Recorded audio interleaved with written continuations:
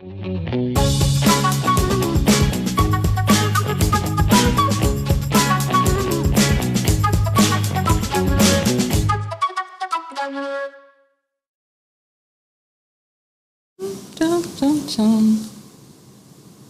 we are. Yes, I think we are live. Yes, we are live. I'm so sorry. I was trying to deconcentrate Vishy. Yeah. Go on. So, welcome.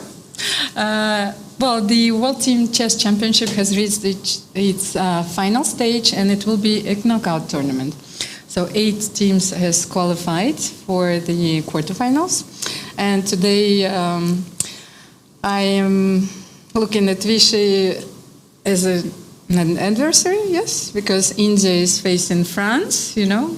I'm not talking to him anymore, and I think the French team suggested that in case of tiebreak we can play it, yes? Yes, that's true. Also, I want to let the audience know that there are 3 other matches, but we won't be bothering with them. So let's have a look at the highlights, of course, and we will talk more in depth about the pairings and, individual performances in this tournament, of course. But today the players went on a very beautiful excursion, so I hope that we'll have a few images.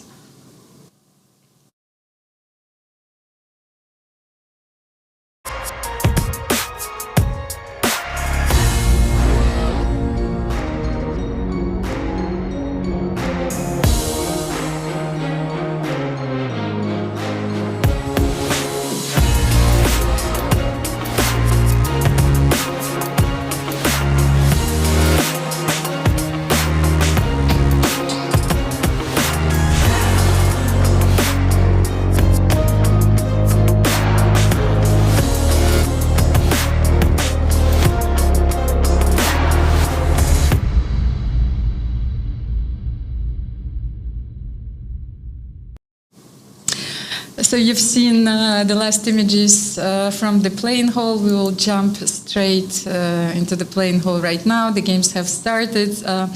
8 teams are coveting the world title. I wanted to remind our audience about the recent results and actually who holds the world team title. It's a Russian team. They won in 2019 and they hold the record number of gold medals. They won 5 times. China is looking for their 3rd world championship title. Ukraine won the championship once. United States once, but as you can remember, United States was eliminated yesterday, so 4 teams were eliminated in the preliminary stage of this tournament. If everything was clear in the first group, it was a very dramatic round, and we had to wait till the very end to know who is going to qualify from the Pool B. And Poland had the better tie breaks, so till the very last moment we didn't know who is going to qualify, and they edged out the Israeli team. Right. Armenia also won the World Team Championship once, and all the other teams are looking for their first gold. Right. Mm-hmm. So let's have a look at the pairings. I hope that they're ready. Maybe not yet because they were announced at the very last moment once again. I actually wanted to talk about the individual performances. You know, when I was thinking about this, I was thinking who is the team's MVPs, and of course I was looking to make a joke, so this French MVP is MVL, but not yet. He has the 2nd best performance, but actually I was thinking, how do you calculate this? First board is maybe tougher than the 2nd board, and then the 3rd and the 4th, or who saves more difficult positions, but in chess probably you have to look out for the result. Yes, I think it also depends on the situation. I mean, if you save a match or you flip the result of a match, that must be more important than your overall score. So it depends on the criteria. You can reward someone for scoring the most points. Mm-hmm. You can reward someone, let's say, who has the most clutch moments and saves the team, or simply the toughest opposition. Mm-hmm. So whichever criteria you prefer, and there is no one clear answer. I think there's an argument for everything. Yes, I was thinking about that. So let's have a look. You have the team of Uzbekistan on your screen. They are facing Ukraine. So let's say the top performer in their team is Javohir Sindarov. He has 3.5 out of 4. But then you also have Vahidov Javankir. He has 3.5 out of 5. So Ukraine, you have Kirill Shevchenko, who scored 3.5 out of 4, and Vasily Ivanchuk is clearly underperforming. In this event yesterday, he played a brilliant game and then lost. 97. Yes, 97. What a not move. to win after 97. So let's have a look. Who is performing well in the match between India and France? Actually, Naranayan has 3 out of 4 and Vidit 3 out of 5, and they're somewhat struggling on their last board. That's right. French. So it was Laurent Fressinet. He has 3.5 out of 4, and Maxime Vachier-Lagrave, who has 4 out of 5. The Uzbekistani team confirms that they are in great shape. They won the Chess Olympiad, and that they're aiming for the stars once again. They're coached by Maestro Ivan Sokolov. Right. And this is a very ambitious team. In this event, they won their group quite convincingly. So, who is performing well? I have the feeling the Uzbeks generally have overwhelming confidence. When was the last time they had a serious failure in a team event? They seem to be just doing very well everywhere. So it's true. So Azerbaijan. Rauf Mamedov is very solid with 2.5 out of 4. He didn't lose a single game. You have Shahryar Mamedov. He has 3 out of 4. Timur Rajaba suffered 2 losses in the last 2 rounds, so it affected his confidence, I think. But in today's match, they are facing a very strong team from Spain. And actually, I think the best player in this team is Alexei Shirov. He has 3.5 out of 5. okay. So the most experienced player in this team. Who do we have left? Radoslav Wojtaszek is performing well for Poland. He has 3 out of 5. And this is it. Yes, I think that I covered all the teams. From the top seeds, France survived. So they were the top seed at the beginning of the tournament with an average of 26.88 in rapid L rankings. And Azerbaijan survived as well. They were number 2 seed with 26.62. So they are fighting for the medal. Let's have a look now at the pairings. I hope that they're ready or not yet. So it is China against, we will have them here. Yes, we get the pairings table. So the first quarterfinals, China against Poland. China won their group convincingly. Excuse me.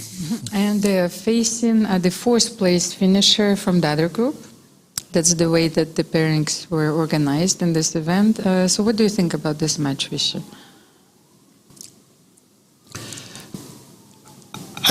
I think Poland is a strong team, and it always gives you some energy to recover from a difficult situation. I mean, they were not at all favorites to qualify before yesterday, and they made it happen. So yesterday must have been a very euphoric day for them, and hopefully they'll carry that over. China's performance speaks for itself. Good, solid team. I think people still haven't quite figured out how to handle these players, and so I don't really want to say which team is favorite, but it should be a great match.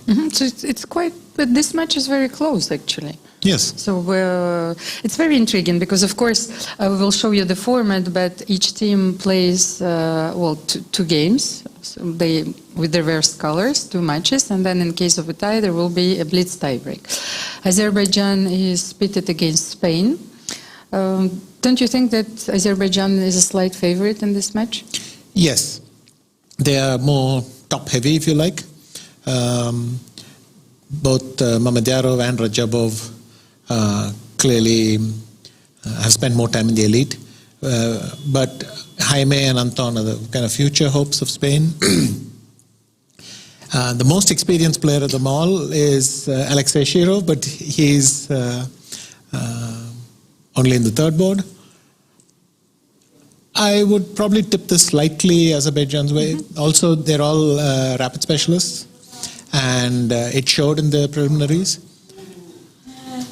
But again, there are no huge favorites today. It's already, and knockout is a different situation. The concept of favorite there is very relative because more things can go wrong in your plans than anything else. So, it should be a great day. Okay, let's have a look at the pairings in the second quarterfinal. We saw the French team a minute before the round started. They were very motivated. They almost swept you away, you know. So Uzbekistan is playing against Ukraine and India against France. Those matches are tough, very balanced, and what can we say about Uzbekistan against Ukraine first? Uzbekistani players are performing very well. They lose, not very often. I think that their performance is very stable. That's one of the most important criteria in the team competition. Yes, also the feeling I get watching Uzbekistan is that because they're all so young, they have the most modern styles, which is heavily computer influenced. They calculate very well. If they're in bad positions, they find tactical solutions to everything. Clearly, someone like Vasily Ivanchuk can run circles around most of the Uzbek team in positional understanding and knowledge of diverse opening schemes and so on. But these guys are strong. They're young, hungry, and all that. And I suspect we don't have any idea of their true strength. Their rating is simply what we've already seen, that's all. But they continue to look this way. They looked very different in the Olympiad, slightly different team, but they look very good in the Olympiad. And even though they're missing their top player, Nodirbek Abdusatorov, they're performing very well in this tournament. Ukraine does have an asset. Skripchenko has played very well so far. He has a very aggressive style. So again, honorary Uzbek there. And the rest are all very experienced. So almost, this is perfect, youth versus experience. So let's say Kirill Shevchenko is Ukraine's central forward. You know, who is that's the only match with this youth against youth. And I think, obviously, Vasily, Volokitin and Kovalenko are all experienced. They're lying in ambush, you know. Yes. Okay, India versus France. Here we go. Here, the hostilities will start. If I remember correctly, they drew their match when France played India's first team in Chennai. So they haven't played too much recently. It's a very balanced match. Yes, this is mostly the India A team in the Olympiad, except Nihal is playing in it. Obviously, for France, the MVLP is Maxime. But Laurent does very well, and good boards. Probably India is slight favorite on some of the other boards, but it's really a toss-up. The distances are very small. In fact, I've started looking at the game between MVL and Vidit, and that itself is quite fascinating how openings are looking today. Okay, so let's have a look. We have less games today per round. Just it might be an illusion. So let's have a look at the opening. Right. This is another one I wanted to. Where do you want to start? What the hell? Let's get the fighting over at the beginning, and then we'll look neutrally at the other game. By the way, we didn't coordinate, our outfits. Normally we were supposed to wear blue. It's like Indian cricket team is wearing blue. The French football team is wearing blue and... Yes, I mean, your team slogan is Allez les Bleus, onward the Blues, and ours is bleed blue. Anyway, and we're both here in red today. Yes, so and here good. comes the guillotine, yes? Yes, so just one quick thing. D5, CD5, and queen takes D5. Modern chess. Of course, the queen will be driven back, and he just goes back. I'm trying to compare it with theory here, which could be something like this.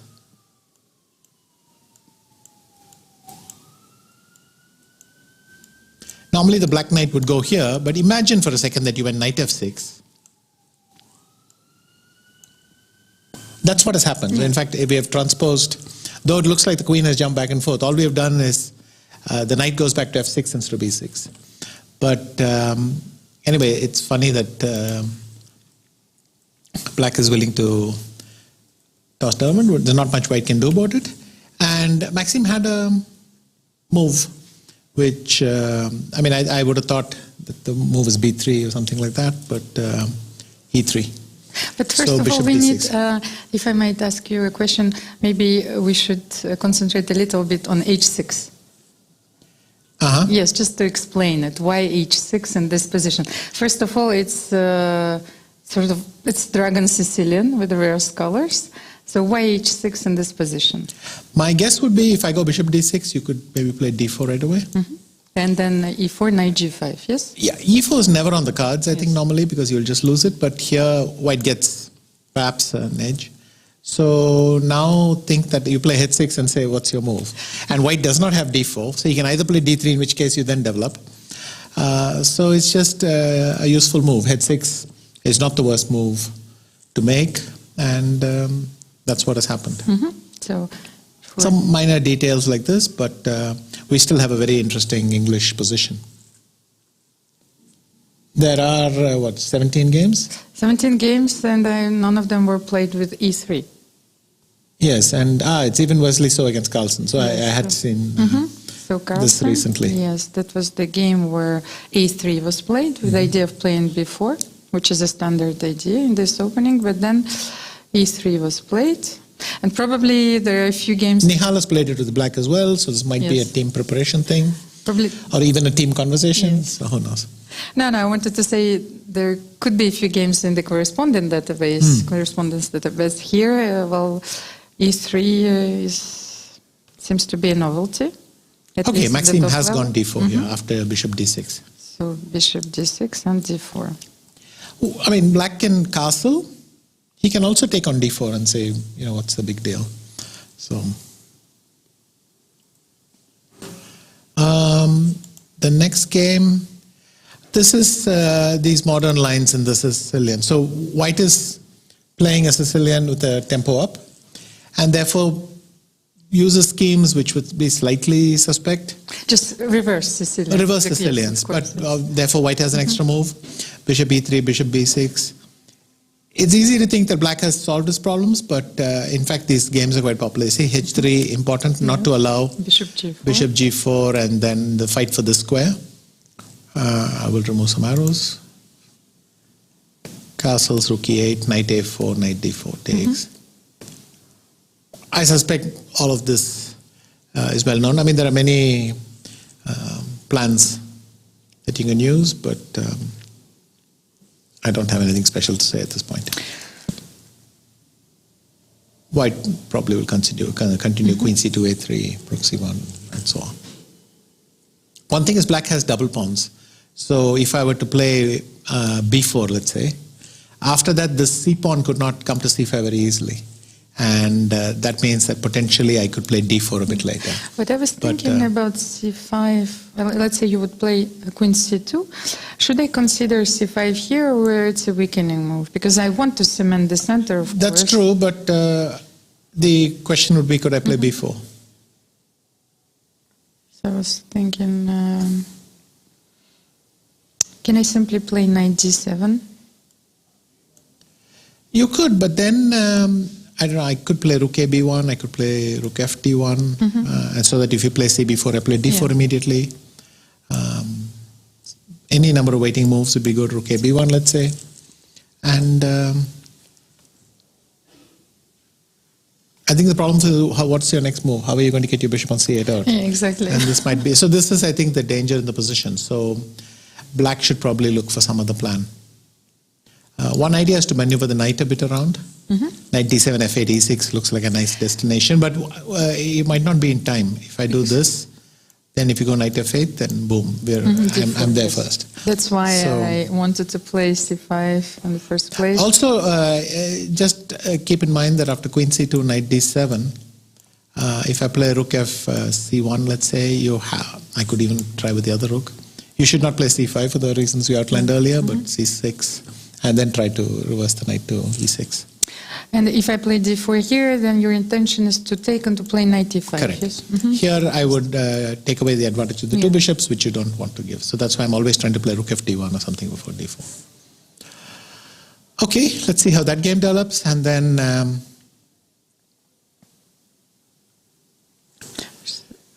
Laurent against SL Narayanan. Popular opening, the Ragosin defense, bishop D7, bishop C4, bishop D6. I think that I will concentrate on this screen. I see pieces here much better. Yeah, you should. It's larger. It's much larger. And like this. So interesting point. If you take here, then I capture here. Queen. You take on A8, and now I can play.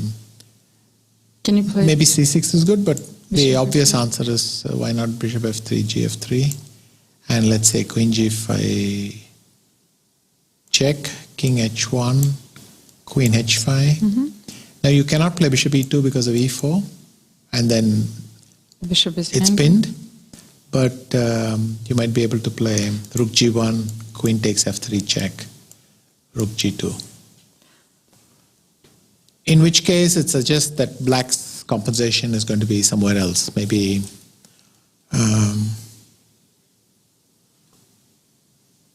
C6, but then rook FD1. How am I going to trap your queen exactly? But on the other hand, if I simply play C5, not C6, C5. But then you're two moves away from playing queen C7. Okay. That's my idea. But you still can't develop knight D7 because I think, so let me play knight D2. So bishop. No. I wanted to go to F5 and then bishop C8 and bishop D7. I don't know if it will work, but. Okay, let me try bishop B5 because it allows me to play knight C4 as well, but my bishop hopefully is taking some key squares away. It could well be that bishop B3 or bishop E2 is also good. Because the problem is, how do you trap my queen? Because my queen has this square still, the C6 square. So when you move your knight, I'll remove some arrows. When you move your knight so that the rook will attack the queen, my queen has a defended square. So I don't see how you're going to trap this. Anyway, I'll play knight C4 very fast. Maybe even, that went.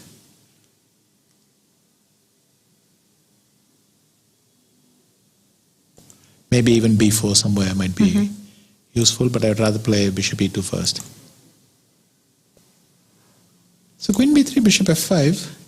I'm kind of puzzled. Why did he not take on B7? Maybe it's just knight D7 in compensation. But it is a pawn.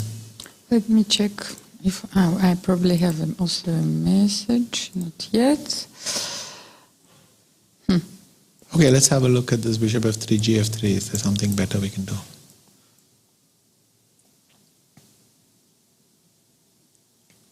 Maybe queen H4. Maybe he wanted to avoid the draw with white. Is there a way to give a perpetual, let's say in this variation, queen G5? Well, no, I did not see a perpetual. Let's try queen G5. Yes, sorry. The 100th time. Queen G5 check, king H1. What did we try? We tried queen H5, and I claimed that this might be... Okay, here. I wanted to try a very peculiar looking move. What if I play, I have enough time, maybe h5.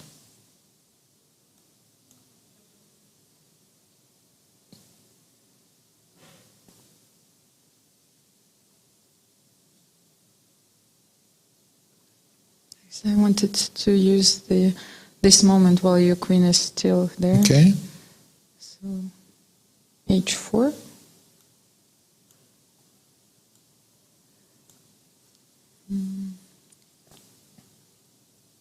E4.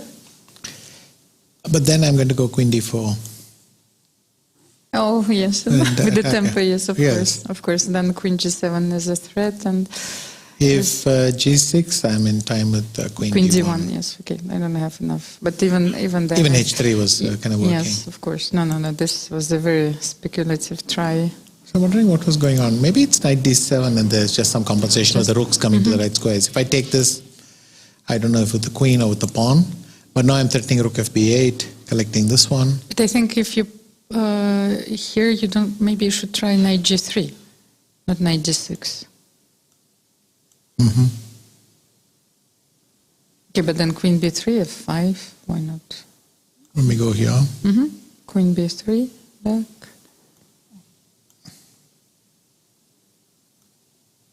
Mm-hmm. Knight d4. If it looks like a pawn and it quacks like a pawn, it's probably a pawn. But anyway, we can check this later. Mm-hmm. Also, there might be some ideas with e4 here, f4 and g5. There might be some long-term stuff like this which just works. So interesting point to check further.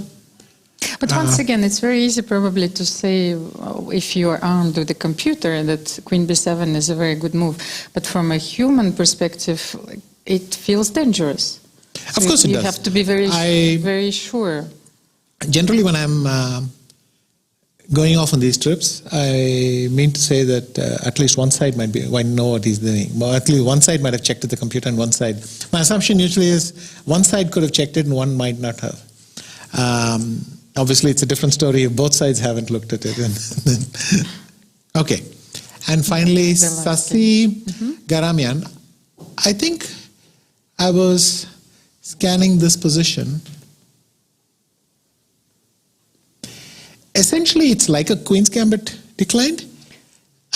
Except it's as if black played a6 voluntarily, whereas in fact black played a6 on move 3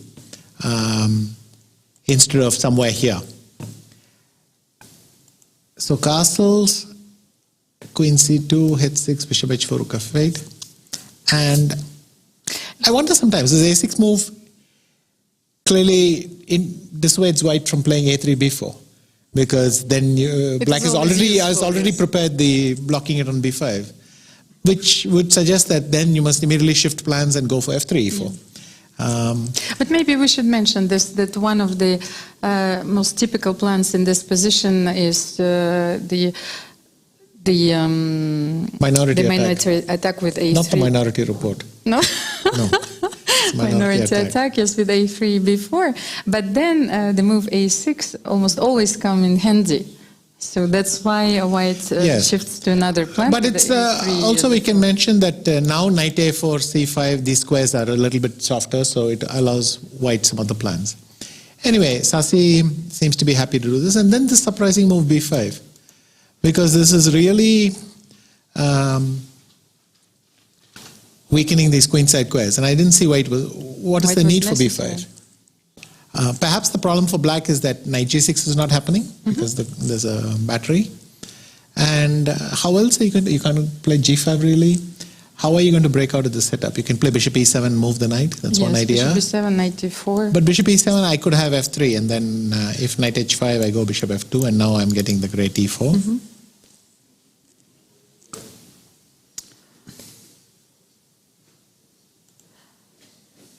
But then where was the imprecision? Was bishop d7? I don't know there's imprecision. What do you it's think? possible. It's just a new setup.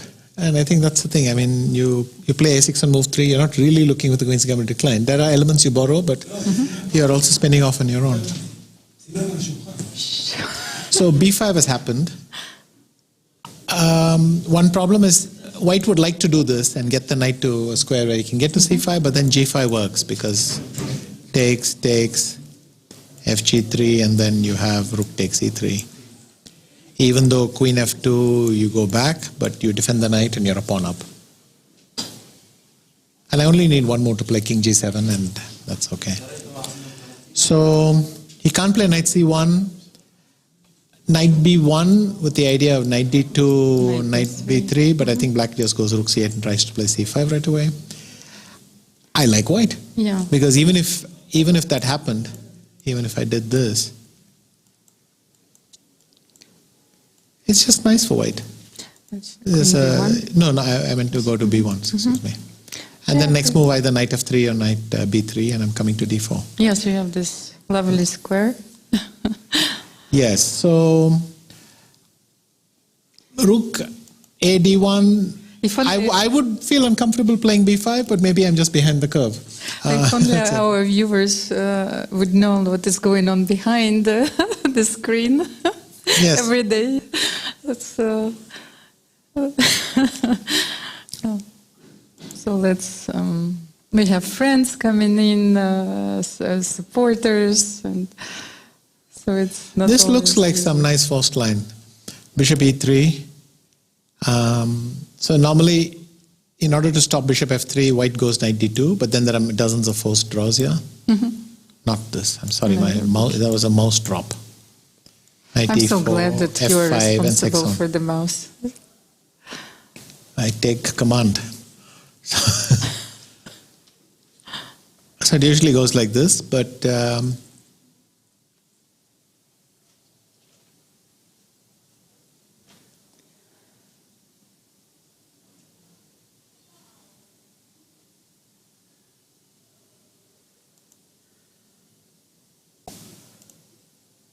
it's gone bishop e3, which allows bishop f3, but now white is threatening knight d2. Sorry, white is threatening knight d2 and kicking the bishop away. So how should black react? Well, he's gone f5, knight d2, f4. It looks very forcing, which suggests to me that especially black is well in preparation still. So maybe this is just a known line, you can check it. Maybe it's just a known line. Let me check the Marshall this time.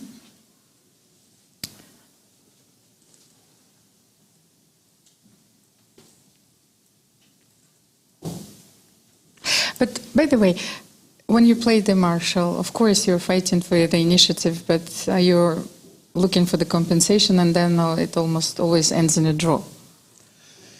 It's a myth.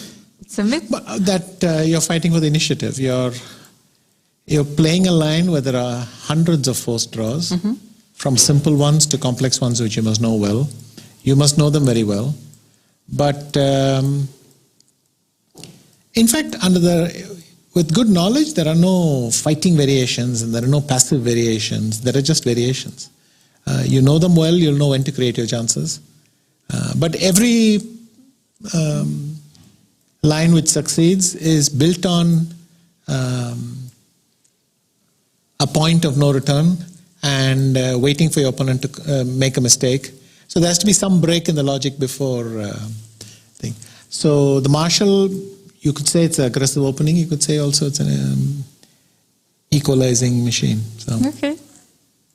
So let's have a look what was. But there are so many equalizing lines that take your pick. Kasper Puron. This was the first line. I think I'll just mention that bishop g5, queen b6, check king h1 looks very nice for white, but suddenly there is this nice trick. Queen b2. And even queen d5, I vaguely recall lines where black's next move is bishop g6, and that's how they equalize. But again, modern chess. Well, I have only a few games in this line. Once again, Max Vermerden was playing it with white, and he lost this game. So after f4, he won bishop d4. If we come back to the Marshall. here. So bishop d4. D4, and white wants to take the bishop, of course, on f3. My question is, what is wrong with fg3? So I don't know, they played bishop g4, but let's So but he would know that, right? So why would he do this? If I play f takes g3, he would go bishop takes g3. Oh, and Knight then f3, knight maybe f3. here, yes. No, wait a minute. If rook f3, then I think queen g2 is nice because there's a mate in the thing. But what if I start with bishop takes e1? Then you go queen g2. G2. Threaten mate and threaten to e1, capture with the yes. knight. So that was the trick. Okay, so fg3 does not work. So black decided to play bishop g4. Didn't want to give the bishop. Yeah. Rook e4, king h8. Something like this was played, Yeah. and then queen g2, f3, let's say. And here, no, I just wanted to show the position which was after f3, the queen went to h1. Yes, so, and, okay. How would you assess this position? I would say, what's the queen down? But And then, but maybe white felt compelled because if queen f1, then maybe knight f4 is the problem. but knight f4 was played anyhow. Yeah, that's true. I mean, it's a pity when you make a move to stop something and then it happens anyway, right? So, but takes and then I don't know if rook f4 might be the move which clinches it. So And this is a perfect illustration, actually, of how things could go wrong in the immediately. martial, Yes, yeah. in the martial, yes, if you're not careful. okay.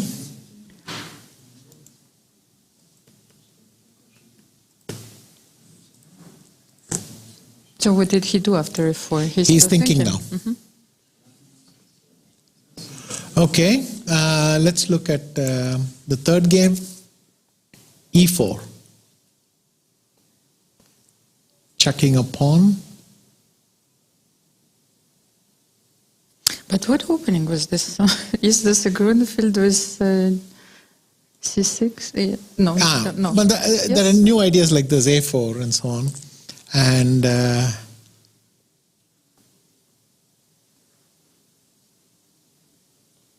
he didn't go bishop f5 or something. Why not? Excuse me. He didn't go bishop f5, maybe queen c3 and then take on c4. I was thinking that you might play knight e5 on the next move.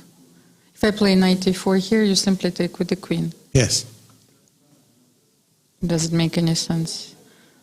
Because I wanted to fight for the e4 square, but then you kick me out very easily. Yes, knight e4, queen c4, knight g7, and you will play knight h4 probably. Yes. So what has happened? He went knight a6, black continued attacking. White has to go to this square because if he goes to c3 simply allows knight d5. So I'll just show that here. Then I attack once more. So he went bishop e6. He could have considered a5 as well because I'm now threatening bishop e6. As you can see, the Chinese players are always Oh, wait a minute. having their If match. a5, I suddenly asked myself if this Queen, works. Yes, then queen a5, bishop, And bishop d2. d2, yes, so that's why you can't play a5, which would explain a lot. 7 bishop e6, queen b4, bishop c4, knight e5. Okay, why not bishop e2? I would go rook I e1. may take on c6 then, no? Can I? Yes, Bishop c6.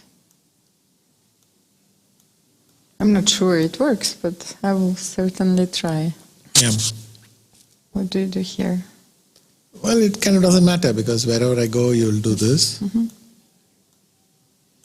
Then bishop g5. No? Or bishop f4. Bishop f4. And rook e1, yeah. So that's the reason white could not take. So he's gone back to e6. a5, a6. Which looks strong, but it actually means that black's knight can come and sit on b5 forever. So might not be as great as it looks. He went here. He could have gone knight d3, maybe put it on c5. but more principled, and e4 as a sack. So the point is a bishop e4, knight e4, queen b7, and suddenly this pawn is very weak. So the question is, can I do knight e4 so that pawn is still defended? And then if queen b7, come back,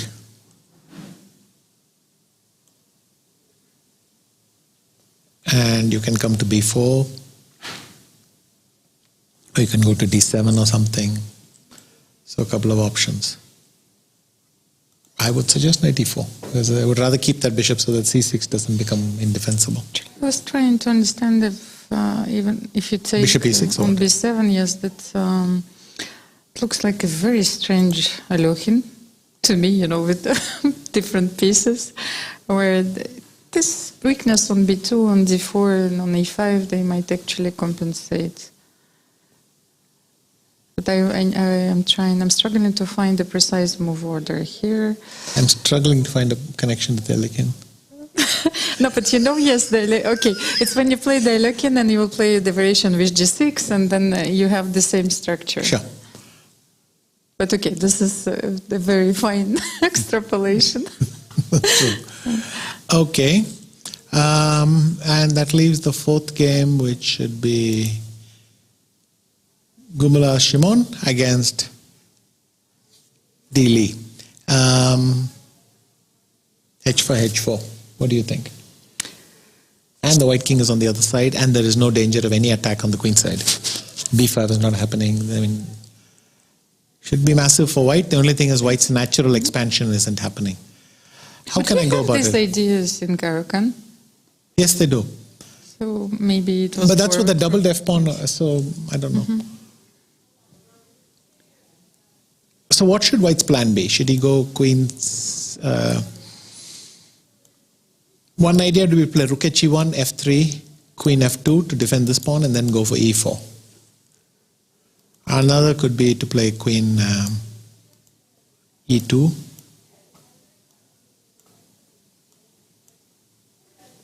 So I'm threatening queen g4, attacking this pawn. Mm-hmm. So if you play g6, maybe that. But you could play knight yes, df6. Knight f6 first. And then that gives me the option to play knight e5. Or maybe not. Maybe it allows you to play c5. C5 here, And it's not that easy for white to go around attacking this pawn, right? So perhaps that is the point of black's play, that he's simply restraining white from doing anything. Well, he stops g4 forever, because you will always take on g3 the pawn, and you will have quite a weakness on e3. Yes. But how did it go actually? When did he start? I think they get these things over with very fast. He played bishop f5, knight g2, And here h5. Yes.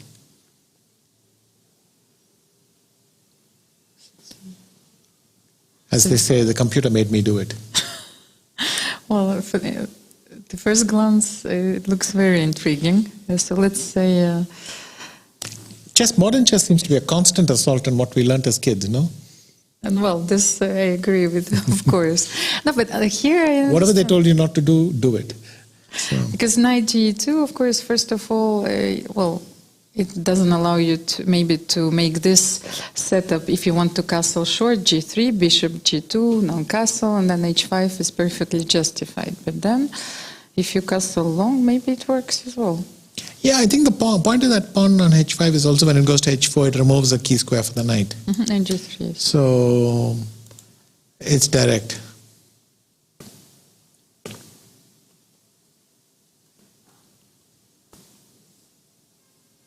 Let me have a look if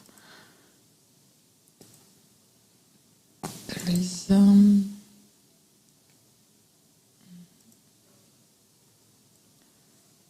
message. I just got a message for our team that Lou Wojtaszek got even more interesting. We were trying to analyze the game. Oh, so right. yes, just let's jump to this game immediately. Okay, this is beauty. So f4, bishop takes f4. He's not afraid If of he goes ghosts. bishop f4, then knight takes f3, queen takes f3, and bishop d1 traps the queen. So I think that must be one trap, which I didn't notice earlier, but now it comes to me. So black plays rook f4. Oh, sorry, I just have it here, and then white has gone c4. Oh my god. Of course, you cannot take on f4, because after bishop f4, you will be defenseless.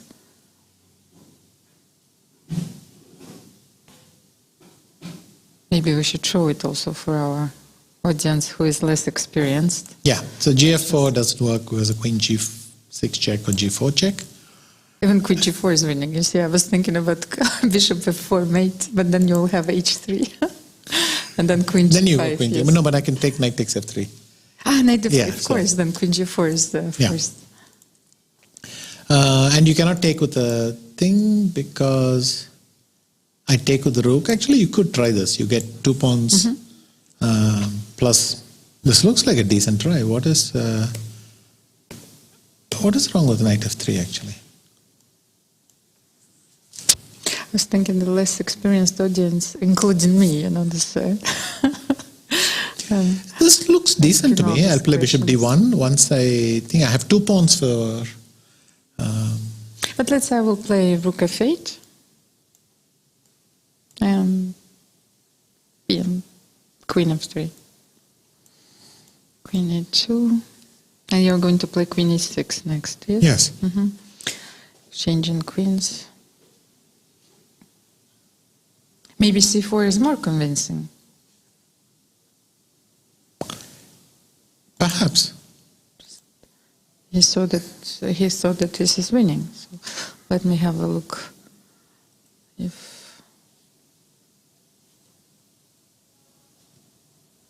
Maybe it's a try to win the game, because I think after knight f3 he evaluated that the position is roughly equal. What do you think?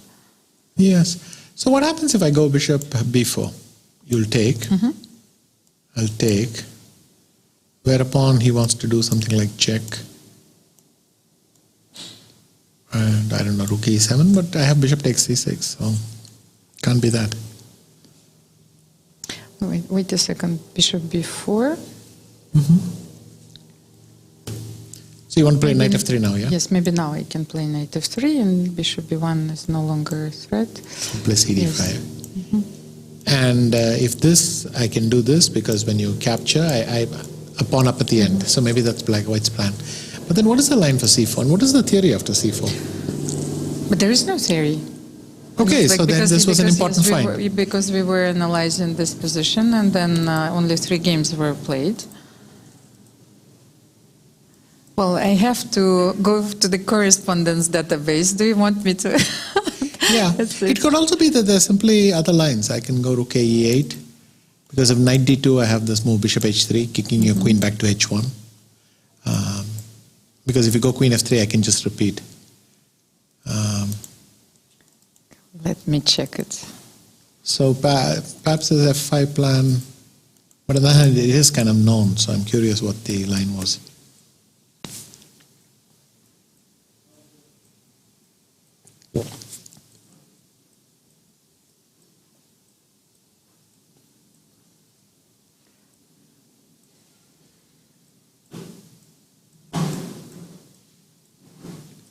Well, you can have a look at the other games. And then.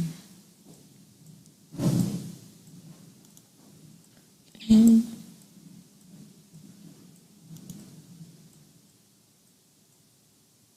Oh, he didn't go G3. He went G3. Sorry, I just went round. No, it's okay. Just so I was analyzing this position with D4. Yeah.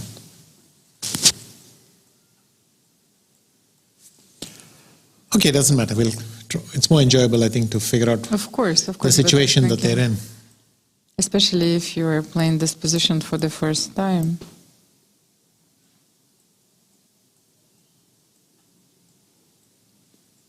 It will take me 1 second. Okay, reference. Do we have a game? Okay. I don't have anything. Okay.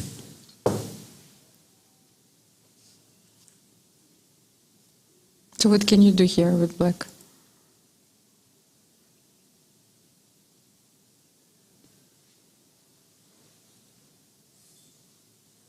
Should you take but then c5 and you threaten to take Wait, a I piece. take this. Yes. I go here. You take. I go. Bishop g2. You play king g2 And take everything on f3. Yeah. Excuse me for that. Just bishop slip.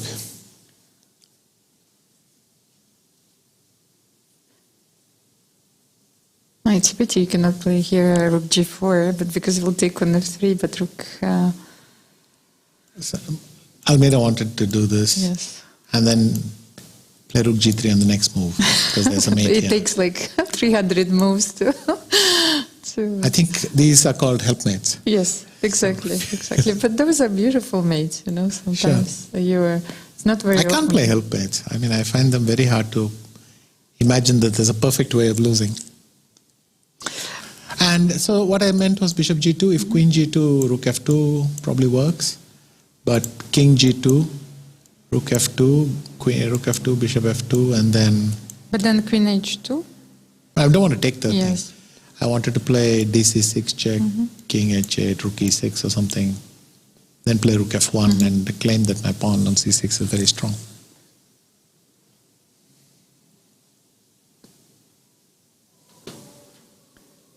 I had another idea, of course, because I'm always looking for this something. game has already been drawn. So China has gotten one black draw already. So now 2 whites to 1. And exactly this. Oh, but even rook b8, not back to d6. Maybe there was something we were missing. That after knight d6, no, this doesn't work. I take this, and if you take this, I protect my bishop. So that can't be it. What is the move they didn't like after knight d6?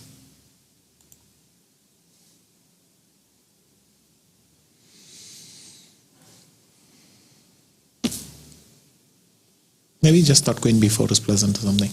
Okay, let's see. How would you evaluate this position?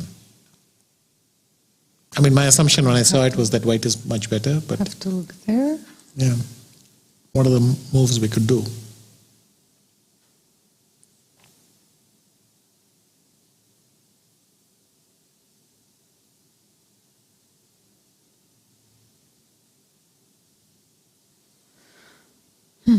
How can we protect the pawn on f2? What do you think about queen takes c6, Almira?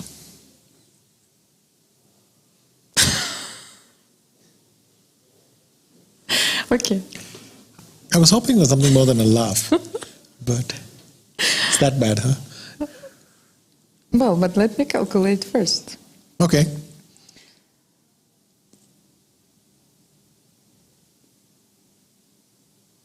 Okay, so let me take. Where does the queen go? First of all, say on d7. I just thought with this pawn on a5, I must have a very But good... okay, I understand that it's a very charming try, especially against me. But okay.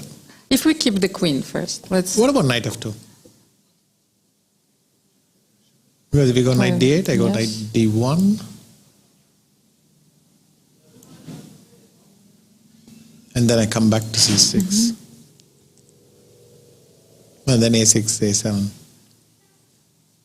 Well, I can still play knight c3, knight b5, and sacrifice. Yeah. But your pieces are very active. But here, why can't I just take and play queen d7?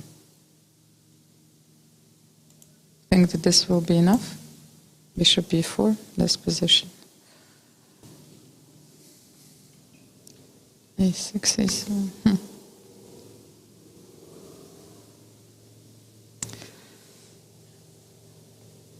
Is there any way for me to trick you here? Because I'm still obsessed about one idea I had in the other position, but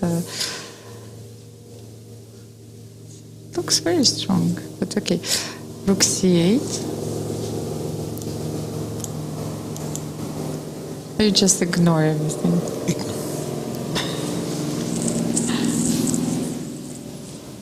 This is a warm-up, for our blitz. You're exactly. intimidating me. Oh. It's a very interesting idea. I like it. I don't know how to refute it. Maybe the computer will refute it.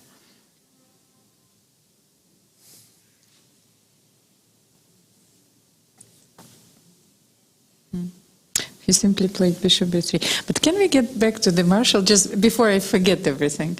Because I still had this idea in my head, because here I thought that I can play knight f6 and knight g4. But maybe it still works.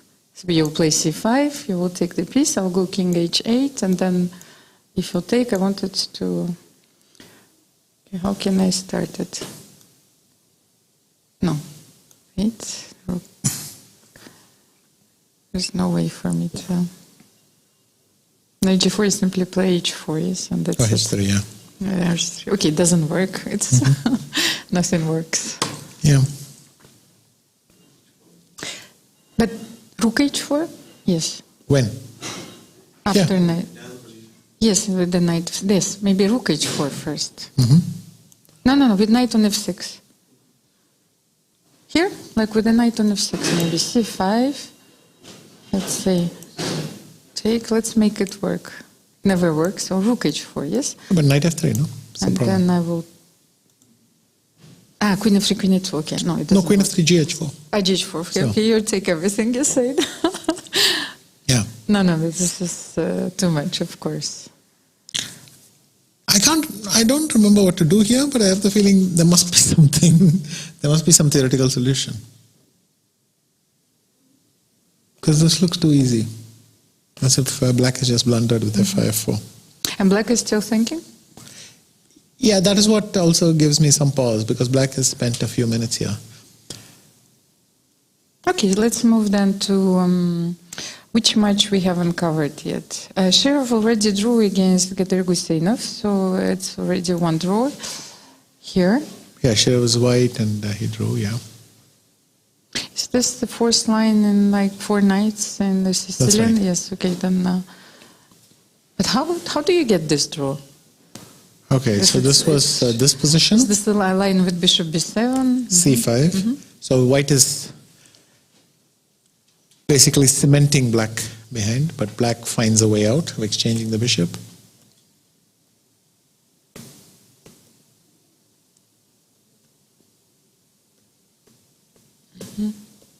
He went And they for a repeated draw. moves, yeah. Okay, so there's nothing better than a draw here? Because as I remember, like in my days, this line was very dangerous. He went for rook h3. Because, you know, it's not so easy. Today they have to prepare with both colors. That's right. So the preparation actually... Got diluted a bit, yes, in terms of they have to... Well, takes more time, of course, and more energy. So I was thinking... this was his battle game, he just gone bishop e3. No imagination. Why not queen to c6? Okay, and this now looks solidly better for white, because I could play h4, yes, and play h5. If you capture, I play f5, then something like that. Then can I stop here? I play rook f6? When? Now.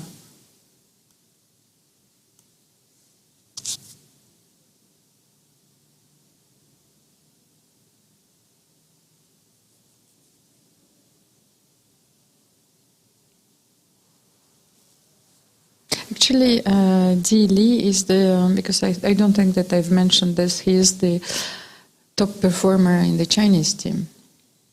Oh, okay. He hasn't lost a game and he scores very well, so he's the most valuable player in this team. I don't see what white is aiming for here exactly. But Poland is testing their young players. So Szymon Gumlarz, I think he never played for the Polish squad. So this is his first time. Sasi and Karaming we're having very strategically rich discussion. Black is holding off from the c5 break, but white is also hasn't done anything so far. Maybe he doesn't even need to do anything because his structural advantage is quite big. Laura Frassine is pressing. Oh, another message. And I'm thankful to our team for pointing this out. They told me that Maxim Vachier-Lagrave is in trouble against Vidit. Let's have a look. Let's jump into this game immediately. Oh, yes. So what happened here?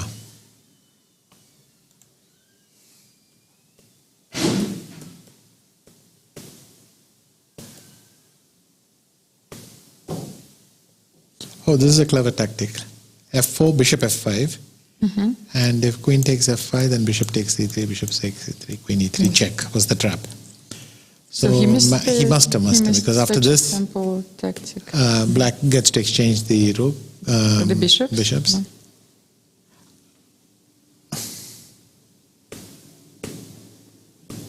And black sneaks in with his queen.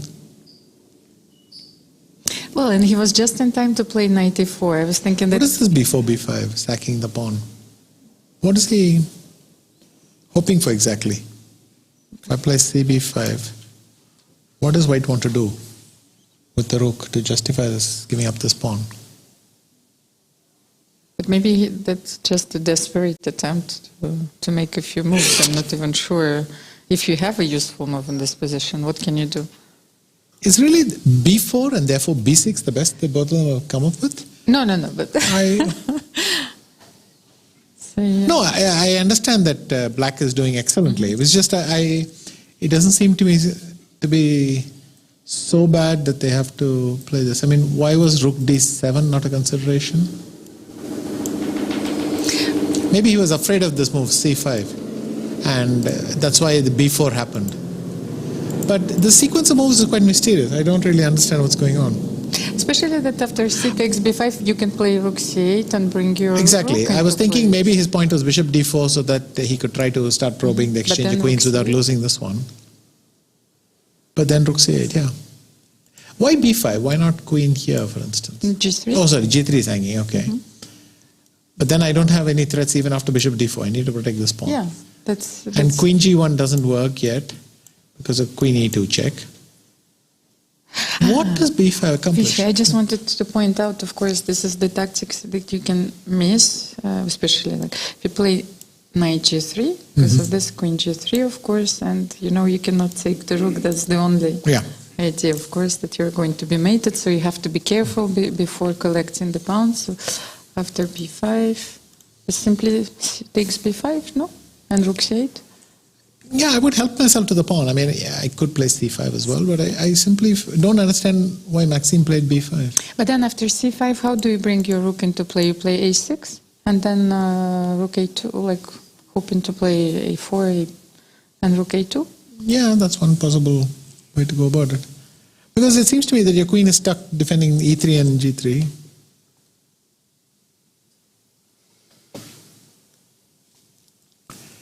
What is b5? And why is with it thinking?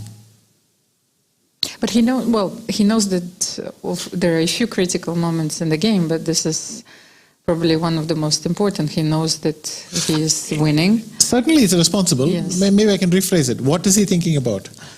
So I'm not questioning his decision to think as much as I'm unable to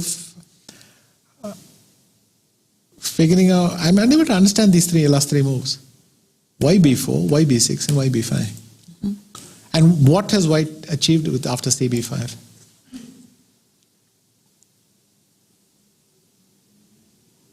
Maybe he wants to play rook where? He wants to go rook c1, rook d8, bishop d4, and that's why c5 was thinking it was important to block c5. He has taken cb5. He has gone rook c1. Okay, so maybe we did figure it out. And then rook c2, and to hold it in this way. But it's still paralysis. I could play b4. Maybe I could just start pushing my pawns, b4, a5, and so on.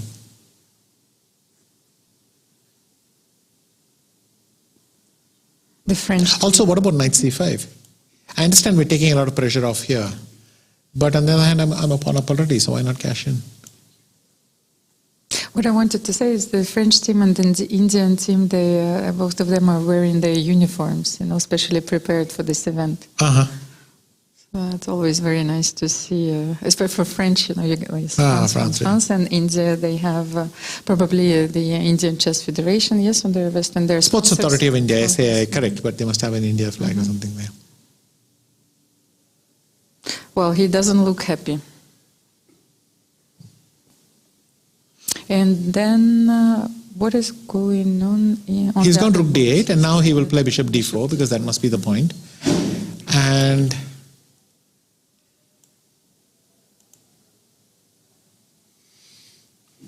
But bishop d4 will not happen at tempo because Maxime has to come back to the board first. Nihal Sarin, I think pleasant edge. This pawn on c5, pawn on b7. I can go bishop a4, b5. I could play bishop b3 and then double on the b file. So white has some nice ways to sit in. But what I wanted to ask you, if you just come back a second to this position yes, between on the second board. Yeah, of course, I understand here. Is this the kind of edge where you just sit and press for hours, or black still has a few ideas, and hopes for counterplay? Where's the counterplay? Yes, it's kind of the obvious question. Yes. That knight is defending c5, that rook is defending b7, that rook is stopping the other rook from coming to c8. Where's the counterplay? If we had this rook on c8, I could at least play b5 and claim that you may have an a pawn with cb6, rook b6, I'm fine. Maybe I have to play rook a6 here so that I can play b6 and... Oh, I'm sorry. I could play b6 if I wanted, or even b5. There's nothing... If you take, then you take. And we know that even if you win the c5 pawn, it's only a 5 versus 4, and I have decent chances if I try to exchange queens. White will win a pawn, and then black will either rely on the opposite color bishops or the reduced material, something along those lines. So in the long term, only two results are possible in this game. That, yeah, seems fairly... SL Narayanan, I think got a stable position, but I thought white had a nice grip here, so why did it not work out? Oh, because he just activated it like this. And f5. And he's done this so that this pawn can never defend this one, and now this pawn he will attack either from a5 or bishop f7. So maybe good defense by SL Narayanan. The last board.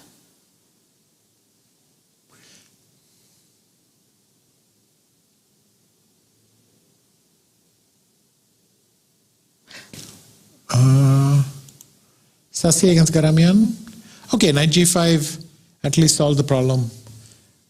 And black is still trying to provoke white into moving his pawns.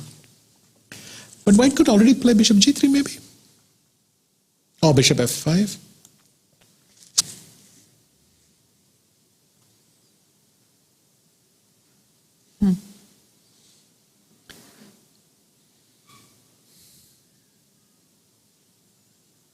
But if I take on f5, then I will have to play knight gh7.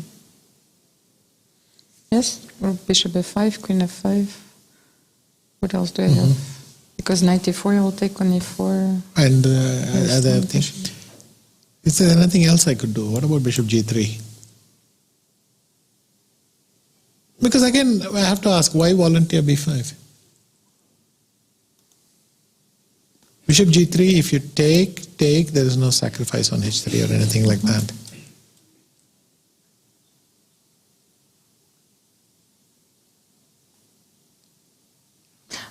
Are you sure? Can I bring my knight to e4 first here? Which one? The knight f.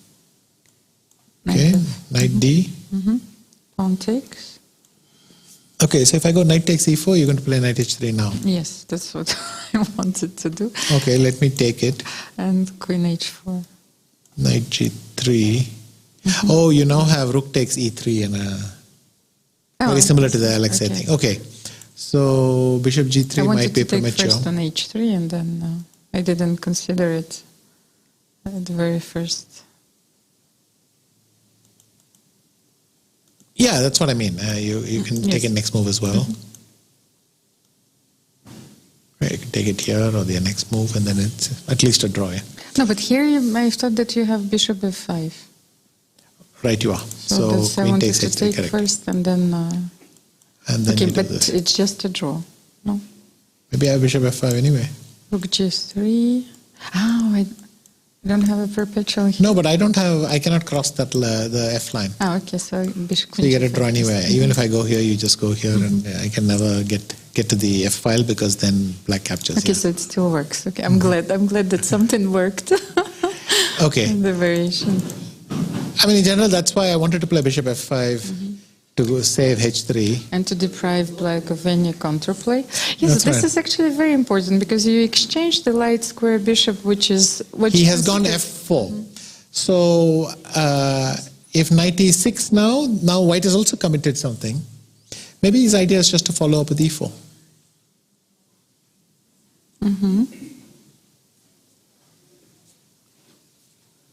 What if I take and bishop b7? Take on e4. I want to take on f6 I first. wanted to take first. Then. So you'll take with the queen. I go knight takes e4. You have to defend the bishop. So you go queen e7. I go f5.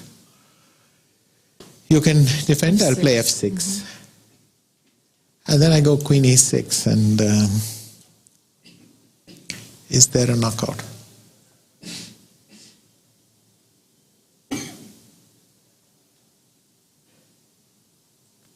Maybe here you can try knight f4. Can this work? Bishop f4. Rook f4. Knight takes e4. Well, bishop takes. g5. g5 and I'm losing, yes? No, I still have You're not bishop losing. f5. Bishop h7 check. No, I wanted bishop f5, no? Yeah, but then queen d6. Queen d6 and then rook goes. I wanted to keep bishop h7 in store. Yes. But no. Maybe, No, wait, maybe bishop- you had something, Yeah. something decisive.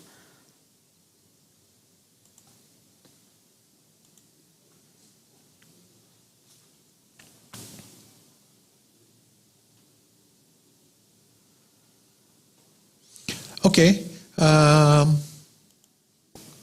Yeah, Jules has played for this. He will Takes probably everything. hold this position, but if MVL is losing, then I don't see the board where they have a chance to equalize. I think we have to try and be very, very precise with Laurent.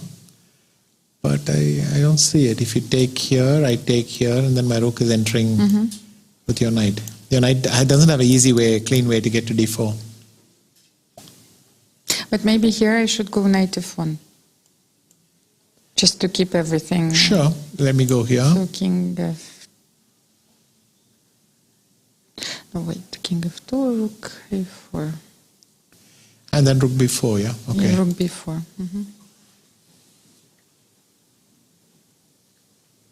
And if you let me, then I will improve my king, and then I will play knight g3, knight e2, knight d4. Okay, of course. This is all very hypothetical for the moment. What do you think?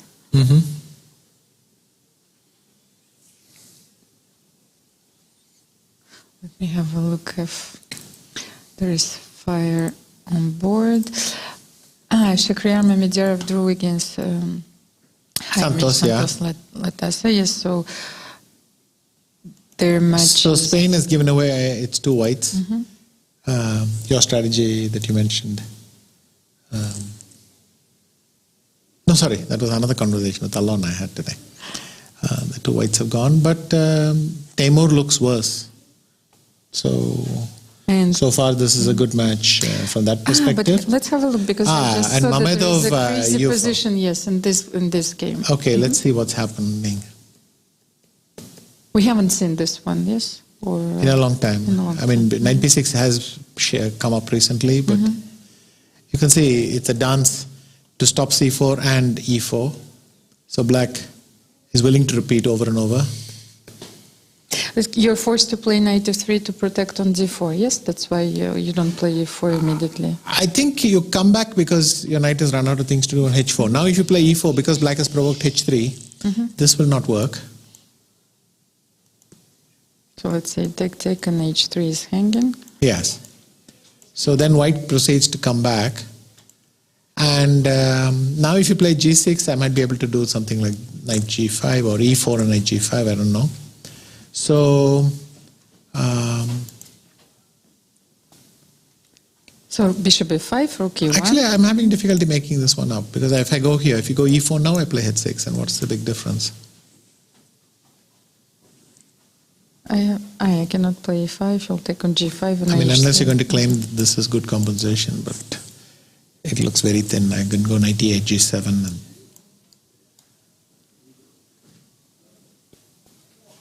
anyway, so he goes back to f5, which is certainly a really reasonable move. Rook e1. He could have tried h6 if he really wanted to be determined about it. But then white went for knight e5 and c4. Yeah. Mm-hmm.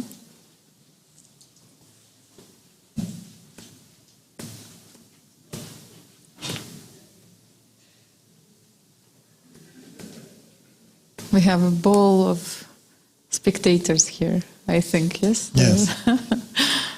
Quite a few have turned up. And then suddenly bishop takes g6. So that was the key. Okay, so that's the beginning of the fireworks. Okay. Is it a draw? Well, Daniel Yufa is saying that it is if white acquiesces. But I wouldn't give up so easily. I mean, there's d5 check. Where would you go? King b5?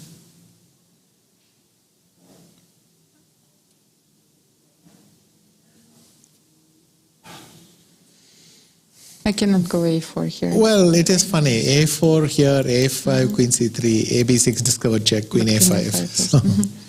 I couldn't see a mate here, but then there is nothing better than a perpetual check. No, that is still a four-pawn thing, but of course h3 is weak now. So king g2 might not be totally hopeless. King h1, I'm sorry, it's just my mouse drops off of the square. Queen f3, queen c4. So you just want...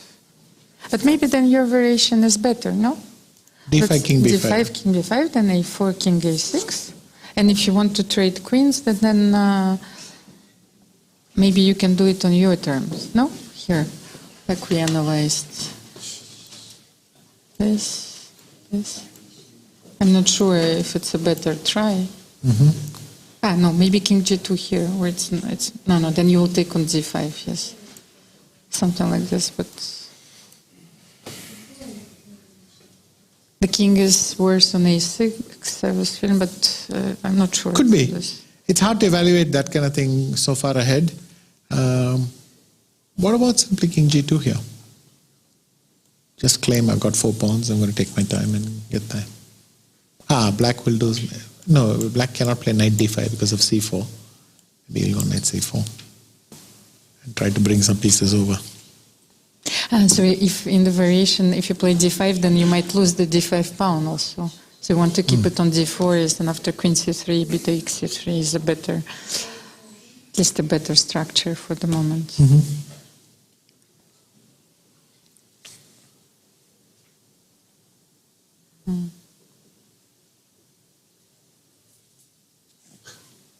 But what else can we try here? If not d5 and a4, then king g2.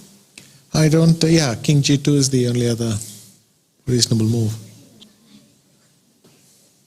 Because we are going to get to an ending and I'm going to slowly push it on the king side. And still, these pawns, it's hard to push them all the way. Just wanted to show, of course, why can't you take here, just in case. Yeah. And rook a4 and check. rook a4. That's why we are forcing king a6. These variations are not obvious. Okay. Let's go back and see what Radek was doing. He seems to have done okay. Hang on. Okay, so what did how he find? did he react? He went bishop b4. No, he went rook f6.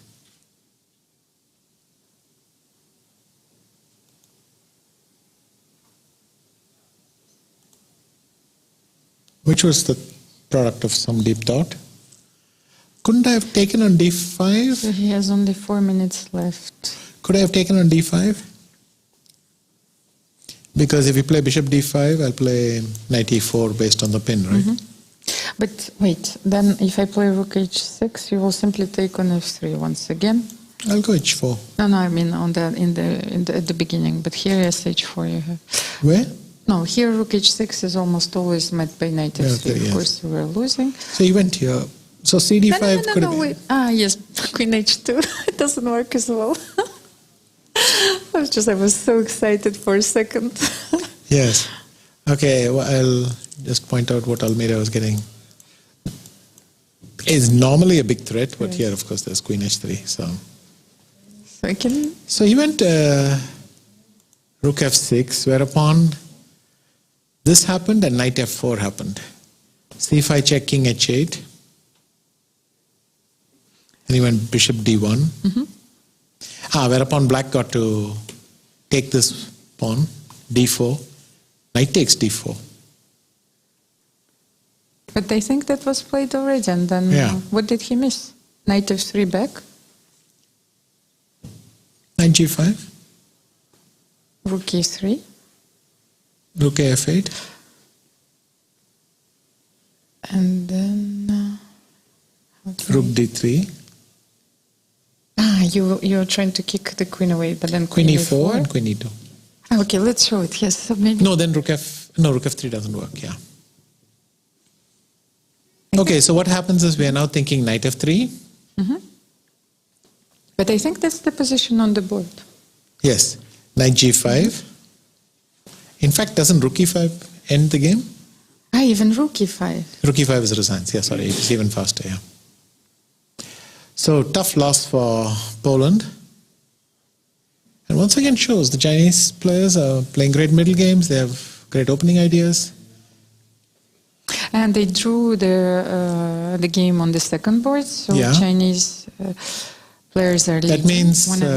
what is... Then how are the other games? Are they balanced? Is there any advantage here?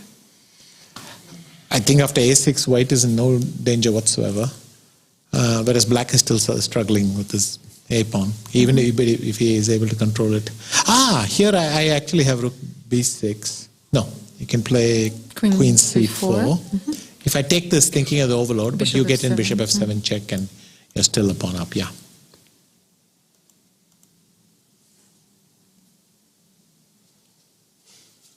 But here White is pressing. You what? White is pressing here. Yes. So then and fourth board? 94 here. What is happening?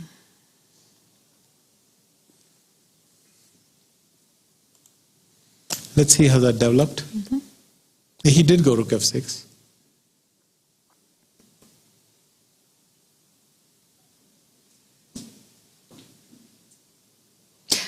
He sacrificed on G6 and then E5. Okay. Then he took here.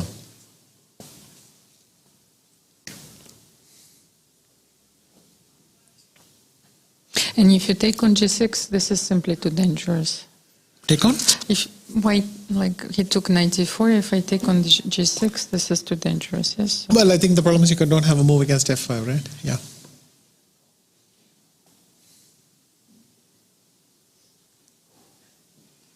yes, and if you take on G4 here, you lose your Then Queen rook. F6 check, Yes. and it's quite late, yeah. Yes. So Knight D4 is a great intermezzo.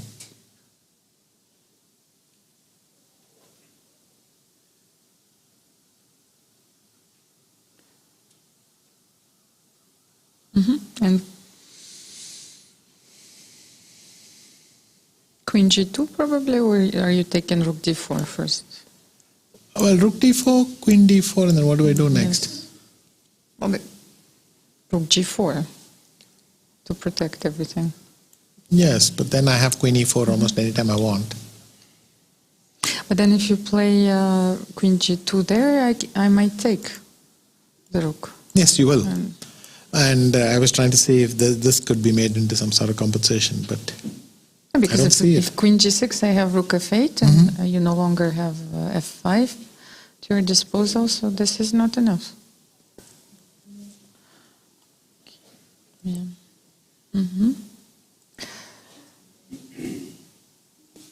And I got a message that Vahidov is winning against Kovalenko. Maybe the first decisive game. This is winning?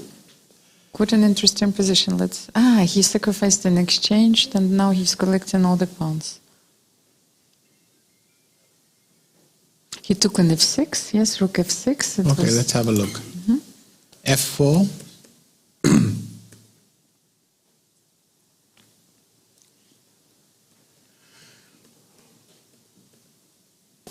Oh, black has probably helped a bit too much, putting everything on dark squares, which is going to cause him problems later.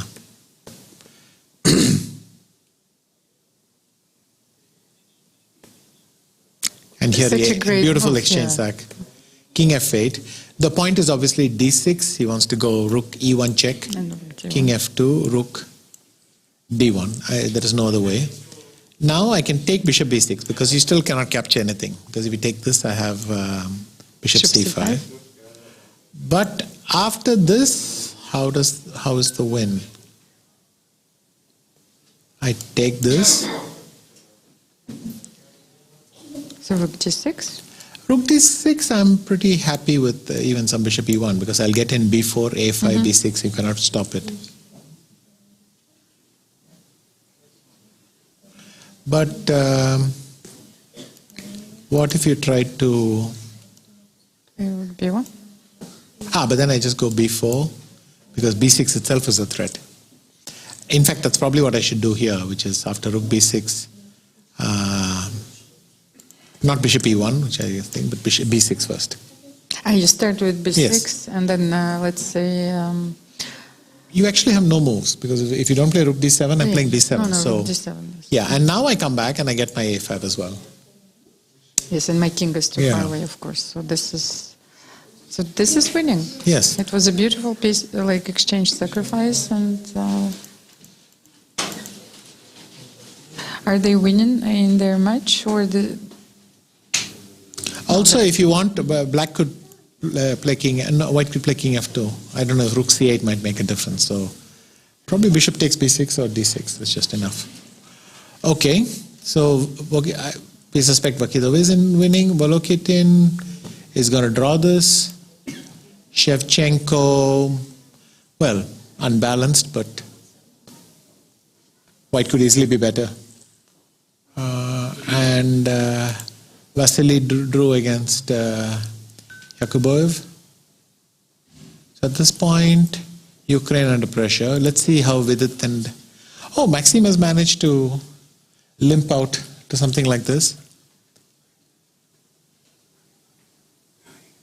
Because I was just checking the other matches. I think that Shimon Kumar is actually winning right now against the Chinese player.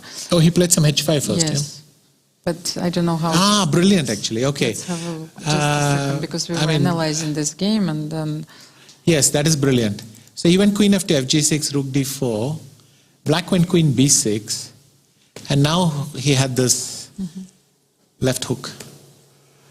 The reason I was skeptical earlier is I wondered if queen c5 was possible.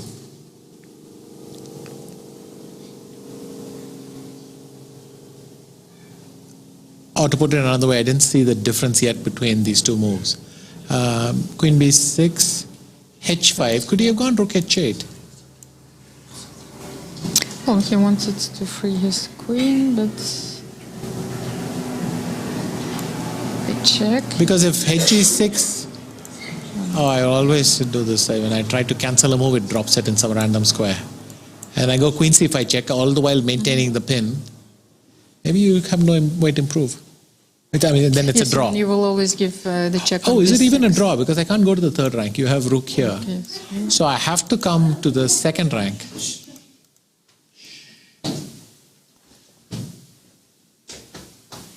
Whereupon you have queen c1 check. And this is lost. But then how did we get to this position? No, I asked myself, could he have gone rook h8 instead of gh5, queen h4 check? Because after that, white does seem to be doing well, right? But could I have played rook h8 was my question. Do we have something else here? Well, yes, we wanted to do this check. Yes, I wanted to play queen h4. And but here, there's and then you go another- queen f6 and attack that rook. But then maybe queen d4, you have a perpetual? If you're not winning immediately. After queen Okay, I f6. check. Now you cannot go to d7, f7 because of the pin, so you come here. I come back with check. Let's show this. Yeah. Of course, it's. Okay, so you come here because if you go to any other square, E6. if you go here, E6 check discovering, and if you go to D7, the same thing. But then King So D7. King E7. Now I come back Queen G6 check, F6 check. I can no longer. Only move back. You'll take with check on G6. Now I'll take on G6 with check. You'll come forward. And now.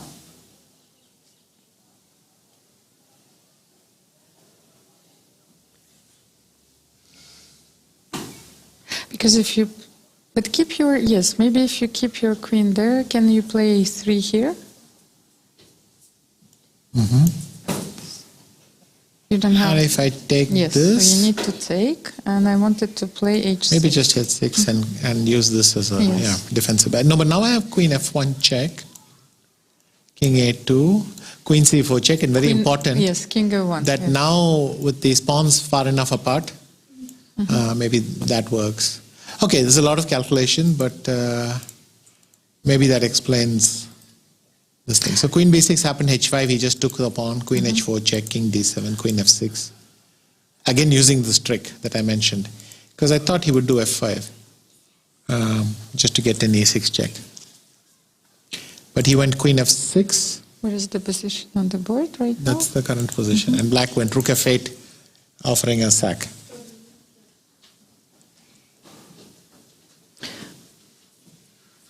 But now, can I play Queen G7? Yes, King E8 and then E6, right? E6, Yeah. here, protect So I'm and forced to play focus. Queen D8, whereupon maybe Queen B7 is strong. F5 could be F5? no F5, Queen F6. Ah, No, Queen F6 doesn't work. So F5 is Ah, you possible. mean you yes. cannot take the rook? You can take on B7. But I would rather and start D7 eating. mates. I would start this one because I need to. He started with E6. Wait, this is the current position. Yeah, It Queen was G7. just a transposition. Okay, so he started with. He started with E6 E6 and Queen G7. and Queen Okay, sorry, G7. yeah.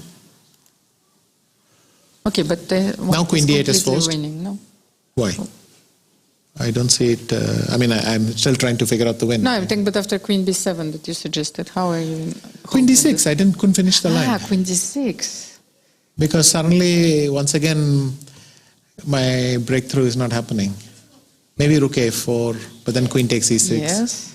Queen takes E6, and Queen E1 is in the air. And so I was thinking then maybe Queen G7, Queen D8, which has happened. Queen D8 will happen. But then rather. F5. Okay, let's F5. try F5. Now I go Queen E7. And you're blockaded, actually.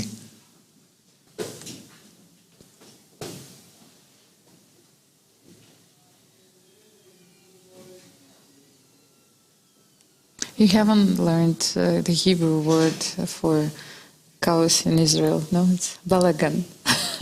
Bulagan. No, balagan. That's what's happening right now. Okay. But it's always a very joyful balagan. Okay. Spain and Yes, let me have. Azerbaijan have gone thing, and this is a draw as well. Anton did not manage to improve his chances here massively. And So Lauren Frassina lost. India is leading like Narayana. He won his game. oh, then we are through because Yes. we're through yes, this match because What happened? MBL is not saving this and so on. So But how did he lose the game? Like it was. let us find out. When did it slip away? He played knight b1. Because actually this was, he could have tried this, Rook b4 and King f2 and tried to cobble out, but okay, he seems to have gone for this, and then, he's just worse.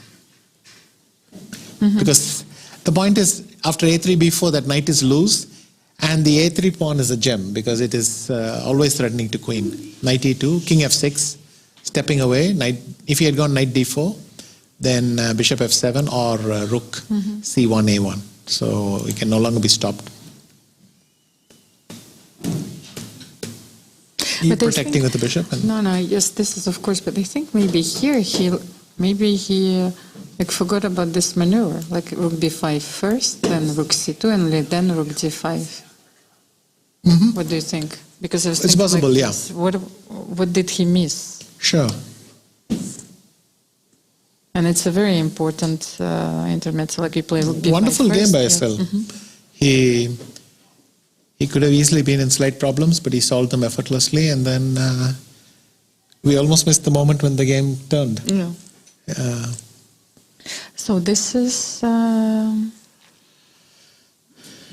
Sashikarian against Garaman, and There is this weak pawn on e3. So bishop d7, knight takes, if you do knight takes, and then I just take with that knight. And with this pawn weak, black is doing okay. So how should white break through?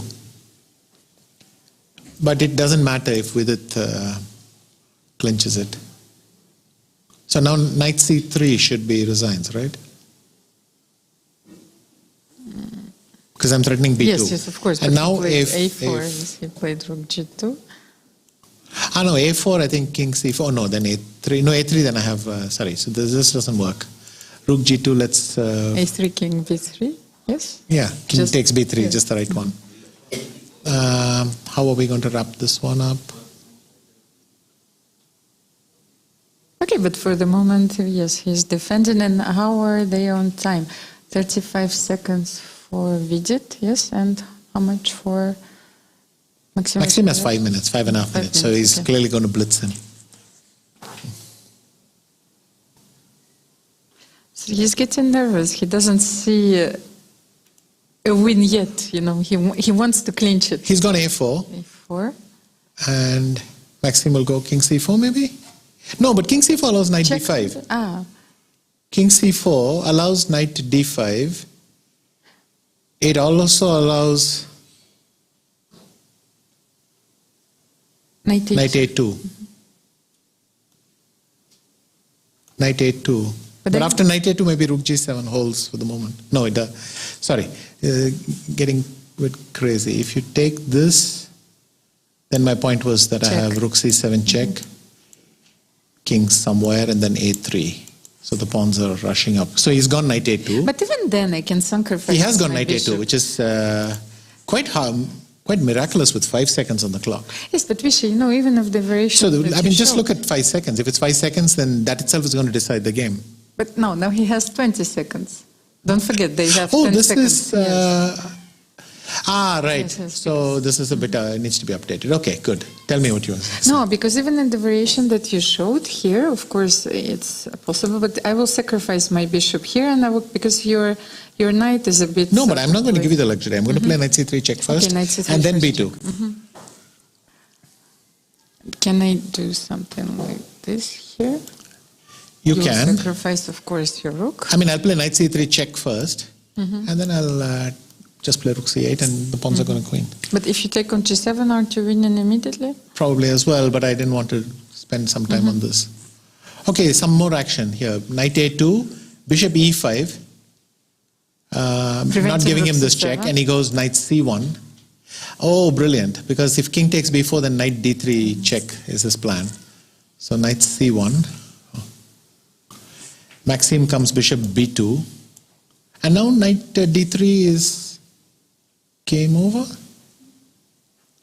Why? Bishop d4? b2. Bishop b2? Well, then take and d3. Yeah, okay, Yeah. okay, but it's a small chance. Yes, knight d3, so we'll now see. And f7 check also doesn't work because I'll go king f8. Okay, but let's follow this game closely because... Yes, there's only a few seconds left for Vidit, and that's clearly going to be a factor in the game. And he is playing the reigning World Blitz champion, so...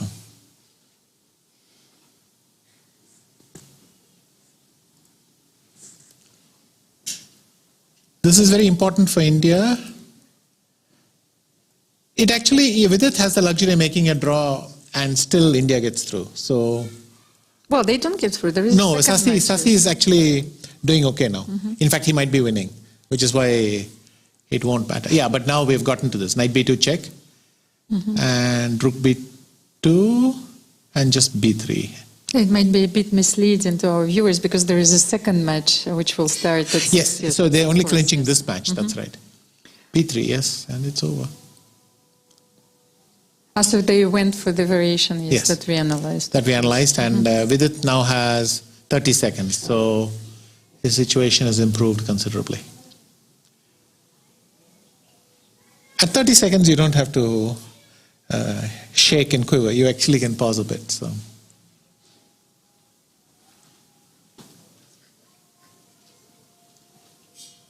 Especially there are no knights on the board. That's the most important factor, I think, that you cannot longer blunder a fork. What should he play here? Who? Well, king b4, no? I think it's lost. It's lost. I know that it's a desperate now rook attempt. b7 check, and it's game over.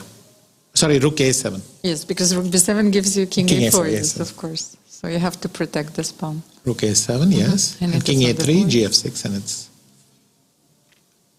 it's slow, but it's going to end.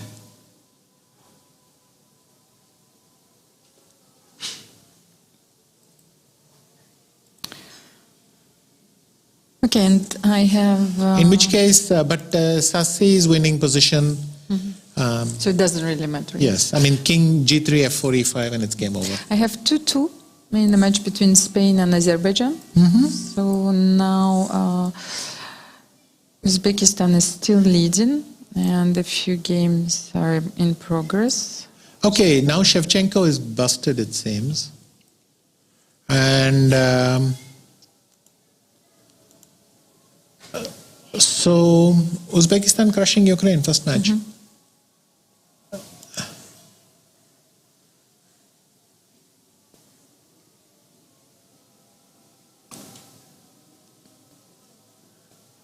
This is such an elegant solution. He went for b2, Yeah. of course, and for a completely winning pawn endgame, g5 ends it.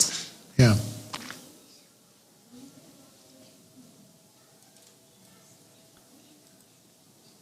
And I think that China is going to win if Bai Jinshi will convert his advantage. Is this winning? We haven't looked at this game for a while. It looks no, not.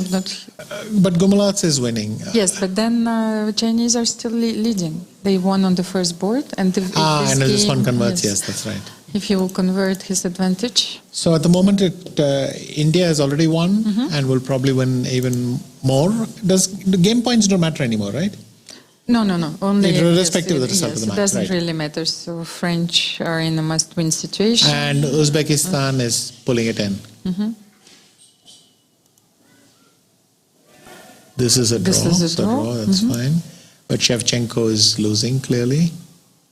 And that's it. So which game we should follow? Actually, there isn't much left. We can follow this for a while, but there is no difficulty for white in winning. It's just a question of how long it takes. So probably won't even take very long.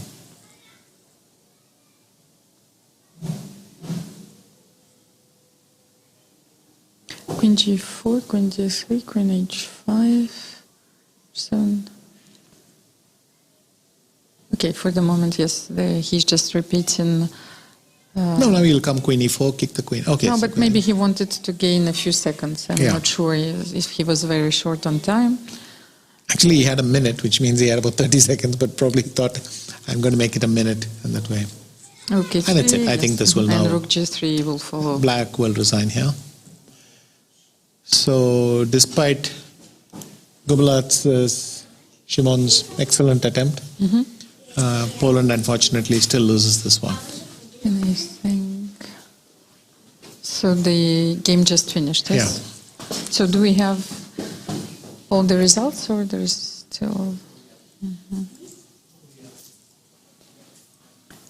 Few games are still in problem. So Uzbekistan is going to win.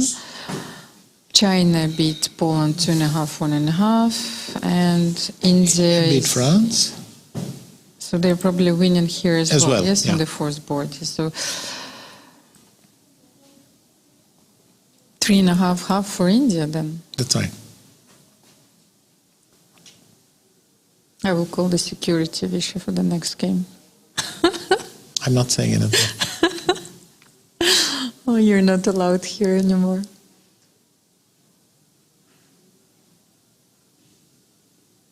By the way, I had a question, now that we have a few moments, I don't know what I was writing. I was thinking about the World Championship matches, of course, and if I would give you a choice between Ivy Alekhine, because it was such a battle, then Talbot Winnick, I think because of the personalities and the styles, Fischer Spassky, not only because of the match, but also what was going around, and Kasparov Karpov. I'm not taking your matches, but which one would you choose? Choose for what? For importance. Chess, historical, which has, so historical context, what would you... I think if you want the whiff of history for the broader chess world, then the last two matches. Mm-hmm. More the Fischer Spassky, but Kasparov Karpov as well. Both were out there. Yeah. And so they transcended the chess world. Correct. Yes. But for, let's say, chess fans, Tal's win, Hervé's win were the big surprises. So I think especially if you're thinking of 35 rather than 37. Yes. No, this one. Yeah, 1935 rather than 37. Then those would have been exciting matches to be there at. Why did I start thinking about this? Because of course I have this very nice booklet which traces the 1972 match Fischer Spassky, and I think that such a wonderful job was done by the World Hall of Fame, Chess World Hall of Fame. So the exhibition is still going on. It will end in April next year. So if you have a chance and if you're in St. Louis, please have a look at it. And there are so many artifacts. Actually, Tigran might be saving this one. It doesn't matter what I'm telling you, but he is concentrated on the position. Come on, it's a dramatic race. But it will not change the result of the match. So. What can I do? I would like to protest this treatment. Okay. I mean, knight endings, this last pawn, these are beautiful endings.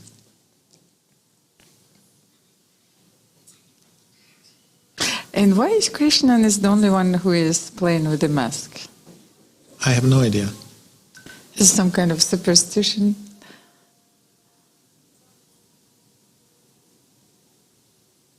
If this is a draw, yes? No. Yes. King G7, Knight D6, and King F7, Knight G5.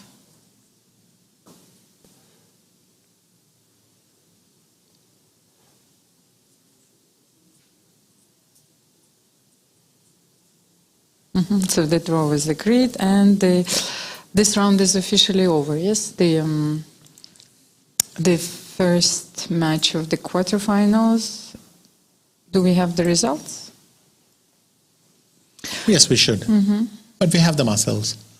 No. But it's always nice to bring them, to bring the visual. So we'll have a look.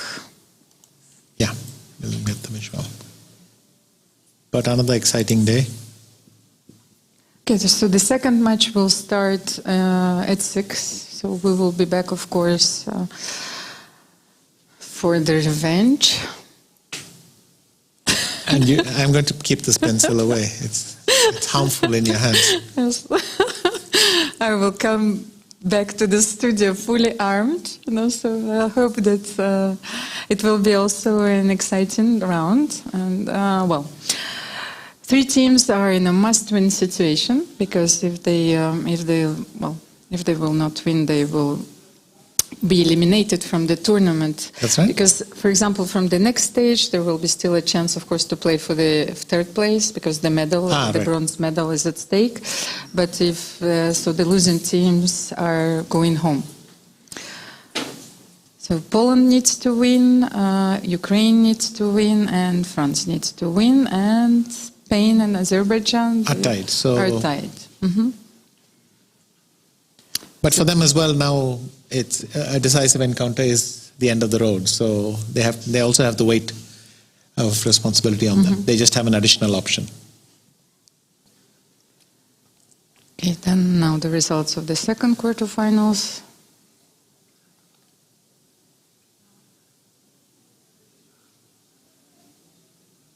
But, you know, if you would have said before the round that Uzbekistan will beat Ukraine 3-1, no, I wouldn't bet on it. And this is such a convincing win. Yes, they are very strong. They put up great performances. I mean,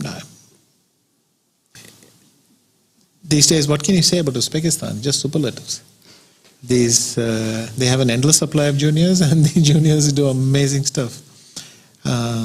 Their performance here has been simply royal. So then I will ask you one last question. So how important is the role of Ivan Sokolov in their success? He clearly gives them confidence. He gives them energy. So he knows how to motivate them. Yes. I mean, they just play so confidently against everyone. They have the feeling they can compete against everyone, and they do it. He gives them, I think, a lot of advice, but I think it's even the non-chess advice that he gives that seems to be very valuable. I would love to know more details, let's put it that way. So. Yes, but you just recently, during the European Club Cup, I remember that, you know, Ivan was coaching, supervising the Super Betsy, and you were playing on the top board. So what were those advices? We had team meetings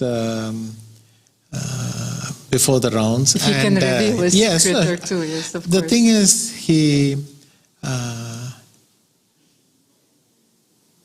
I think he transmits confidence. That's the main thing.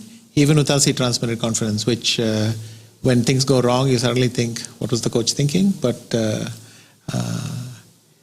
you know, even when the situation looked grim, he says, we can still go for third, we can still go for second, that's still possible. And so I think that's probably what he gets. Yes, he's very positive. Yeah, this is very nice, you know, to have this, well, someone who supports you no matter what. It's very important, That's of right. course, and who believes in you.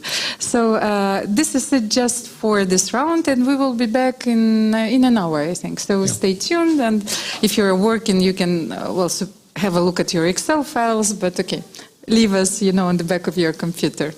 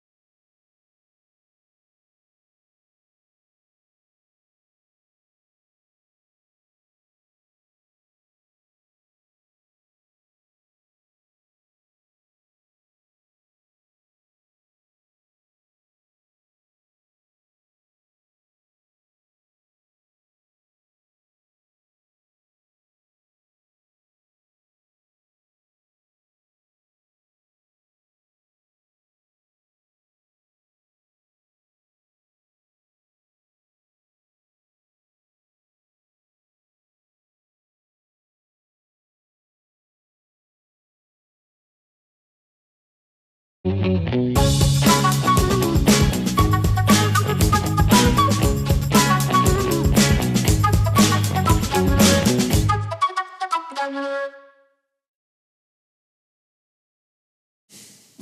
ladies and gentlemen, welcome back. Here we are for one of the most important events of the year, World Team Chess Championship. Grandmaster Viswanathan Anand, and a legend, is still here. And probably is going to be here for the next 2 days. Right now we are going to commentate the second match of the quarterfinals. And for those of you who are joining us right now, we are going to go through the format once again, the pairings. We'll talk a little bit about the teams. So this second match is a little bit different in what way? The teams, they simply change the colors. They use. So here are the pairings of the first quarterfinals. So China against Poland. China won convincingly, or was it not? Was it 2.5? 2.5. They won. Yes. Yeah.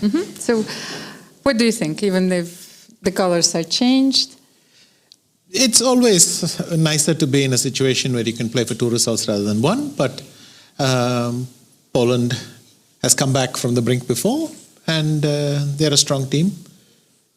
And it's also unpleasant for China. You're knowing your opponent is desperate and is willing to do anything.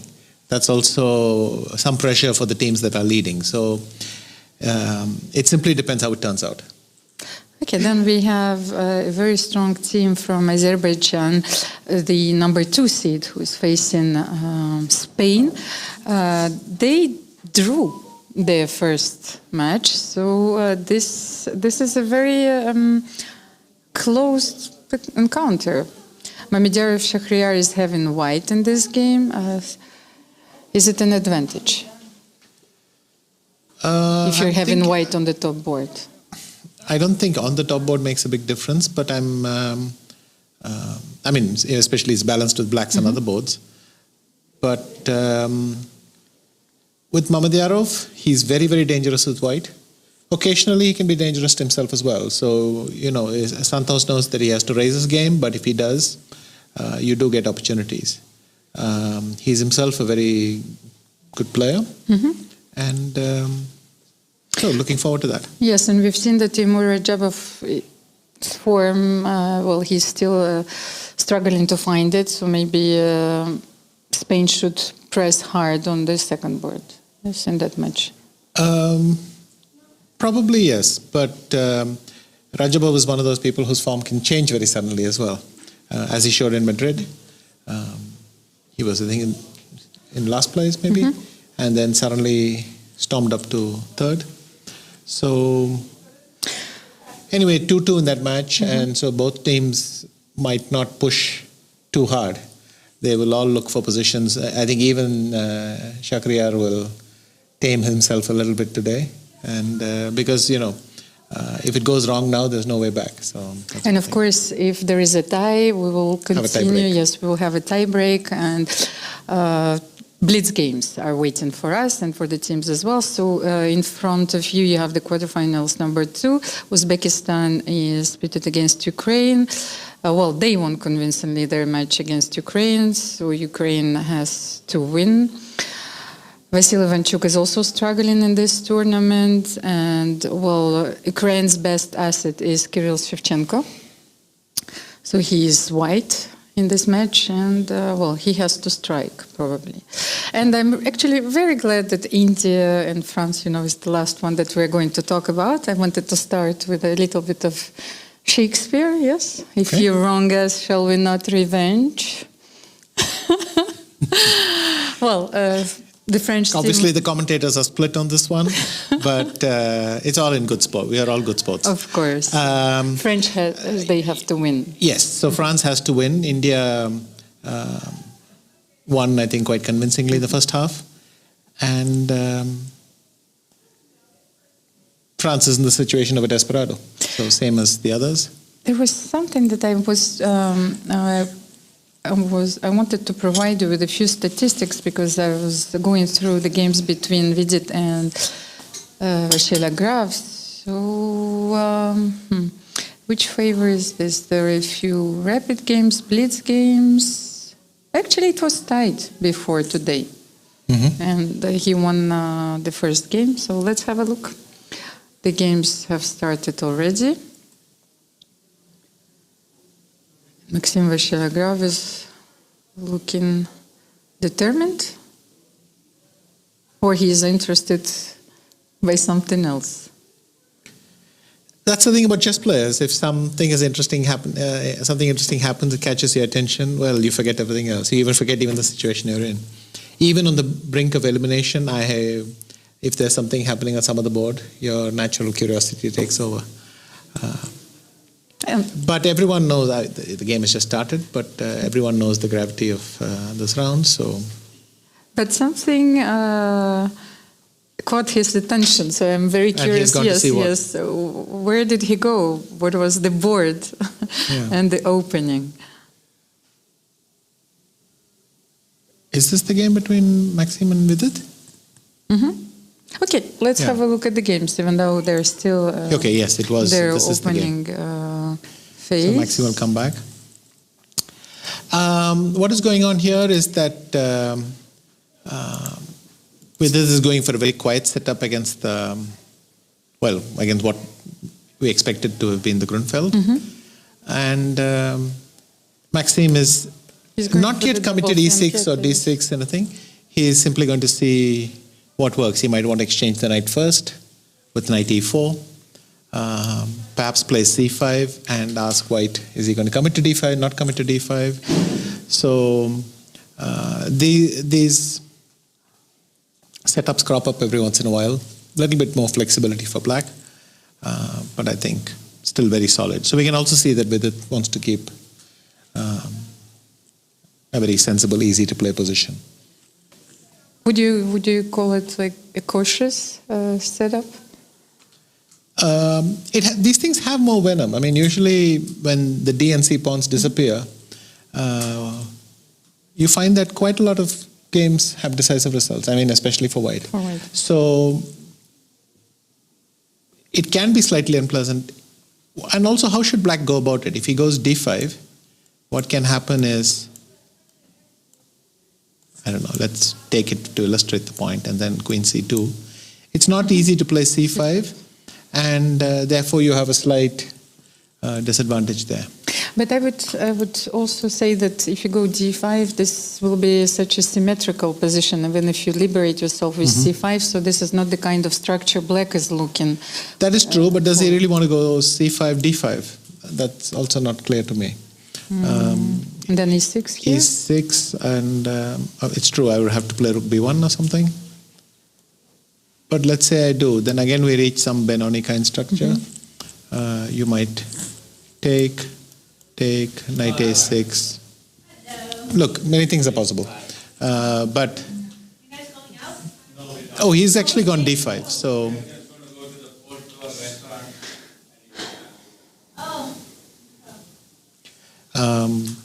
Well, I mean, I tried to illustrate the point where it can obviously play rook C1 or queen C2 and rook D1. Most options are pleasant. He has gone rook C1. So.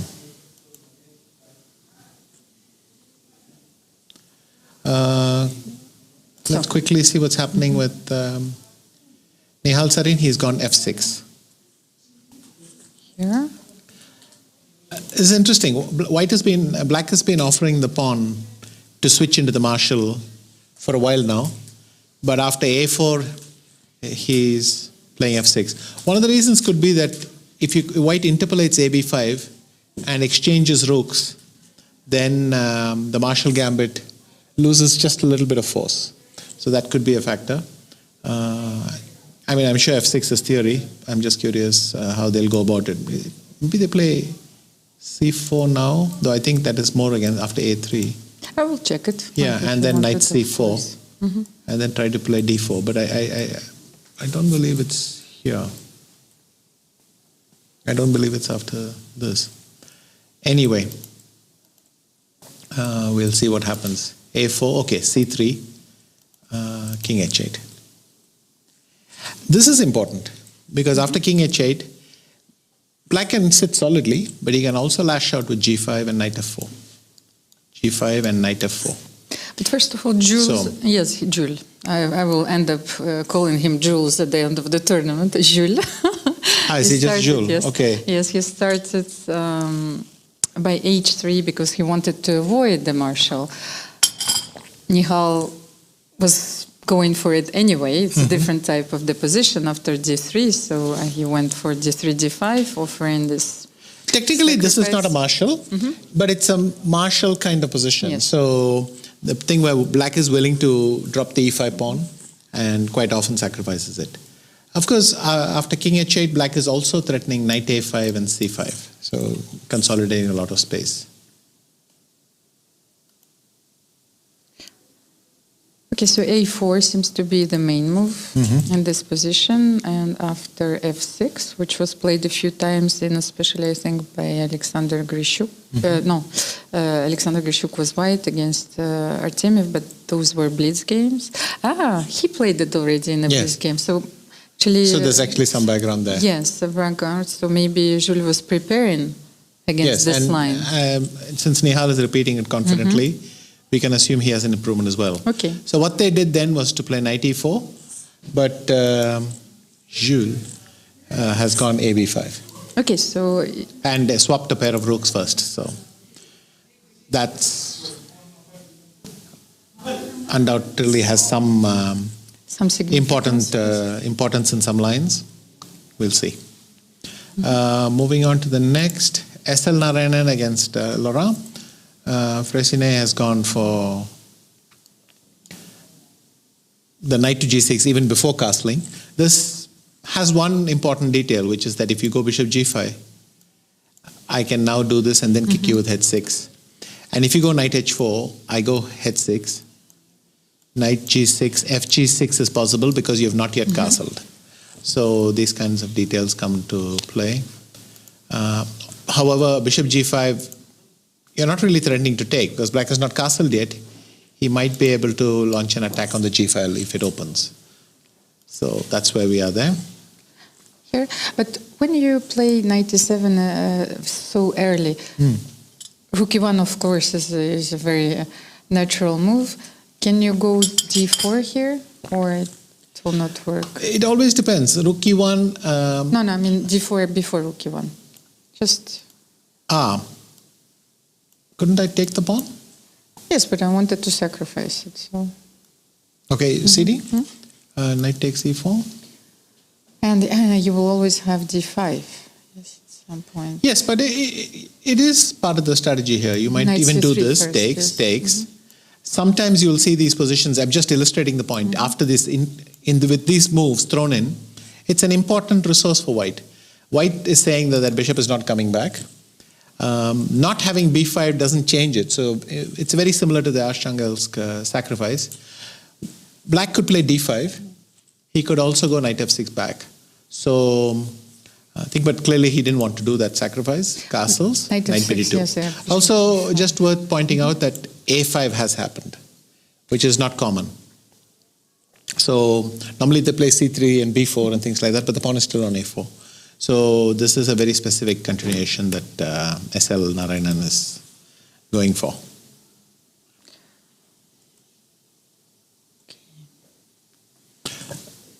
And the last game, Garamian against Sassi. This time Garamian has the white pieces here. I assume black is going to play knight e6, not to give up the pawn, but we'll know. Okay. Yes, because we should mention the threat, of course. That Yeah, white is threatening to. maybe Both the bishop is defending two pieces, so you have to defend at least one of them twice.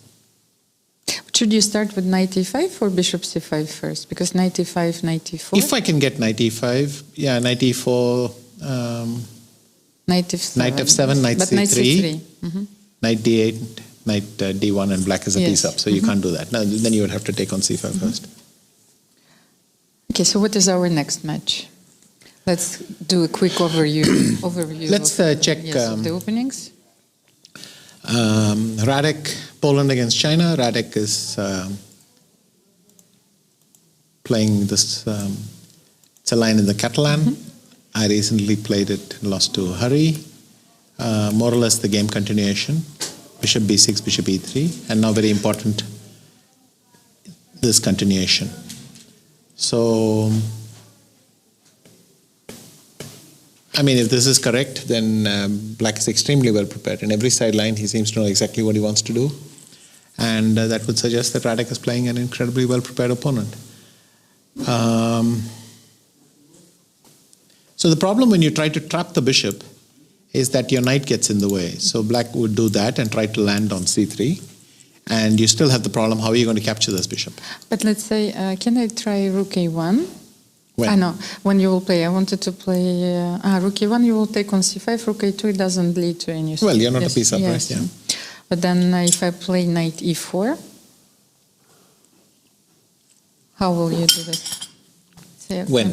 b3, knight d5, and knight e4. No, not this one, the other one. Okay, let me play knight c3. And then rook a1. Yes, you will take on e4. Now I'll take with this knight.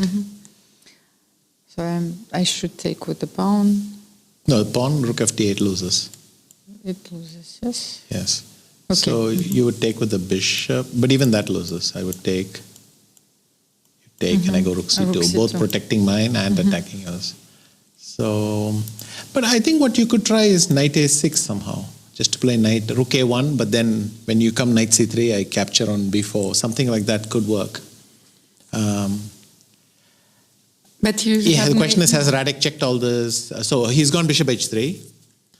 That seems like a very useful interpolation. So I think that after b3, knight c3, you threaten also knight e2. So Yes, I would play rook a1 first, and then the threat of knight b4 reappears. So the line we were discussing, knight a6. If you go knight c3, I cannot capture the pawn yet because of this check, but I could step this way. I could also step this way. I could also step here to stop knight e2 check, and I'm still having knight takes b4. So these kinds of things. Okay, so bishop a2, but Radek first asks that rook where it's going. It could well be that Radek wants to do something like this: b3, rook c7, b3, knight d5, rook c4, and then bring the other rook behind it. So now, if you go knight c3, rook here, it might work better. But quite a principled battle.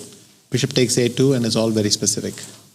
However, this is not difficult because I think up to here is theory anyway. So it stands to reason that the guys have clicked the engine a bit more. What happened, Sasikaran? I think Skripchenko Sindarov, yes, is already getting very sharp. Let's just have a look at it. Oh, this is all theory. Yes, so this is all theory? Yes, and black plays queen a7, and it is supposed to be slightly unpleasant but equal. So equal. It's all theory, yes. Okay.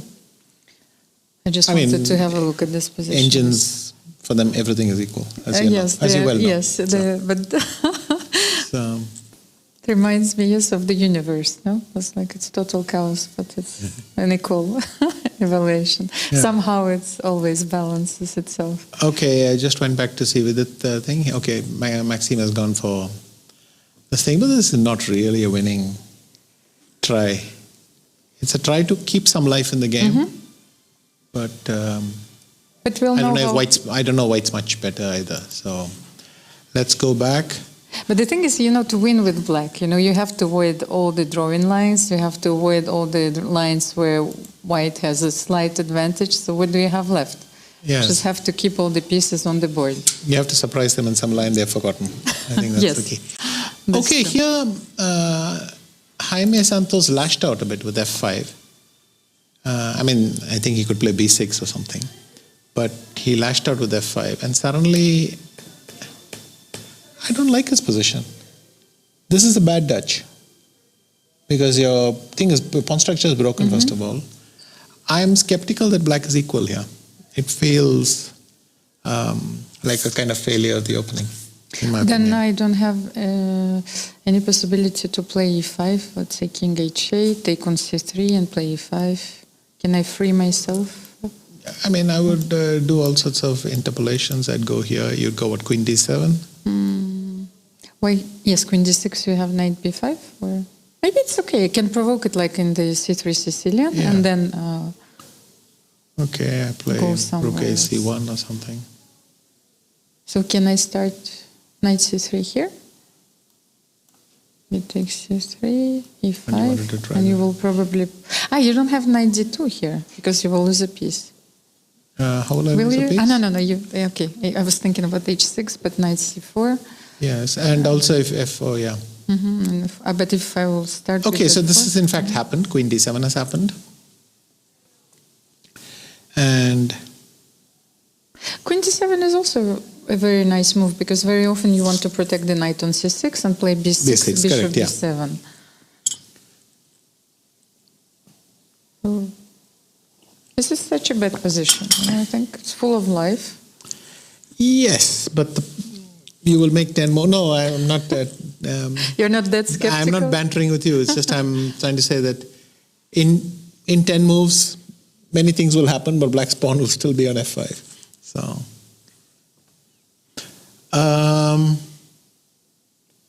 let's see how Anton is playing against Temur. Okay, very sharp f3 Nimzo.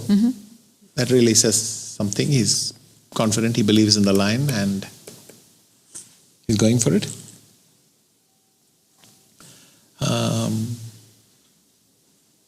I like this line. I haven't seen this variation very often. I think you could play bishop a6 Bishop now, a6 maybe. immediately, yes. Yes. But then you take, knight takes, you capture this, and you might have some small What is very advantage. interesting about the F3 Nimzovich is that you can have so many different structures. Yes. And this one, the Benoni type, you don't have very often. So I like Timur's choice in this variation. Yes, and finally, this is a blast from the past. They used to play this line long back. And knight f3. Some very, I would say 15 years back, this was all the rage. And I'll mention Emil Sutovsky's game against Ilya Smirin, just a masterpiece. But here we are, modern theory. White's aim is just not to do anything very dramatic, but keep an eye on that d5 square. So that's what he's doing. And that concludes there is still Santos Ruiz Miguel. Black is doing something quite dramatic. He's played bishop e6. What if I were to play e5 here? He would take, take, and maybe I would claim that I'm better here. Or perhaps knight a4. Maybe I have knight d5 there. I'll Yes? just play c4. No, I mean after queen e2, I was thinking knight d5. Queen e2, knight d5. Once again, I'll move the knight. Maybe knight a4 or knight e4. And I am still better. I'll play c4, g3. Your knight doesn't have so many squares. That is strange. Bishop a6 is quite dramatic. I thought it's just a mistake, but we'll see. So this is the last game of this match, yes? And Yes, we still so we have have finished the thing. Now let's have a look at Ukraine, Uzbekistan. Uzbekistan. So,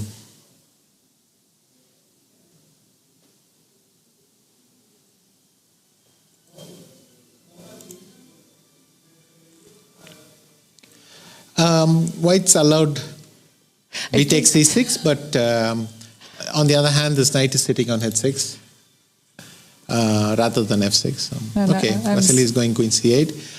One other detail was after castles, knight f6, d4.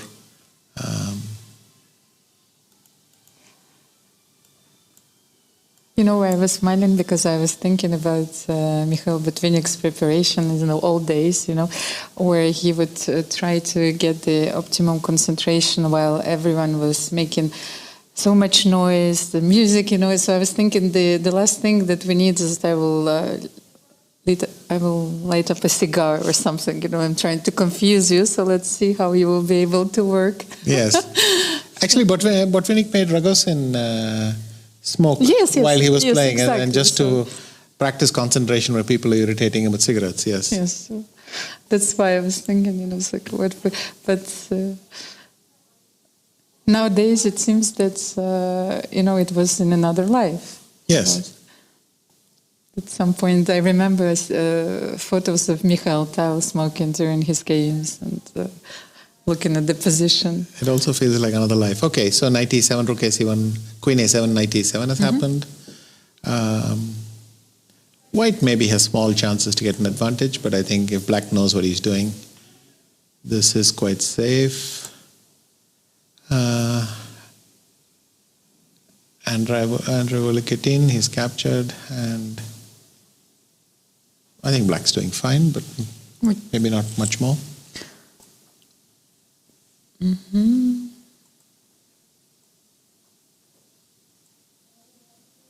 There is an interesting position here on the last board, on the fourth board, I think. Oh, yes. Yes. And what strikes me is that both players still have like 35 and 34 minutes, and it's a very sharp position. Okay, let's find out what happened. He went bishop e3, queen b6. Okay, this is new, because normally they'd play knight f6. Queen b6, knight b3. I'll check it. Queen d8 back, asking him, are you going to go back to d4? Queen d2, knight f6, f3. This just must be bad for black. I don't see like queen b6 as a great a5, knight d4. But then it transposed into a line where but compared to the a5 actually dragon, well, they do play knight d4 and a5 in these positions, so maybe white should have come up with a better plan. I was kind of impressed here, but it's true that if you play a5 and a4, maybe white shouldn't go knight a4, I don't know. And then black would play either knight d7 and then play b6, knight c5, something like that. Okay. But what is the position on the board right now? So this has happened, and then he played g4, a4, h4, queen a5, h5, bishop e6. Castle long, rook c8. So all your typical dragon moves, accelerated dragon or otherwise, because there's a Maroczy twist here. But now how does white defend that c4 pawn? I just wanted to understand the difference between knight d7 and knight e8. Why knight e8? Because knight h5, of course, we can play a4 or... Well, I think because he wants to capture the bishop with his knight. If this happens... Why not? I don't know, can I play f4? No, you can't take on c4 because of queen d4 check. And I don't know, it might not be a huge difference, but it might be crucial maybe in some lines. It's very important to understand because this position is very concrete, here, so you have to be careful. Yeah, here you're continue to attack the c4 pawn, whereas in the other line, as we saw, white is able to make a move like f4. But if I did that here, then you would capture this and continue on the queen side. You're playing a3 and undermining everything. And here you have knight h5 also. If I take First of all, also more than knight h5, you can just ignore it because it's the knight which is captured, not the king. Okay. So theoretically, I could shelter here for a bit and so on. So.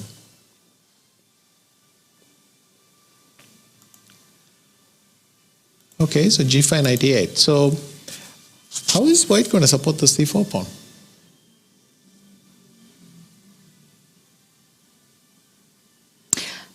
But then maybe I shouldn't take, so I should leave your knight on e8, but I have to bring my queen into play. How do I do it? I don't want to make...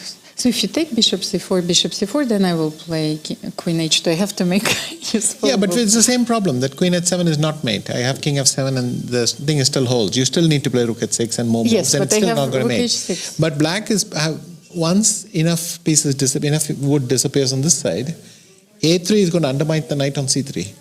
I mean, the moment you take on g7 and move your queen, a3 will smash your pawn structure. So that is a big concern. And especially if he wins the c pawn, then is also the c file is open. The only thing is I don't want to play a3 with white. Is it a useful move here? For example, if I play a3, you take on c4, I'll take on c4, and what can I do here? Yes. Aren't you just a pawn down?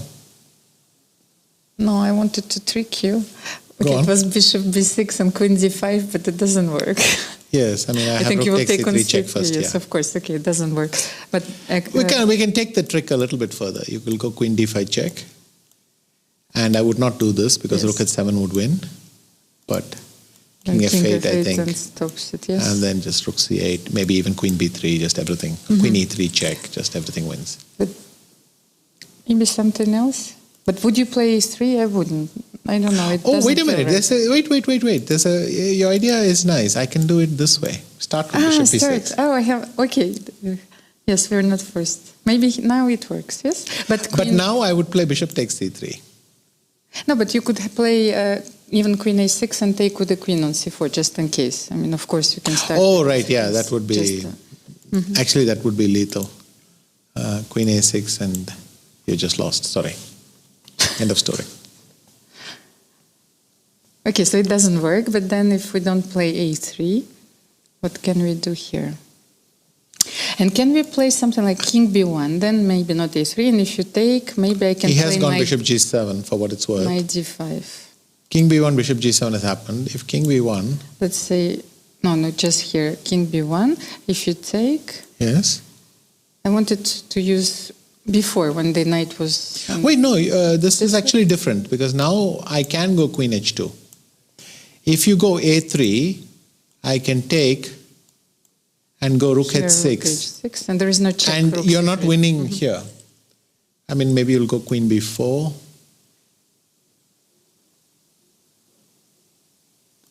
Queen g6. I mean, do I have a win? I don't have knight d5. So you may want, but you cannot play knight d5 either because I'll go ab2 and I'm attacking Yes. thing. What could I do?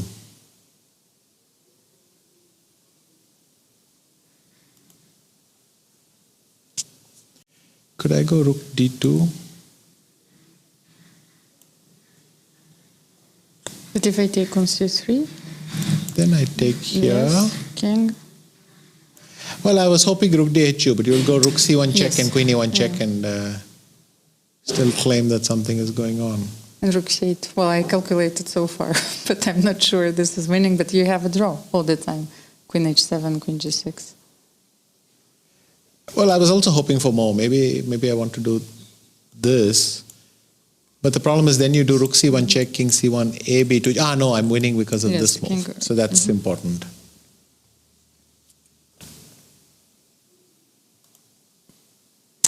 But he went for Oh, knight d5. okay. Yes, I've seen this idea. But now I would say black is completely okay because I have knight e6 controlling the square and it's doing quite well. If I can get to f4 or play rook c5 next move, I'm just attacking and just pressing against your pawns. How is white going to... I mean, white might play king d2 and not be worse, but Ukraine needs a win. But king d2, rook c5? Even knight f4. Yeah, rook c5, king e3, and then play f4. That was the idea. But I wanted to take the pawn. Yes. I mean, I could maybe plonk this, but it's true. It's still a pawn. Or maybe I have to pause one more move, but then it really slows things down a bit. Knight f4 maybe. And then you get your dark square maybe grip. black is slightly better here, no? Or If he has taken the d5, then knight e6, and now he has a problem. Knight e6 has happened. okay, so I was thinking that this position, looked Wait. promising, but what happened Rook then? e1, knight d5. Maybe I should go cd5, knight g5. and then go here. So this idea. And you know, your exists H pawn will somewhere get else, of thing, but course. my king is not very far. It's only 2 squares away. It's king F2 G2 will stop a H pawn. In the meantime, if I can get some rook C7 going, maybe. Okay. Okay, let's swing back and see some more Is there games. Lou, something- Radek. My God, Radek's playing some great chess here. Bishop D7, Rook D8. What is his point? If I goes here, it's not knight D7 because he could have done that in the previous move. So it must be this rook takes D7. Yes, that's probably it. So if knight takes, you take on C1. Yes. Do you? Mm-hmm. Then And then there's no threat because knight F6, G6 gives me luft. yes. So So then you can even play rook C1, rook C2, and then he did take rook E7. So now after rook D7, we'll see what happens. I mean, I think rook D7 is the point. Has he played it instantly?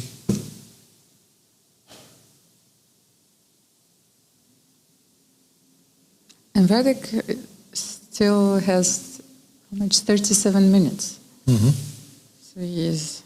I don't think Very well. time's a factor, but No, but I mean the factor that I think that when you in a rapid game when you have so much time and the position is already it's quite complicated, so he knows what he's doing. I think that this was all his preparation, or at least yes. till some point. Well, He didn't- maybe knight D7 is better for white in some forcing way. Okay, let's try knight D7. You said rook C1. Sorry. And king F2. So you said rook C. Oh, I C2, wanted to try king rook E3, C2. rook B2. Then take, or maybe, take this. And you're stuck in a way, because if you do B3, I can start harassing your bishop, not rook A6. Sorry, I'm having extreme mouse drops here. But anyway, something like this. That pawn is not so easy to get through. No, I see. This is why you're not playing online, all these online events. Also, so many mouse slips. I think that you would Yes. destroy your computer in the middle of the tournament. So this has happened. And Radek is thinking.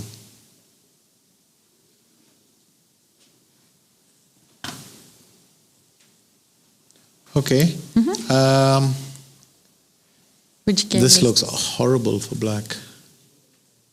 So we moved on to China against Yeah. Poland. I mean, this just looks like To a the second game, yes. seriously bad.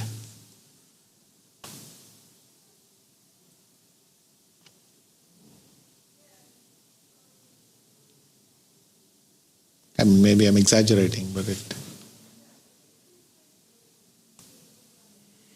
But why? Like, Make a move. no, I mean, of course, I understand that. why? No, Why it is better, especially that I have so many moves. Like I will play rook D1. I would say is- isolated pawn, but yes, an isolated pawn is going to be there forever.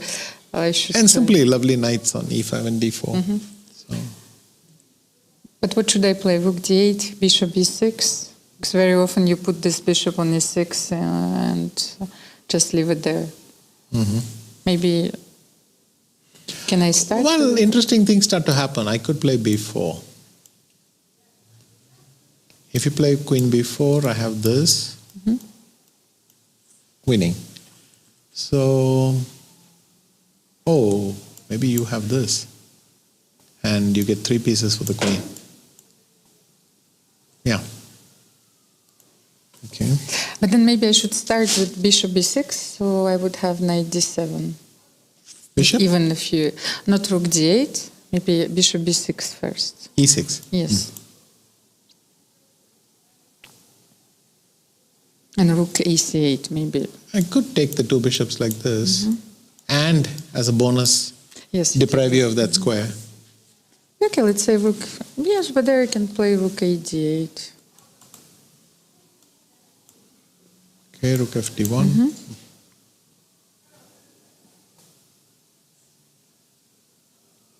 Okay, but you need your bishop on f3, yes, in this position, or not always? I meant just play knight g4 here and get the bishop back. Yes, you're rooted.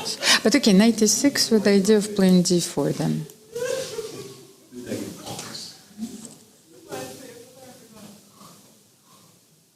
It will not solve all of my problems, but maybe I can get rid of the isolated pawn. So knight f3. Yeah. Anyway, it's also I could play bishop f5 because then you can't even threaten rook c8 because queen versus two rooks must be decent for you.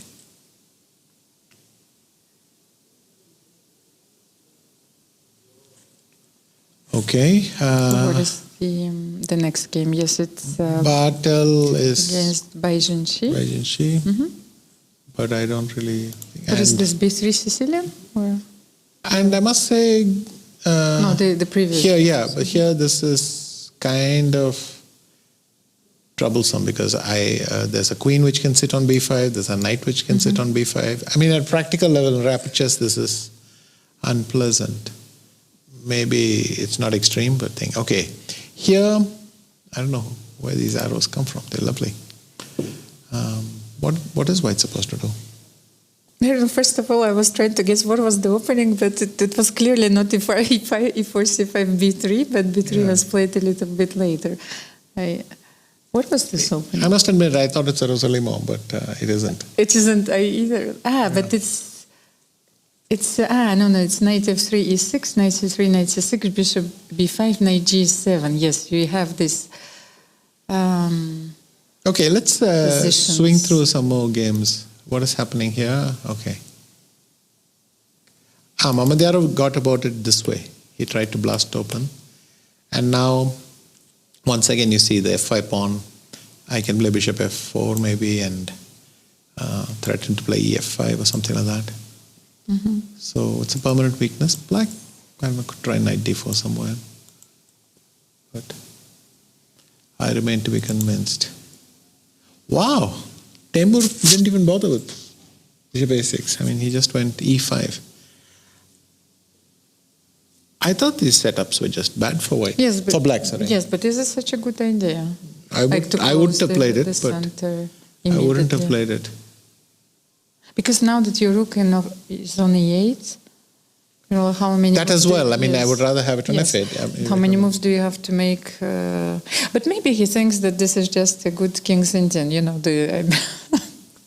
whatever, like you will play g6. Almira, the pawn is not on g6. The rook is on e8. The bishop has found its way to the b4 square. Yes, but in my head... Have you ever seen a King's Indian? I already played rook f8, g6, knight e8, knight g7, and f5, you know? You're going for the knight, fianchetto knight King's Indian. Yes. Okay, that would explain a lot. I don't think Temur is going for your plan, actually. But okay, I'm having too much fun with this one. Yeah, I understand what you're saying. But in the meantime, I will move my knight, I'll play a3, b4, or even, I will no longer play f4. I'll start pressuring you on the queen side. I think it's... what I wanted to say, that if for someone, and I've played the King's Indian also, well, at the beginning, so for someone who always is stuck with the bishop on g7, you know, having the bishop on b4 and you have the structure is already like a considerable improvement. So then you might as well go for something else. Are you familiar with Viktor Kochnay's opinion about the King's Indian defense? No. Well, his opinions are always... It's not a defense, it's a disease. Okay. Well, I mean, it was you have to admit, it's a clear evaluation. Yes. I mean, there's no ambiguity there. So, okay. First up, I played the King's Indian... No, King's... The King's Indian disease. King's Gambit accepted. I no longer know. What am I playing? Okay, this is, Okay. Gusenov against Shirov. Let's get serious. And, I mean, you can do everything you want, but there's a knight coming to d5, and looks to me like Shirov is in trouble.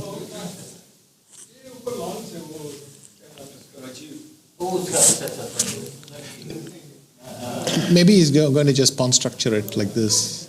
But then knight d5 might work. I mean, it's... I have never heard this expression. Maybe he's going to pawn structure. No, it was actually a mistake because after knight d5, I wanted to say I'm doubling your pawn, but I just missed. I forgot that this happens. And in fact, after this knight e4, so you'd have to play knight d2, which can't really be the point. All right, forget that I said that. But then after queen a5, how do you deal with bishop takes c3? And this was kind of my point, that if you do this and I capture here, then rook d8. Pawn structuring you.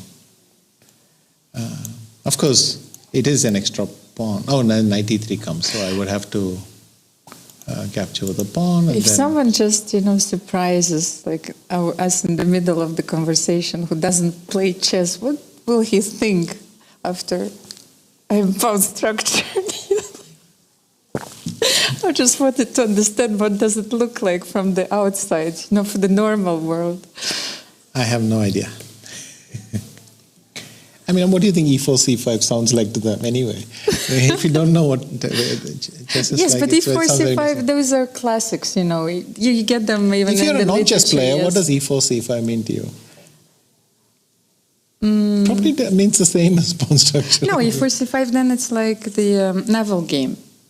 When you play in the naval game, when I was a kid, then you just give the coordinates and you're the ships, naval game, yes, okay. Naval game, sorry. So this might also be an interpretation. Okay, I'll give you that one. It's not so easy. That's a very to clever beat. defense. That's a very clever. Okay, so he has gone for this. e5, d5, and he went for queen e2 immediately. Great. How is black going to equalize here? So queen a2 is on...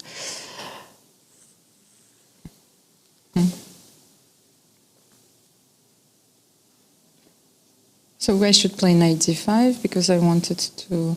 Yeah, and then I'm going to go here and try to keep this square and keep this square, play g3 somewhere. This looks nice. What happened? Oh, he took first and went e5, but I don't think it makes a difference. And then he's gone queen e2. Okay, I'll remove the arrows, but looks nice to me. Yes, it's a very nice position. And all, if I manage to exchange knights and queens, I just hypothetically, all the endgames are lost, the rook endgames, what should I be aiming for here? It's unpleasant. I mean, always when you have a pawn mass, unexpectedly one of them will become a passer and so on, but generally the trend is quite favorable for white. Also, if I move my knight even to a4 and I play c4, then I really like my position. You don't have the d5 square anymore. I have some... I should try to play queen b6, you will play immediately. I'll go knight a4. That's what I wanted to do for queen a5 as well. Yes, anyway. So, and just for the record, queen b6 does not threaten anything because your knight is pinned. Yes, this I know. I cannot play queen f2, of course. But then, let's say, I don't have anything. Yeah. Okay. My verdict is white is better here. But I think, my first reaction on seeing this was that Gusena was better and Anton is better and Mamedyarov is better. So I don't... Next stage is to decide what's the scale. How much better are you? Well, at least we have some clear opinions on that match. Radek has gone for this. So he's going to try and press here. And then, yes. So let's get back to the match, which is very important to us. Yes, France against India. Okay. So this is... Yes, so... I will not say that this is looking gloomy, but because we have this pawn on a4, maybe I can win it. Well, let's see. I take here. I go queen b3. Next, I'll play rook c1 and put a knight on d4. Just very, very... And I keep a little pressure on a6. I mean, you can't do this because of rook c1. Rook c1, yes. And unfortunately, you have queen b6 also after queen d6. So. Yes, also, it should be mentioned that bishop a6 was possible. It looks fairly straightforward, I think. With it is slightly better.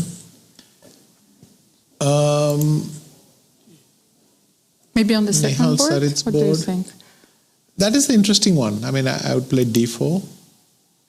But I think, well, we don't have all the moves because that's the position that I have. I just checked. Okay. So d4 was played, it takes d4. Maybe I should just refresh the page. Yes. One sec. Hang on. No, we are one move back. If d4 has happened, then we are one move back. On the other hand, maybe someone there is analyzing it. d4, it takes d4, and white is still thinking. But let's try d4, because anyway it's a natural move in this position. And black was threatening c5 or knight e6, rerouting it. So d4, ed4, I guess cd4.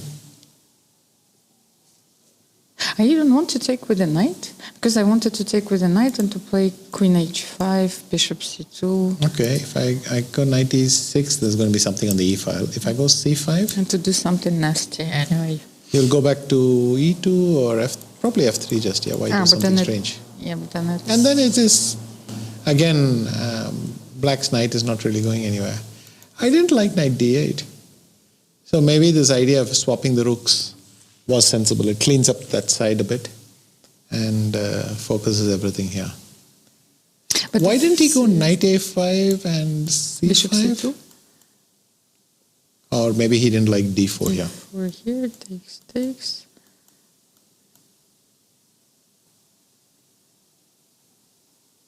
Could get unpleasant. Because normally you'd like to have time for knight b4, but you don't have that time. I don't know, I'm always looking first for the moves like knight h4, but you know, they're very... No, but wait, I could go knight b4. Dubious. Yes, so knight I could b4. go knight b4. Bishop b1? Mm-hmm. I Because could take this knight would... c5 also. Could you?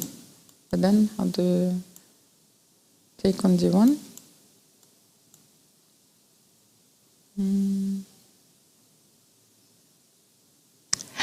But you're not... you're getting back through... Because I wanted to play rook e3, rook c3, but you have knight e2, of course. But I have rook a3 then. I will not claim that I've seen it, but then if it... And I wouldn't believe you if you did. This but, far I've seen, but knight a2, rook a3 was... I was simply lucky. Yes.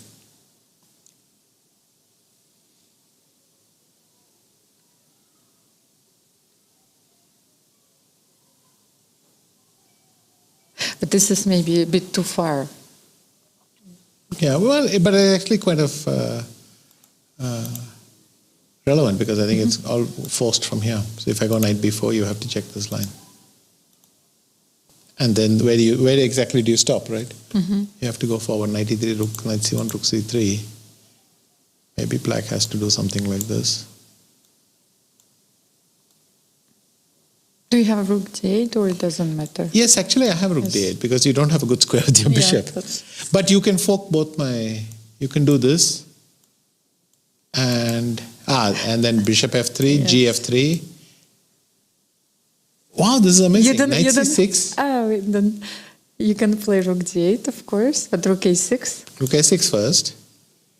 So you'd have to play... Knight d8. I could draw like this. And this is a draw, right? But why can't I play rook knight d8 and keep my... because you will play c6, c7. I thought I'd play rook a8. Yes, rook a8. And yes, I cannot stop you. In fact, you have to play h6 and rook c1. So, yes. But let's come back here. Nihal was walking around, so he seemed confident. Is this the position? Or it's check. our analysis? Yeah. Let's have a look. Our board is not refreshing. So... But something's happening on the first board as well. I don't know, because he played rook c1 also. I don't know what's going on. Oh, well, this is just taking the draw, it seems, because I'll show you what I mean.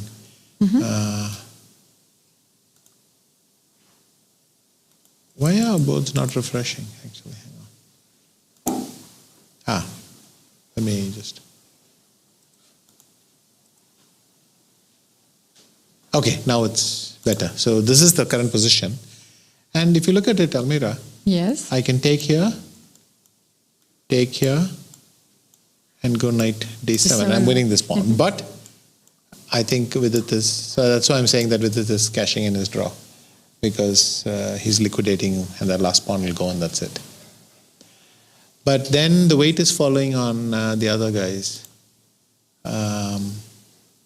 Nihal, SL Narayana against Fresine. I guess this is a good line for White. Has got very good control on these dark squares, and that is going to be a big factor here. Should I take on e5 there? Like, because then, but then maybe I should open. Take on e5? Yes. So with what? Knight e5. Take on e5, and then if I will play bishop a7, you will go for bishop b3. He has taken on e5. I'm just wondering with what. I think he took with the bishop.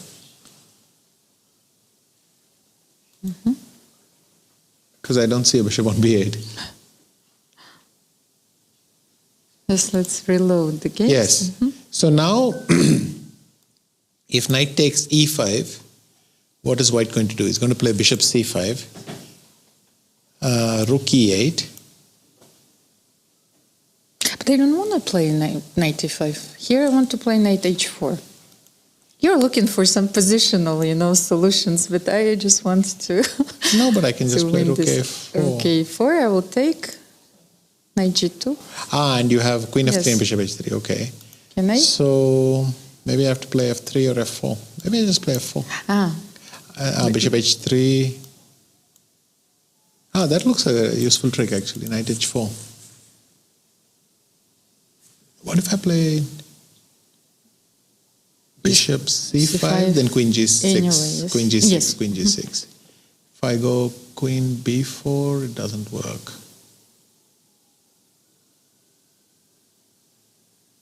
Ladies and gentlemen, please note down this moment. I managed to make him think.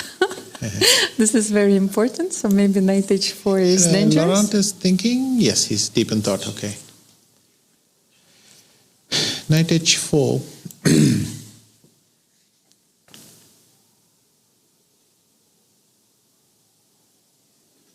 So what do you think?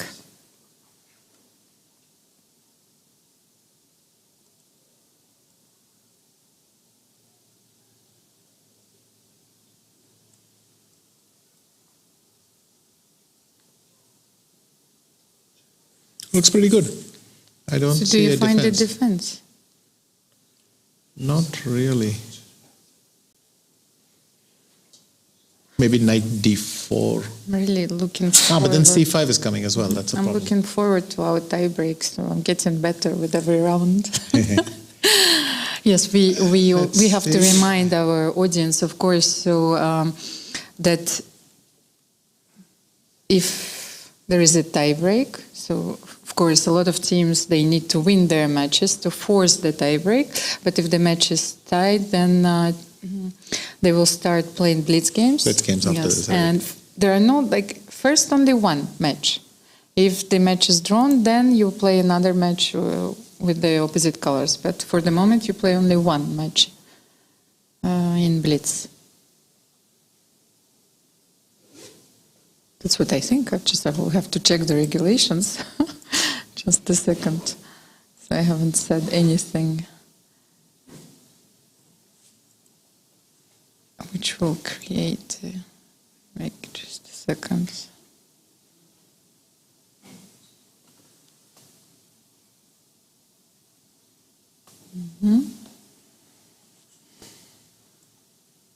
Yes, so they will have a blitz match for only one. So you're still looking at this position? Well, I don't see what to do. Knight takes g2 or bishop h3.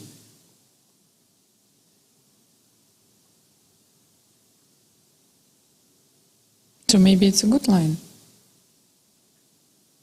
Well, one of my attempts statistically has to succeed. I've been trying to mate you in every possible He has line. gone knight h4. So he went now for we'll knight find out. h4.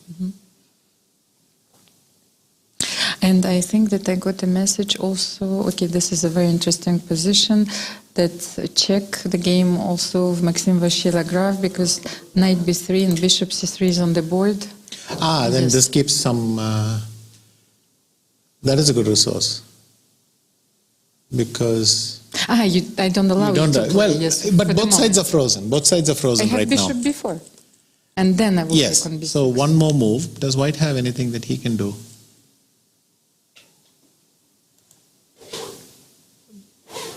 Admittedly, this was a serious miscalculation because there was no need for it.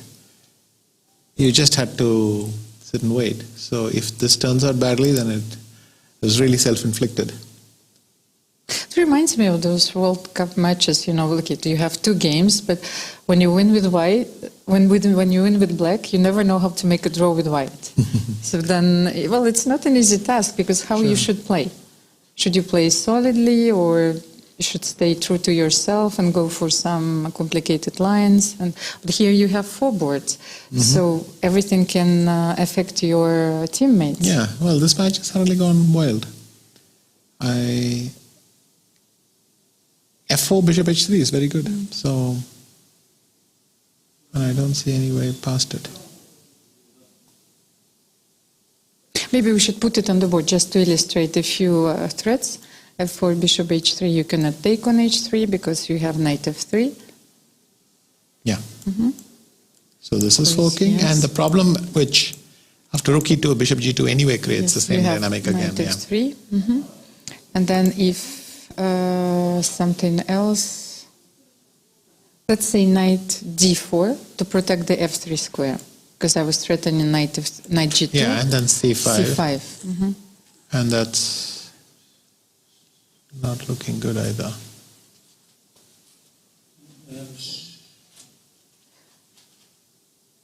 So, yes, because we also have to show that knight g2 is the threat, and then you have queen f3 and bishop Yes, h3. and if I do something like bishop c5, you have queen g6 Here we because have it queen wins. But if I attack the knight with rook a4, then knight takes g2, king takes g2, queen f3 check, king And g1, bishop and there is h3. no way to stop this mate. So, So France is much better in, like, if not winning in both black games. there is one other thing which I could try, which is queen d3. So you want to have queen f1? One. Well, so there is, but here I think, yeah, this might just about work. Oh, queen g6. you can Correct. have. I have to go queen g6. But that might be winning. So What else do we have here? the problem is after bishop f5, I don't know where to put my queen. Maybe I can just about hang in there like this, but then bishop e4. Bishop e4, yes. And you're going to, if f3, then queen g6, and it's just a blowout here. And to be honest, the more we look at it, it looks completely I think, hopeless. yes, this was, turns out a bit careless.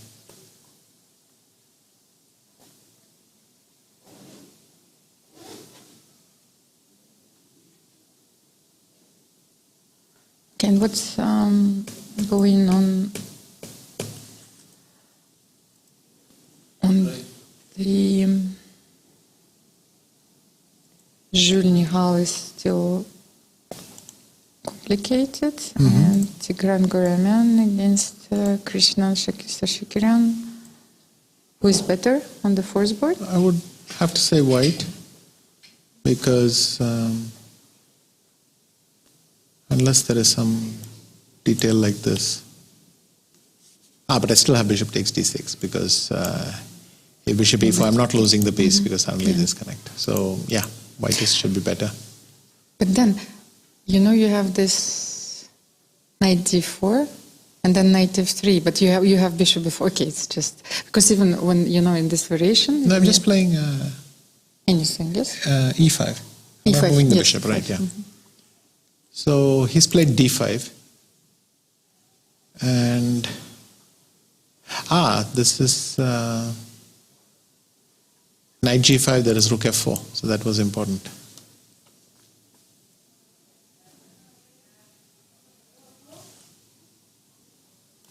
And after knight g3, well, actually maybe black is doing okay, or even a pawn up.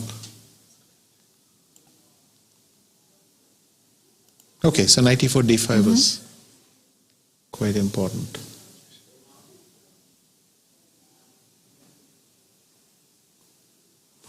And if I go bishop g5,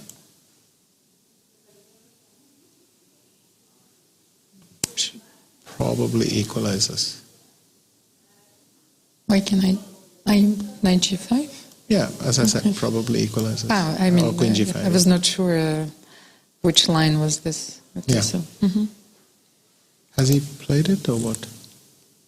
No, d5 has happened, he's yes, thinking. let me have a look. Yes, if we have more moves on the board, I don't know why. So why we're having a small. But lag. suddenly, with it completely self-inflicted wound, and now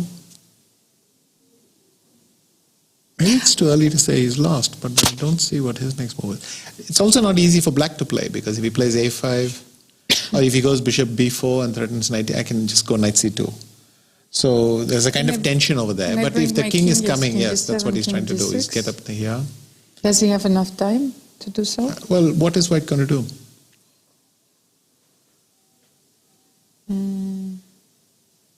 Can I kick you out? But how? I don't know. Let's say king e2. That's relaxed, okay. King e7. Now king e2, yes, king d6. And now knight d6 is the threat, because there is nothing to attack.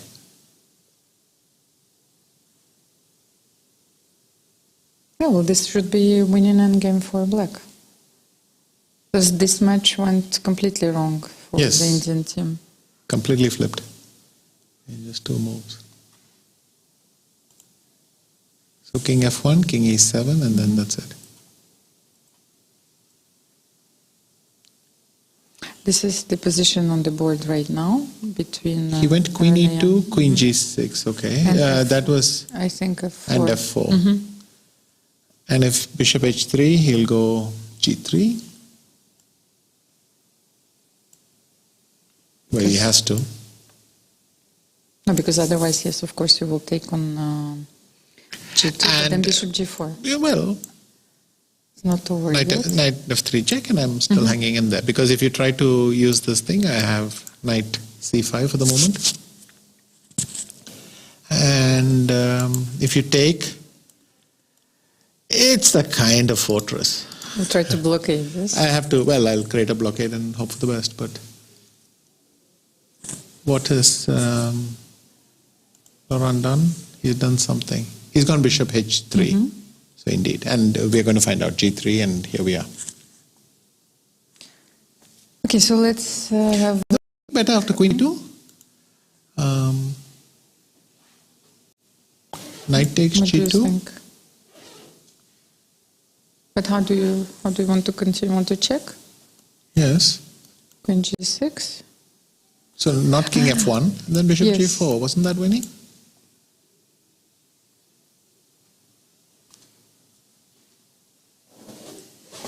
I have rook g1. Queen e4. Queen e4 of check, course, yeah. yes, of course. Sorry. So that, yeah, in fact, He missed the win. queen g6, yes. Well, so this was a miracle, because queen e2, knight g2, I thought was a... Well, I was trying to make everything work before, but I couldn't. Knight g2 was clinching. Yes, he started with queen e2, of course. Yes. Yes, because f4, he's not starting with queen g6, he's going queen, bishop g2, and that was the problem. What has happened down? Yeah, I think g3, all this has happened. Bishop g4. Queen f2 is the only move, there is nothing else. And we're going to find out. Shahriar Mamedov, just in case. But the problem is that it doesn't even matter for India. If Maxim wins, then it's game over, and it looks winning. And we're not pressing on any board. I mean, Nihal might be okay, but he's certainly not better. Incidentally, what is the move for bishop c2? Or he's going to play e4?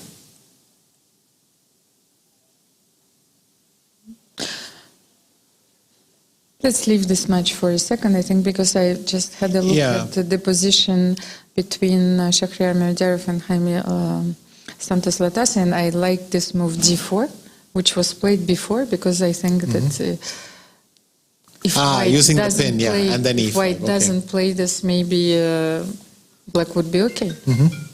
But then d4, he takes d4 and e5. Very nice, I agree. D3, so rook e3, knight d5. And now, if this happens, then I have this, maybe. And but if you take, I don't know. How can you, should you take with e pawn? Queen d5, do I have something? Queen d5, I would go rook e d3 or Yes. something and then claim. No, I was his name. thinking if I can win a piece, but not yet. Maybe knight So h4. e d5, and now how would I break through? Maybe queen f4 is a nice way to do it. Just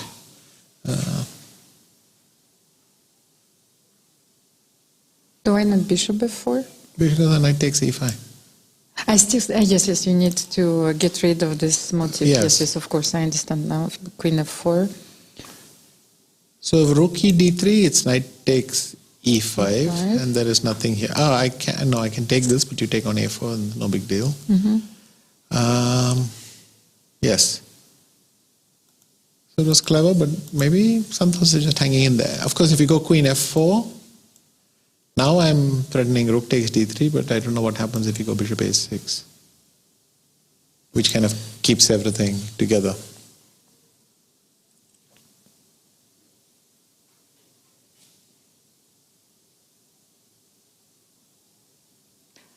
Do you want to play d4 here or not?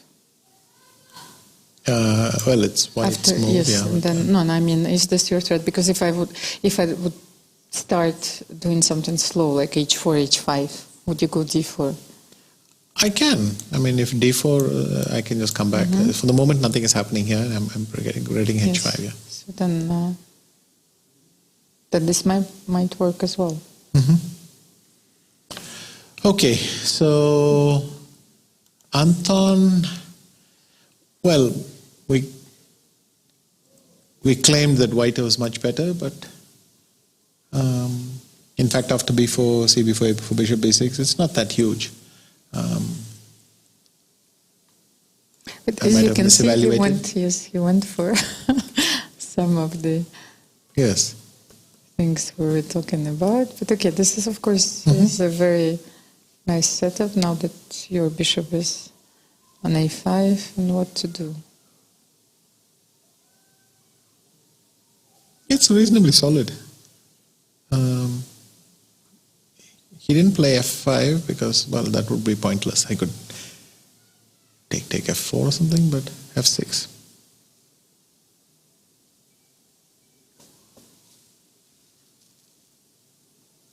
Okay, This very is going to be a long game. I'm pretty Yes. sure about it. So this Okay, Alexei, he's hanging. in he's there. basically, he's got a pawn hanging.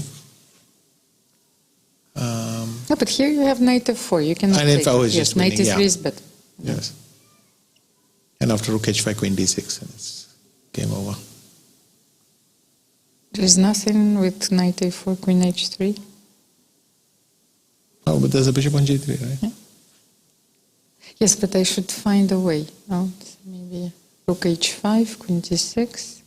He's gone queen He's c6 gone check. queen c6 check first. Okay, and if I go king g1,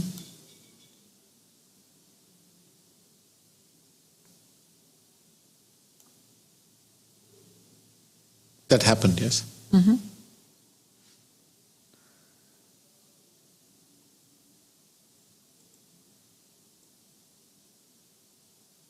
But I think that He has gone rook h5, and after queen d6, oh, he can take on c3.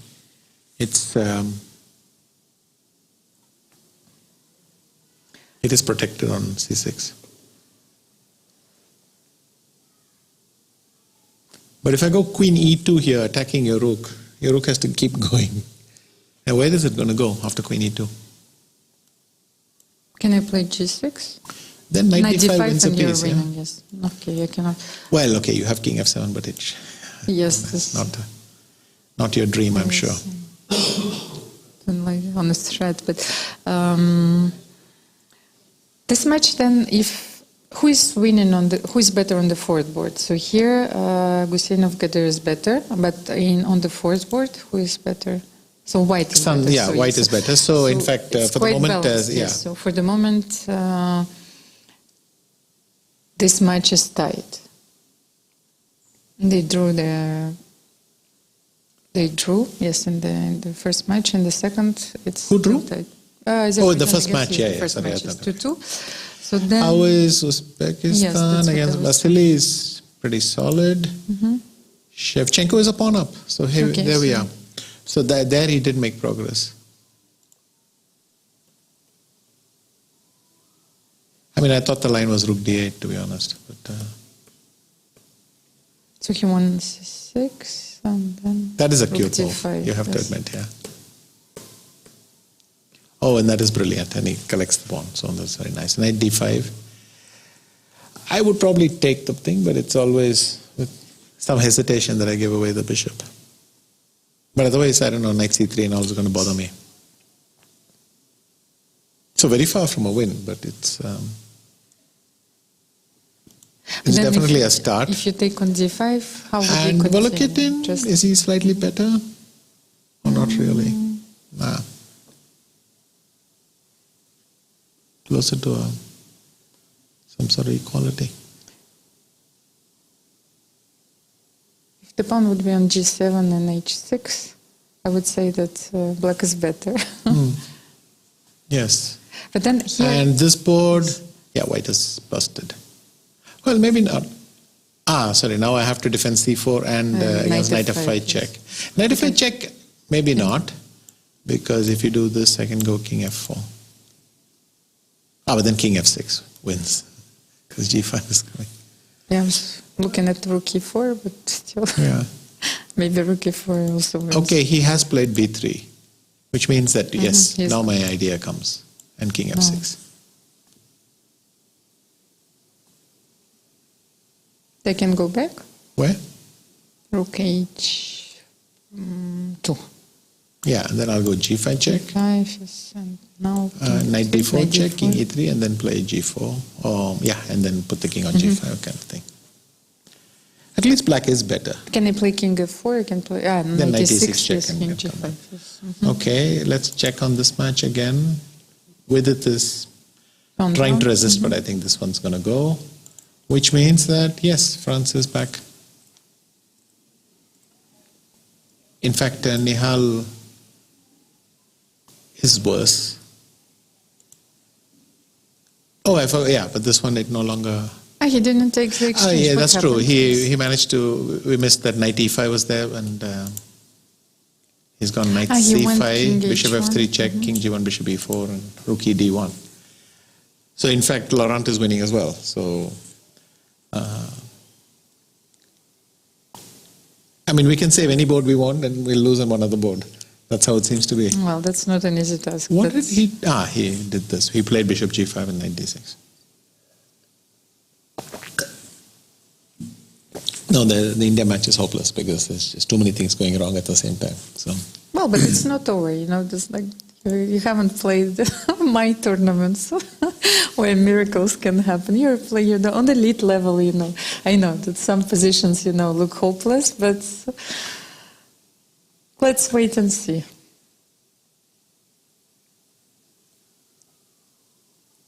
I've seen strange things happen, Oh, knight b3 and then he's gone knight e4.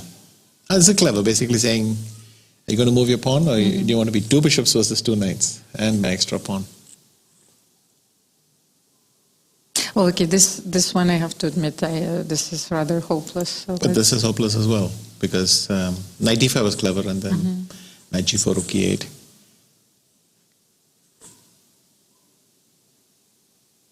So just simple. I've seen much worse marshals And white would resign anyway, and this one is just tops.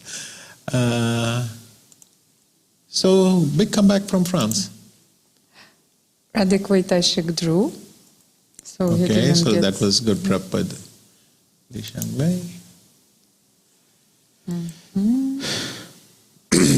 Oh, this was not as big an advantage as I thought. Maybe it looked deceptive, or maybe just some careful play. It never became bigger. Well,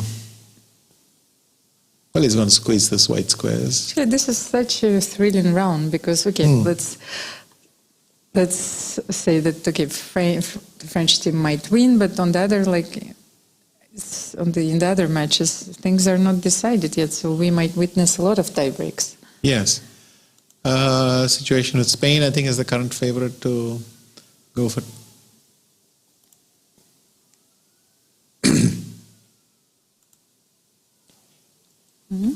Mamadera took with this rook, which means that knight e5 no longer works. Because I could take with the rook, for instance, and the thing is defended. So after this, it had to be knight takes c3. He didn't take on b7. Let's see why. Perhaps knight c5. Rook c7. And then rook c8. And this was he took here queen c7, and then queen g4. And I would have to say this is still better from white.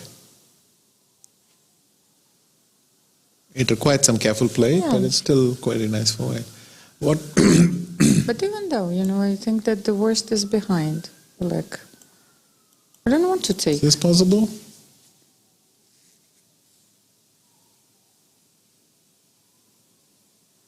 So knight I would go knight g5, g5, and if rook f6, then knight h7 wins it. So yeah, no, that doesn't work. What else can I play? H6? H6, yeah, he did h6, queen c4.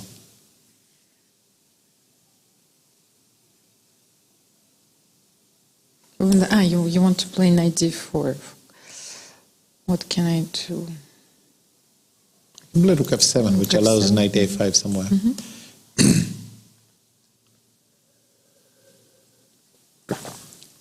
No, but it's not that clear. What do you think? No, not at all. I think... well, maybe he missed some... Or maybe the position wasn't that clear. Yes, yeah. Because we were thinking that white has... Wait, what about... has this happened? advantage. Yeah, queen c4, rook f7. Can I play knight h4? In rook d6, yes? Well, first I want to ask you what you're doing there. Because if you go g5, then in some universe I might get knight f5 to work. So if I'll take bishop d5, yes? Or how do you start? The problem with this is it becomes two pieces. Rook f6, e7. You wanted to play rook d7? Yes. And rook b7 maybe, yes. But yeah, it's I'm not sure. Bishop d5 maybe. You start playing like me, this is contagious. You sacrifice two pieces and then hope for the best. But bishop d5 looks very strong. Well, it looks paralyzing, but is it actually working? I mean, I don't know which piece to defend. Do I want to go rook c8, defend this queen so that I can move my knight? I want to go there and defend that rook so I can move my king. Maybe that one. But then I have bishop f7 check. And yes, and whichever piece, yes, I just go e6, e7, correct. yes. And then there is a second lady coming. So knight h4 might be a decent why can't I try. Wait, he's not going to play knight h4. He's gone bishop g7. So much for that. Okay, so... And by the way, maybe knight h4, king h7 just worked. I don't know. So it was such a tense round because we have only one result so far. Just only one game was drawn. yes. And this one was between Radoslav Wojtaszek and Liu Shanglei. And how is their match, by the way? Is Poland going to bounce back? Well, Piorun is lost. Bartel has a very serious advantage. In the forest board? Oh, I would say Bartel is on a good day just winning. No, but I said, let's say this would only equalize, let's say, in the forest board. So can they score a decisive win? Because Poland needs... It's unlikely that, Gumelats can go rook h1 and try to win a pawn, but I think white is always going to have counterplay on one pawn or the other. But sure, it's a decent position. No, but look at their time. Wow, 1 minute for Dili and 19 minutes for Gublar. So maybe this can play... yes. This could be a very important... Okay, so we have drama in China versus Poland. We have drama here, drama there. Wait, is this a draw for after? Oh, knight takes e5, knight takes e5, queen takes d6, knight takes f7. Sorry. Wait, that is a draw for, right? One sec, I take here. Yes. So if you take on c7, I have knight f3 check and rook takes, so that's fine. You take here, I take here, you have to take here, I go queen b1, d1 check. And it's a draw. No, but well, in fact, it's not a draw because I don't know how you're getting this. Oh, that's a thing. Knight e5 would have. I mean, maybe black is now playing for an advantage. But you mean after bishop f1? You Actually, had black is now bishop playing a6? for an advantage. Excuse me? In that variation that you had bishop f1, bishop a6, how do you like? I thought I can just take the pawn back. I King, just knight take back. the. Or is rook d3 working somehow? Oh, rook d3 is a finesse at the end. Because you're threatening rook d7 check. And but anyway, he's gone knight a5. Which also looks very nice because you can't move your queen and I'm threatening knight c4. This is what I didn't like about white last few moves, bishop g7, king g7, because this position can get very unpleasant. I'm not sure that black is winning here. Yeah. But as you said, that maybe he will start playing for him, as yesterday. I said, you might get worse, you will get worse. You're better now, but you soon will be worse. Soon you will be worse. Must be the best compliment Dorian ever received about his play. Okay.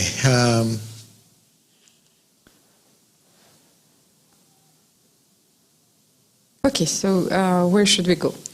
Okay, so he's taken this and gone knight d4, and this might be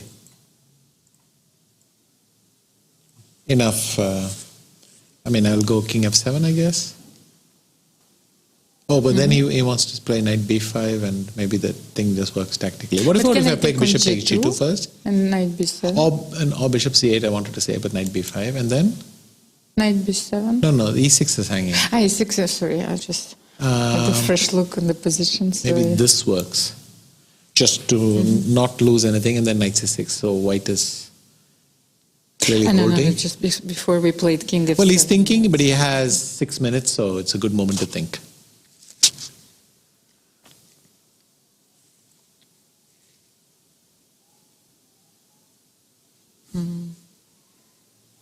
Nothing has changed. By the way, after knight d4, knight c4, rook takes c6 might be even stronger. Oh, he's gone rook c7 without touching anything. He didn't play bishop g2, but he went rook c7. I didn't want to do that because I thought bishop f1 can get unpleasant. Suddenly my knight lacks that square. But then I have bishop g5. And I don't have bishop b5. Well, then I can come back, rook c8. Bishop d7. Wait. Can you win this pawn? Like bishop e5, yes, rook c8, bishop d7. I think bishop f1 might be worth a punt. I thought this was solving the position somehow. But after this, bishop f1...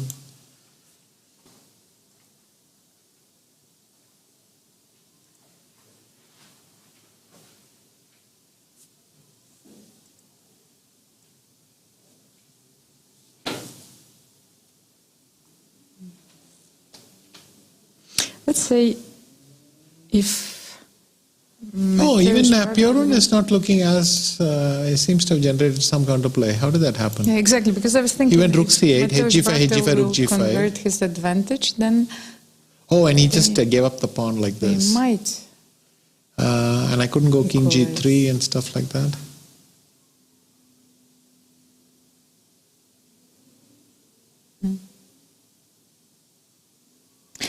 This is not at all clear as an ending, as endings go.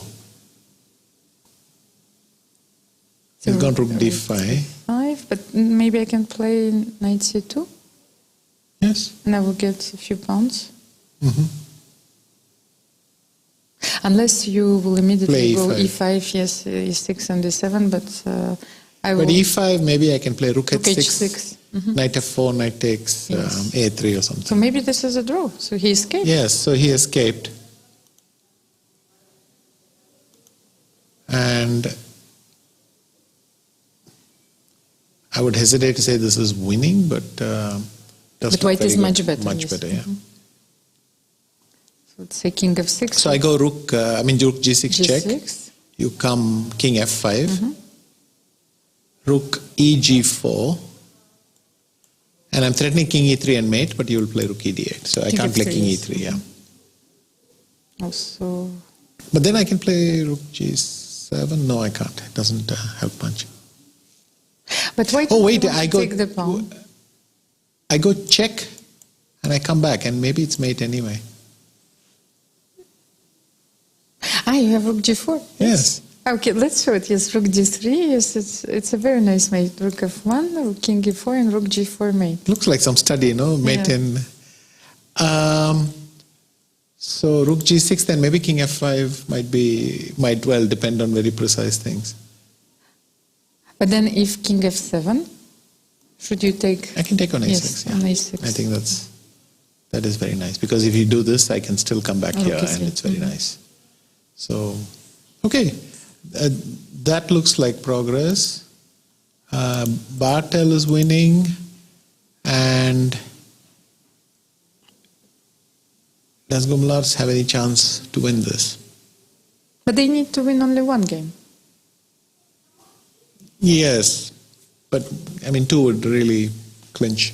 Yes, of course, So- but it's not so easy to win one game. They need to just 2.5, 1.5 will be enough, of course. It's, This one must be, yes, this is. Okay, but this is a draw. Mhm. This is busted. And that's a draw. So that's one guaranteed tie break. How are the Ukrainians doing? Skripchenko.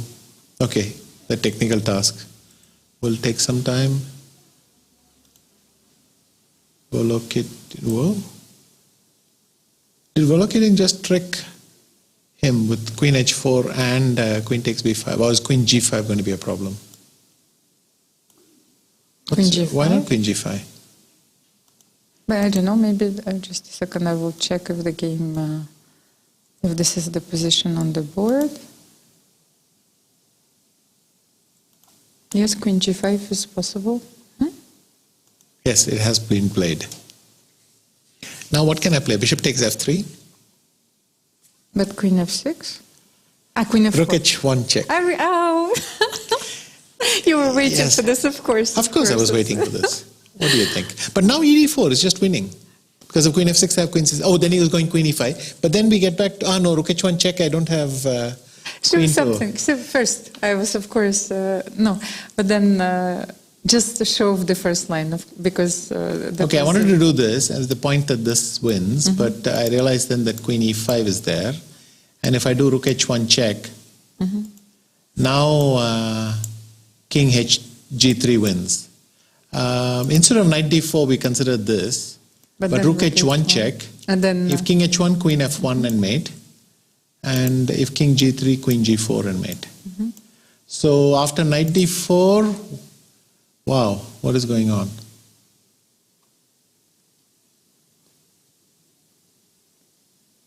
So this is the position on the board? Or this is our analysis? Let me check. What is? Yes, this is the position on the board. What can you do? I don't know. Now it looks like white is winning. So knight e4 was a very yes. clever. Queen f6 is winning. Sorry, ed4 or queen Yes, e5? queen e5. Sorry, yes, queen e5.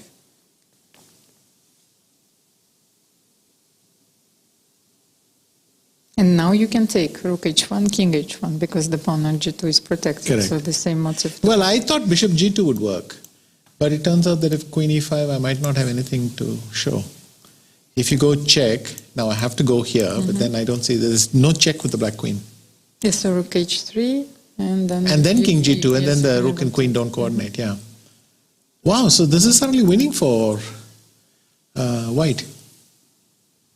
So this is winning, and then it means that... but Shevchenko is winning, no? Or... No, I think he's very not. far from winning. He's conserved his extra pawn. He's conserved his extra pawn, but I mean, you still have the wrong color rook pawn. You have so many things going wrong. So, okay, we have quite a lot of drama. How is this might be a draw now if they repeat a few times. Okay, and Anton hasn't really broken through. Oh, is this all they could get from this position? How did that happen? Knight d, queen e2. Oh, queen e8 was a brilliant move by Shirov, which kind of allowed it not to become even worse than it was. But this is lost.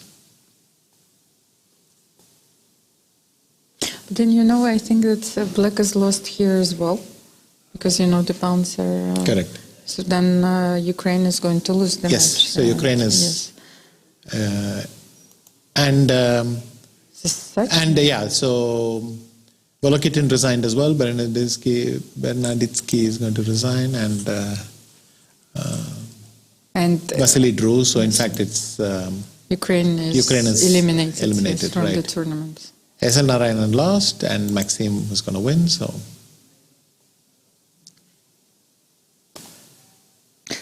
I mean, what an unnecessary self-inflicted move. Even though it didn't happen only on one board. I wanted to praise, the team from Uzbekistan. This is such an impressive performance. They look so dominant. Yeah. Just no tie breaks. It's for the others, the plebs. Yes. Let them have tie breaks. Let them have tie breaks. They are advancing like a juggernaut. Yes. I was thinking, in the previous round, we were talking about the Chinese team, but... And China as well might still... Okay, this is a draw. But, this... Wait a minute, what happened? Maybe this is a draw. Rook g4, e4. Oh, this was just... In Czech, you will play king f4, and there is nothing better than to give checks in this position. And we missed this, yes? Yes, and now... Rook g5 is still strong. You can't play rook d3. He has gone rook g5. Oh, I just missed e4. e4 is alert.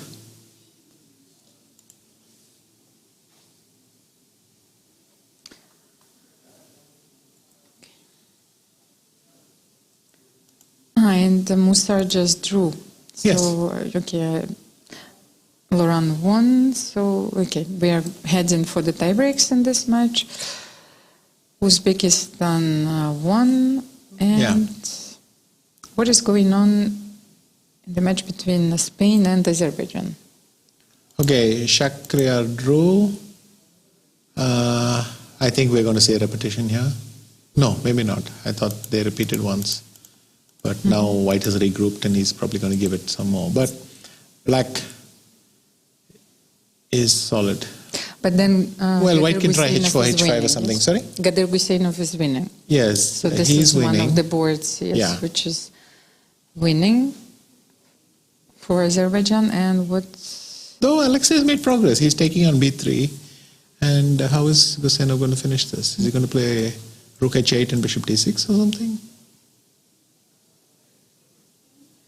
But on the other hand, I think that white is still better on the fourth board in this match. Oh, is this all they managed? Wow, I Yeah. thought he would have gotten more. Knight c5, queen a2, rook a1, queen b2. Oh, I just thought he was going to play rook e2 and queen takes e5. Also, why doesn't knight d7, rook takes b3 is what he didn't want. If I go rook e2, you would go here. I go here. And But I can play you'll rook pin, d8. yes, hang on. So which one? This or the other one? Probably this one better. And should I play rook e d2? This must be huge.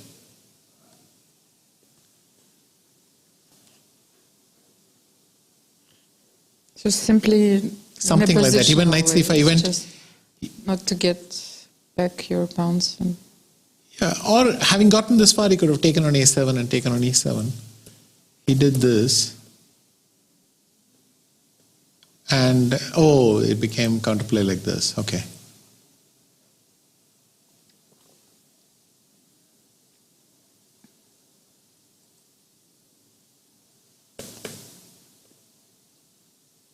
Queen e5, knight e4.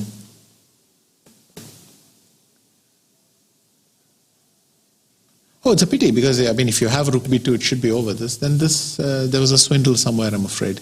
Let's see, queen e6 check and come back and it's over, right? Queen e6 check, rook f7. I don't know if queen takes e6 or queen e5 back. And knight d2. Okay, so there's some, it needs some time to get into these lines and maybe it just didn't have it.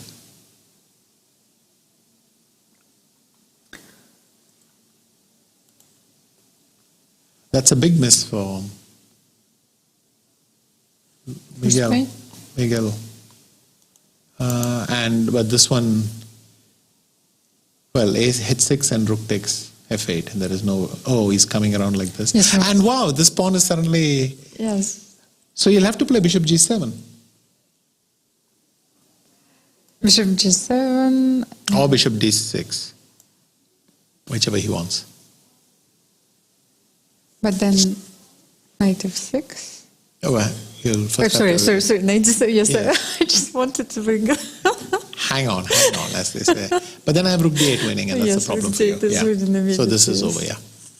He's going to play. Getting very tired because we have all the.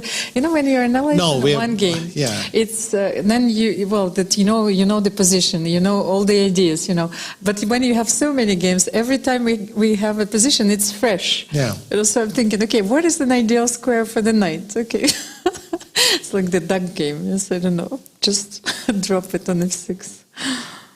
Yeah, rook b1, so it's just a question of does he play bishop d6 or not. If he finds it, it's over.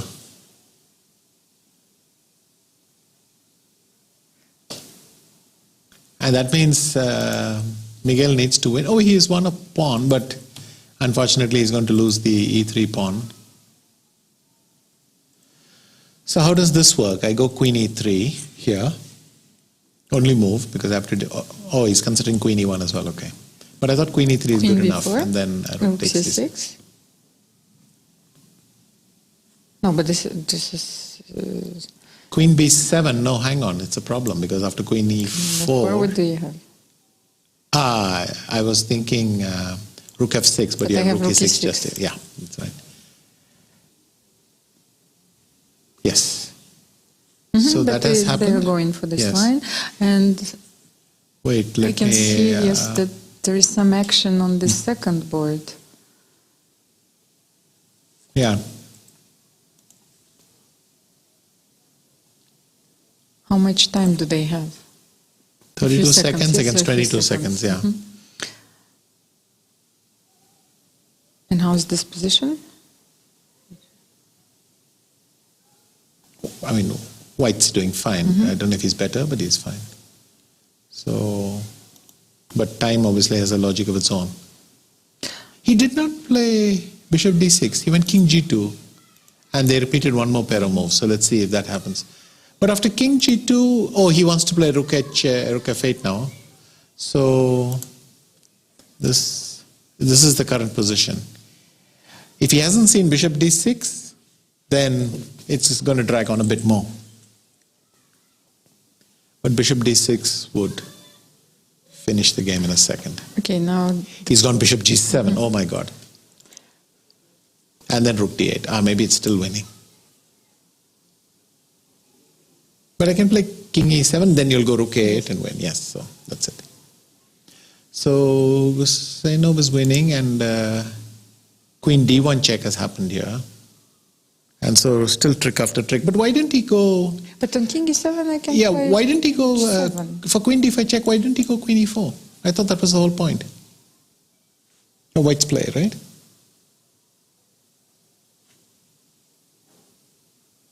Yes, so he cannot take on c5. You're losing and you're forced to transpose. Correct. So this would have clinched it. I mean, I put a rook behind the pass pawn and bring the king up. So for those of you wondering what that reference was, I just go, well, here I can even play rook e6, but I do this, and the rook behind the pass pawn is the strongest formation. So they are now here. And now queen e4 wins again for exactly the same reason. Oh. So no damage done if he sees it. But he's gone rook e7. Oh, he's gone queen e5 check and then rook e7. Which is winning. So king g8. Oh, come on. Now I can even collect more pawns. Okay, but then Rook e8 check. Now he's going to take on f8, queen f6 check, queen takes g6 check, queen h5. I think 3 pawns ought to be enough. So this one's over. so Alexei Shirov lost to Gadir Or Gusevich. if he prefers c7, that's fine. Oh, queen f4 as well. And then Every 100 moves. Rauf Mamedov resigns and Spain equalizes. Yes. So the match is going to be decided Still going to on be the second tiebreak, ball. or if depends on this one, but this one's, if anyone's pressing, I think I would say it's Anton. Yes. But he was always a bit Oh, but better. bishop c3, e5 would solve all these problems forever. But of course, I could play bishop e2 now. And wait. Oh, of course, Timur has a trap. Bishop e2, if king here, he wants to go bishop b5, bishop f5 or something like that for sure. Bishop e2 has happened, and he's gone bishop c3. But is this a surefire thing? Bishop b5. It's not, he's lost. Bishop... But can you take on d6 here? well, that's the thing. You take on f5. Yes. Rook b8 check, bishop c8, and it's still not over. So bishop a6, you have king d7, yes? This is the way... Yes, I mean, bishop a6. No, bishop a6, king d7, rook c8, you're right. Oh, I forgot, yes. Yes. Rook c3. So this is winning now it is winning now if he sees rook b8. This is winning now because exactly the bishop is on the wrong square. It's on c3 where it can be attacked. Wow, Spain can avoid a tiebreaker at this very instant. Yes, and he goes for rook b8. So Yes, bishop and bishop c8, a6. bishop a6 and rook c8. That's it. What a dramatic turn of events. Yes, and there we are. So bishop a6 clinches the victory Clinches the match for Spain. What a dramatic turnaround here. King, well, I don't know if it was a turnaround, but anyway. Yes, at some point, we thought Spain was struggling on more boards than... anyhow, now rook c8, and I think Timur will resign. Yes. Nope. And then just bishop c8, f5 is the best way to start, and then you can take your time getting in there.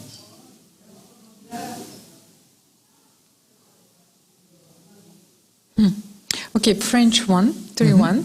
So there's a tie break there. There is a tie break, and 3 games are still in progress between China and Poland.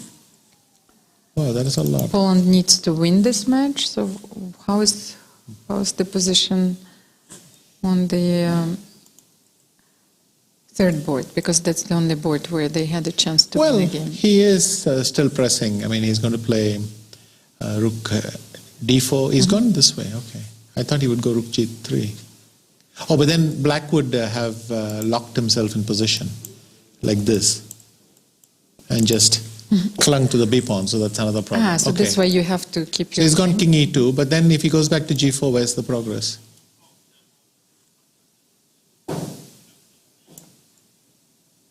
He's gone rook e4 check. I don't understand these maneuvers, but they are what they are.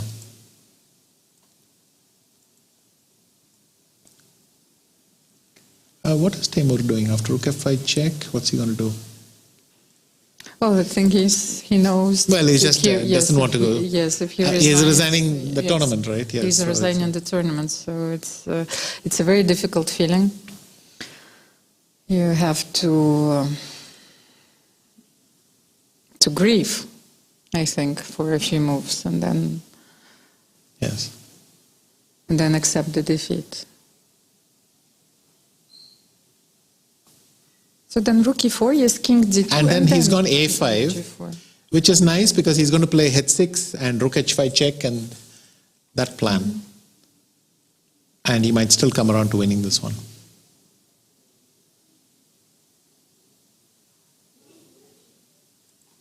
Okay, let me check.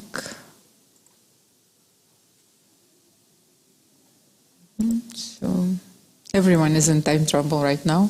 A few seconds left on the clock. So h6 is played. But what did black play first? Well, I have a few moves here. I have king d6, h6. Oh, king d6 kind of walks into it, but anyway. Rook g5 and rook g5. I don't know how they made. Well, we have a few moves, I think, on the board. Yes. So I go king c5, and now how do you win this? But I'm not sure this is winning. Let's say you take on a6, but then... I mean, do you go rook h5 or rook g1 or maybe king d4? Even king d4 is a possibility here. King c3, rook d6, but then king c3. Yes. So this is no longer... Maybe this is not winning now. And he played... He's gone king c5. So then... well, there's nothing else for Poland. It's this game or nothing else. He's gone king f4. What if rook g1? Okay, it is on the board.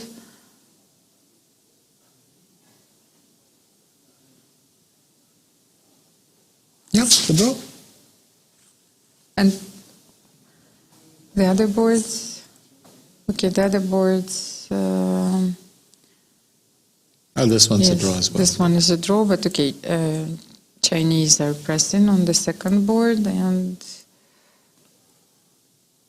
yes, this is the only game left where Polish team might have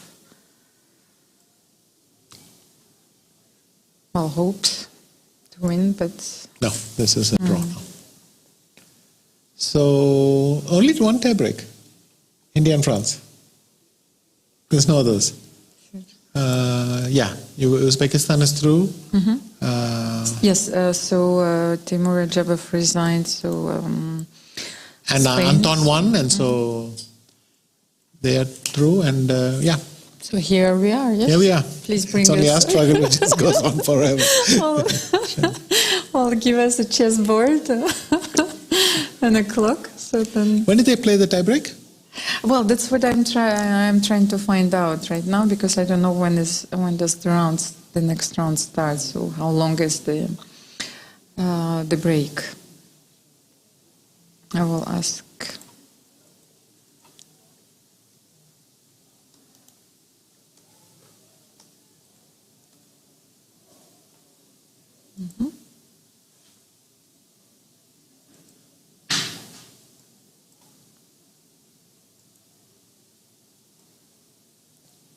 For the moment,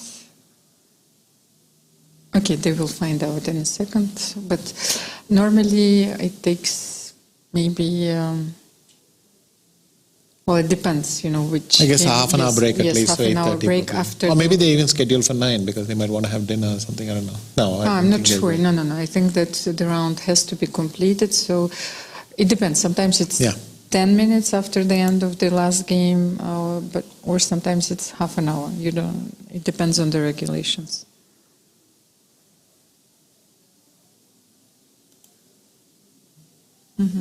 So Yeah. you don't have to make French angry, you know. Was that? You shouldn't make French angry. How did we make the French angry? Well, you beat them in the first round. That's an interesting piece of logic. This was a draw. Yeah. No, So, but because, you know, the only thing, because I'm thinking about what you said about the Uzbekistani team, you know, they're always highly motivated. And, you know, when I talk to our players, they lost the first round, they said, well, okay, it was a difficult match. So you know, they don't seem so hyped. And then they come back and... good for them. So this is one. Okay. Okay, this game is drawn. Okay, and we have the last game of this round. Yeah. Okay, I think that's finished as well. So. And it's a draw. So China wins the match because with the draw in this match, they're through, and Poland is eliminated from the tournament. We'll bring the results to you in a few moments. Also, a very impressive performance by Chinese team. We were not counting them among. Did they lose again? I think in the previous round, no? I can't remember a game that they lost, but maybe yes, they lost like in the previous round. to go yes. Shimon. Yeah, that's true.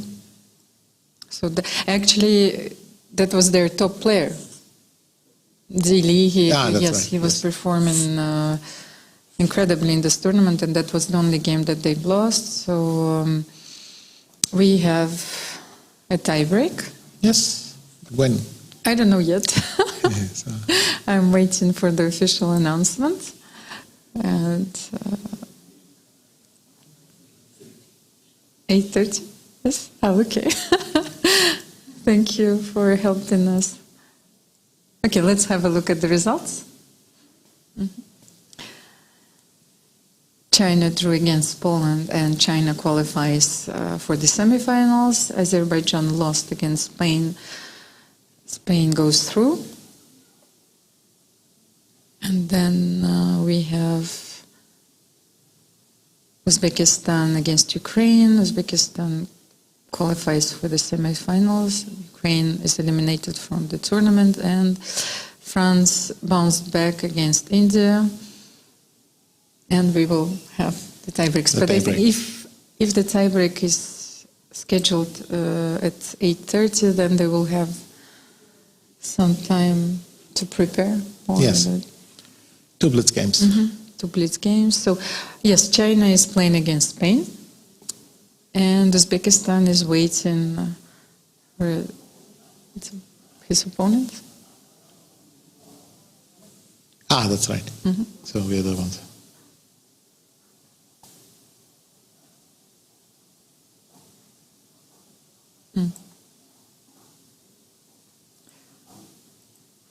So let's take a small break. Yes, I was waiting for the official announcement. I will have the confirmation right now. Have dinner or a snack, but stay tuned. Yes, we will take a break right now, and I think the next round is starting in half an hour. Like the tiebreak is starting in half an hour.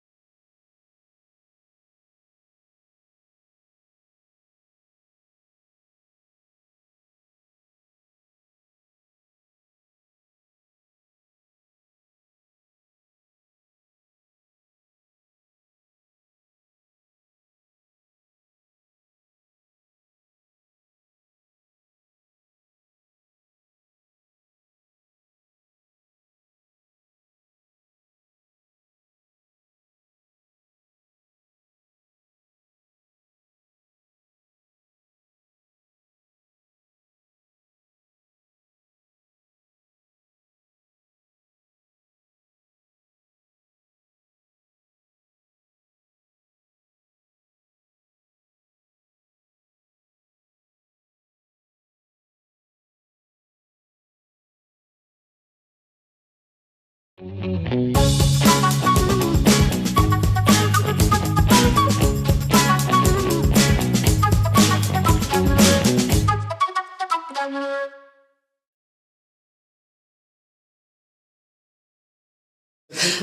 Yes, it's 3+2. Welcome back. So a very exciting tiebreak is ahead of us. India is playing against France.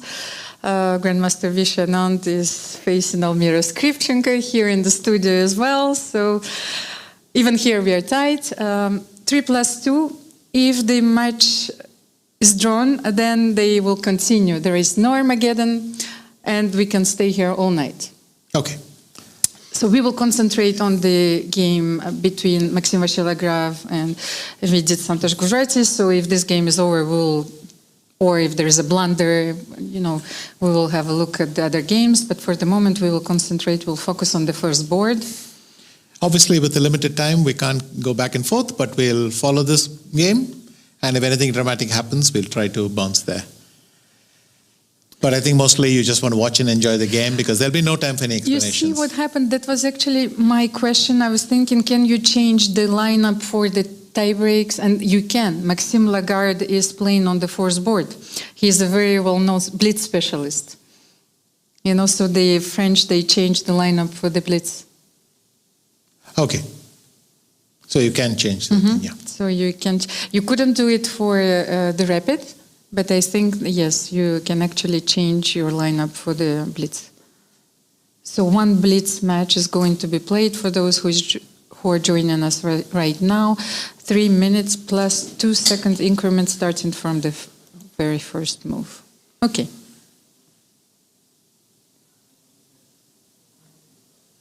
Yes, we just changed the camera view because it was very important, of course, for us. Let's get the board on the screen.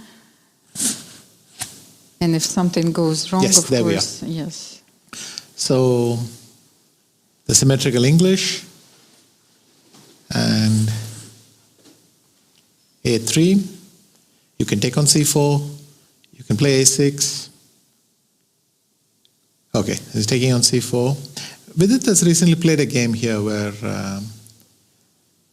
I'll show you castles, B5, bishop A2, bishop B7. Okay, but he's not going for that, so he switches. Since he uses this at black, he knows what he wants as white. And the tiebreaks are played with the same colors as the previous round. Right. We were not sure if it yields any advantage for the team who has white on. Well, unless first board. higher board matters more or something, it doesn't matter because both sides get even colors, right? So.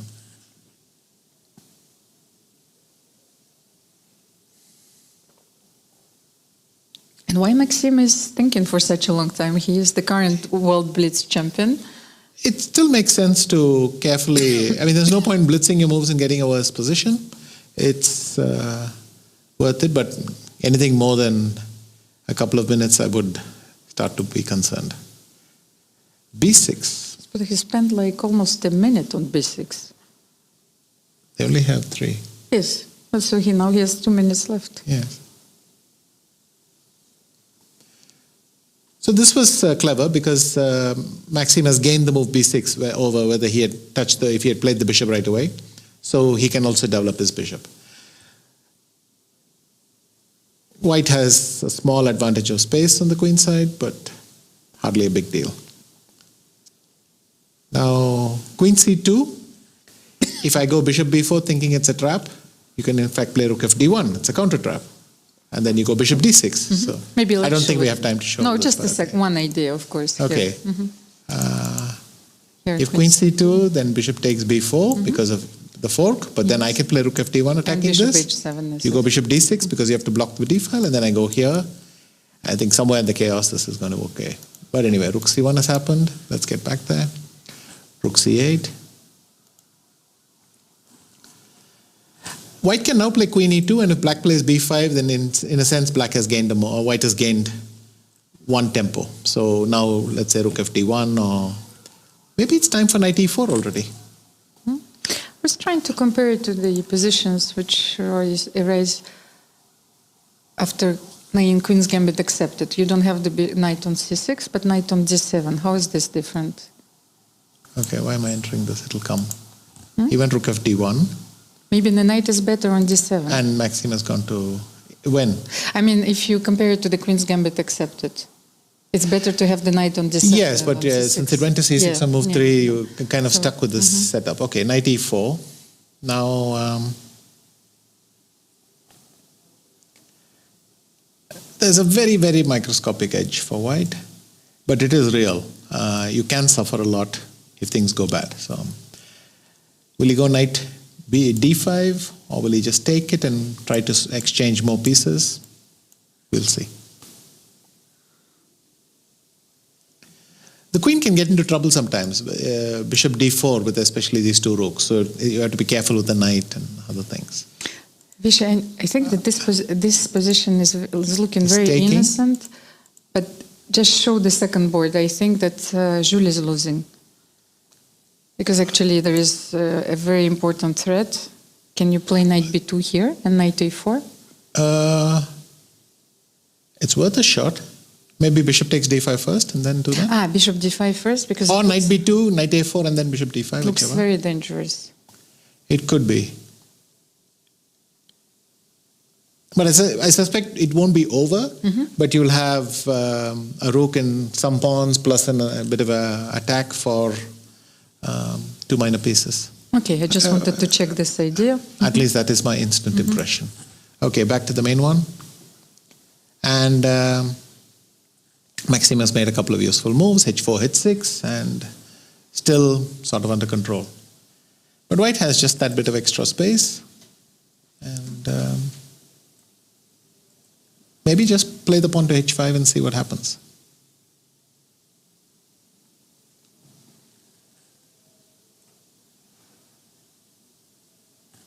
Yes.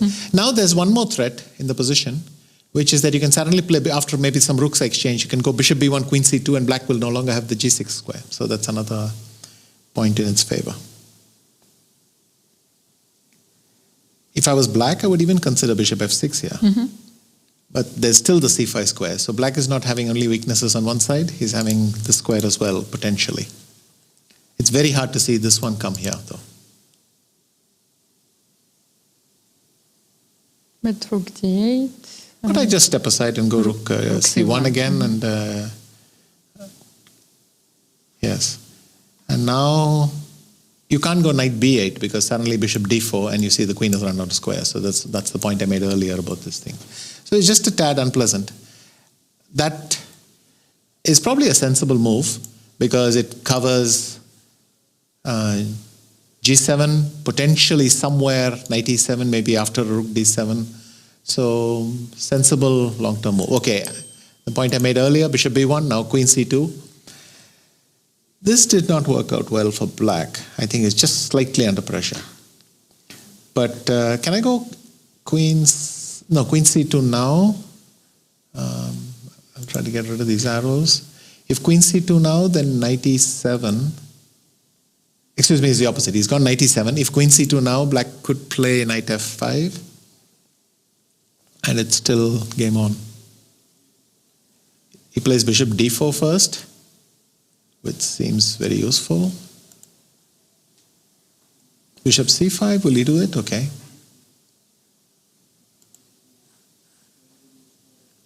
Queen d5. Ah, this is clever because it stops the knight going off to some nice square. Queen c2 has happened and Maxime has... Queen d5 also actually attacked the h5 pawn, which is maybe useful to note. This is looking pretty... Is it drawn now? Bishop takes f5, he takes f5, rook c6, maybe f4 and rook d5 and get some counterplay, or rook d5 first and f4 first. So in the current position, I'll play f4, yes, that's what happened, maybe e4, but then rook d3. So ef4, rook d5. And I think we're looking at a draw here. There's no way this game is going to go bad. Because the Irish... Is it the Irish pawn center? 3 pawns in a row? Well, I'm not. There's an sure. insulting name for every pawn structure. But anyway, this is a draw. There is nothing happening here. I mean, f5 will nail it, king g7 will nail it, everything nails it. I don't know why they bother playing on, but anyway. Okay, but then let's switch to the second board because this position is completely crazy, or at least was completely crazy. But this is really a lot of pawns. Yes. So I would have to say that Nihal should win patiently. If he goes king g7, you can play queen b6, a5, b4, then it is very nice. Let's quickly bounce to game 3. I think it's That's a draw. a draw. Mhm.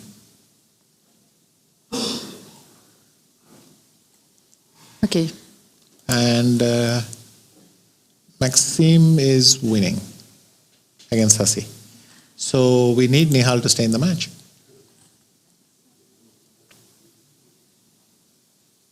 And actually White's position has improved immeasurably because with this battery, how did he lose all his queenside pawns?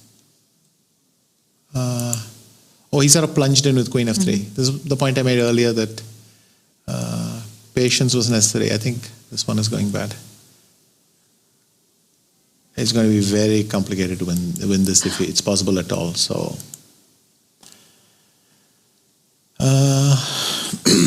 and Look, everything is. yeah, now it's just a moving draw. so fast. Now it's just a draw. But if I had to bet my life on this position, I would bet it on Nihal. So maybe there's still some blitz hope. 7 seconds. So they. It's hard to blunder when you have a queen and a bishop on that one diagonal.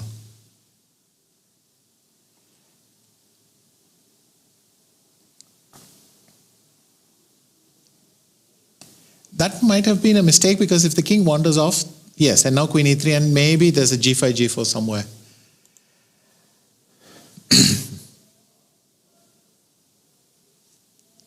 Oh, now would be an excellent time to play g5. Why didn't he do it?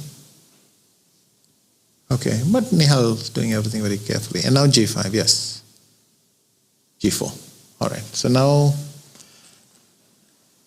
some hope, but I still say this is not looking nice. f4, wow. f4 might work. Oh, I was thinking there's. So the match is tight. Oh, f3, yeah. Now suddenly we're winning.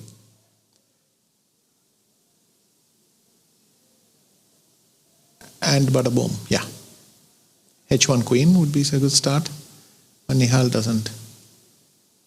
And the queens are getting exchanged, so that's. Well, no, they're not, but anyway. Well, he's going to go bishop b7, queen, h1 queen, and then win, yeah. Yeah, and that's resigns. Yeah. Oh my God, this is. He made 2 losing moves and resigned in a single move. That's But what a dramatic game, you know. Yes. Well, this is blitz. What can you do? This is blitz. Okay, so one more game. No, I think this is it.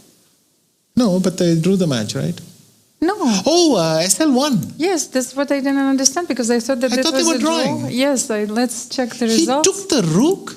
He played rook takes h7 and tried to. Oh, he thought he was winning. Wait, let's see what happened. This is incredible. He thought he was winning. He was winning. How did? Oh, sorry. SL was white. I get confused and flipped my brain. Yes. No. So that's fine. Okay. No, this was brilliant then. Sorry. I didn't have time to take in this. Oh, that is genius. That is pure genius. I'm sure it makes SL feel much better about. Oh, that is something. Mm-hmm. That is massive. But wait a second. Could you win this game just if I play king h8? Where? Here, like king g7. Did I have... No. Oh, before. Here? Just here? Maybe g5 wasn't necessary. King f7 might be just a simple draw. But anyway. And then here, king f7.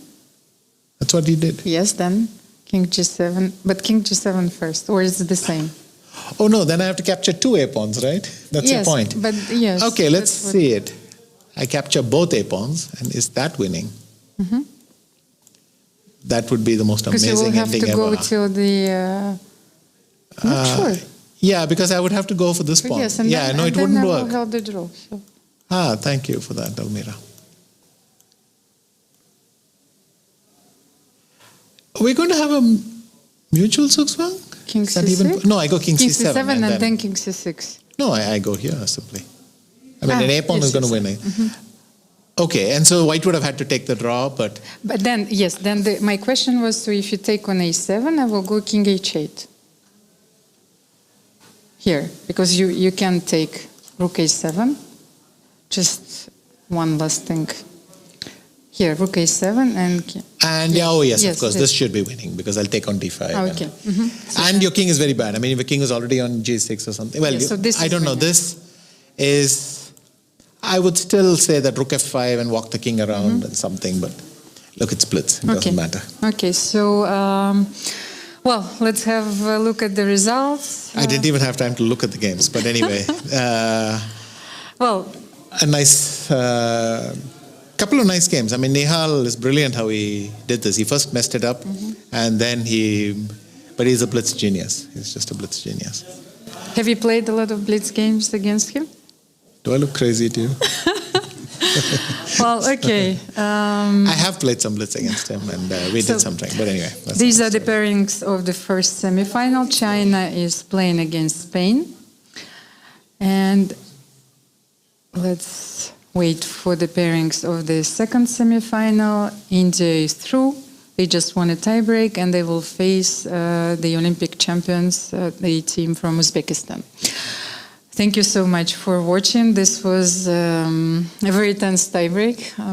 So the best team won. But it's over in minutes. Yeah. And well, see you tomorrow, of course, at the same time. And semifinals are ahead of us.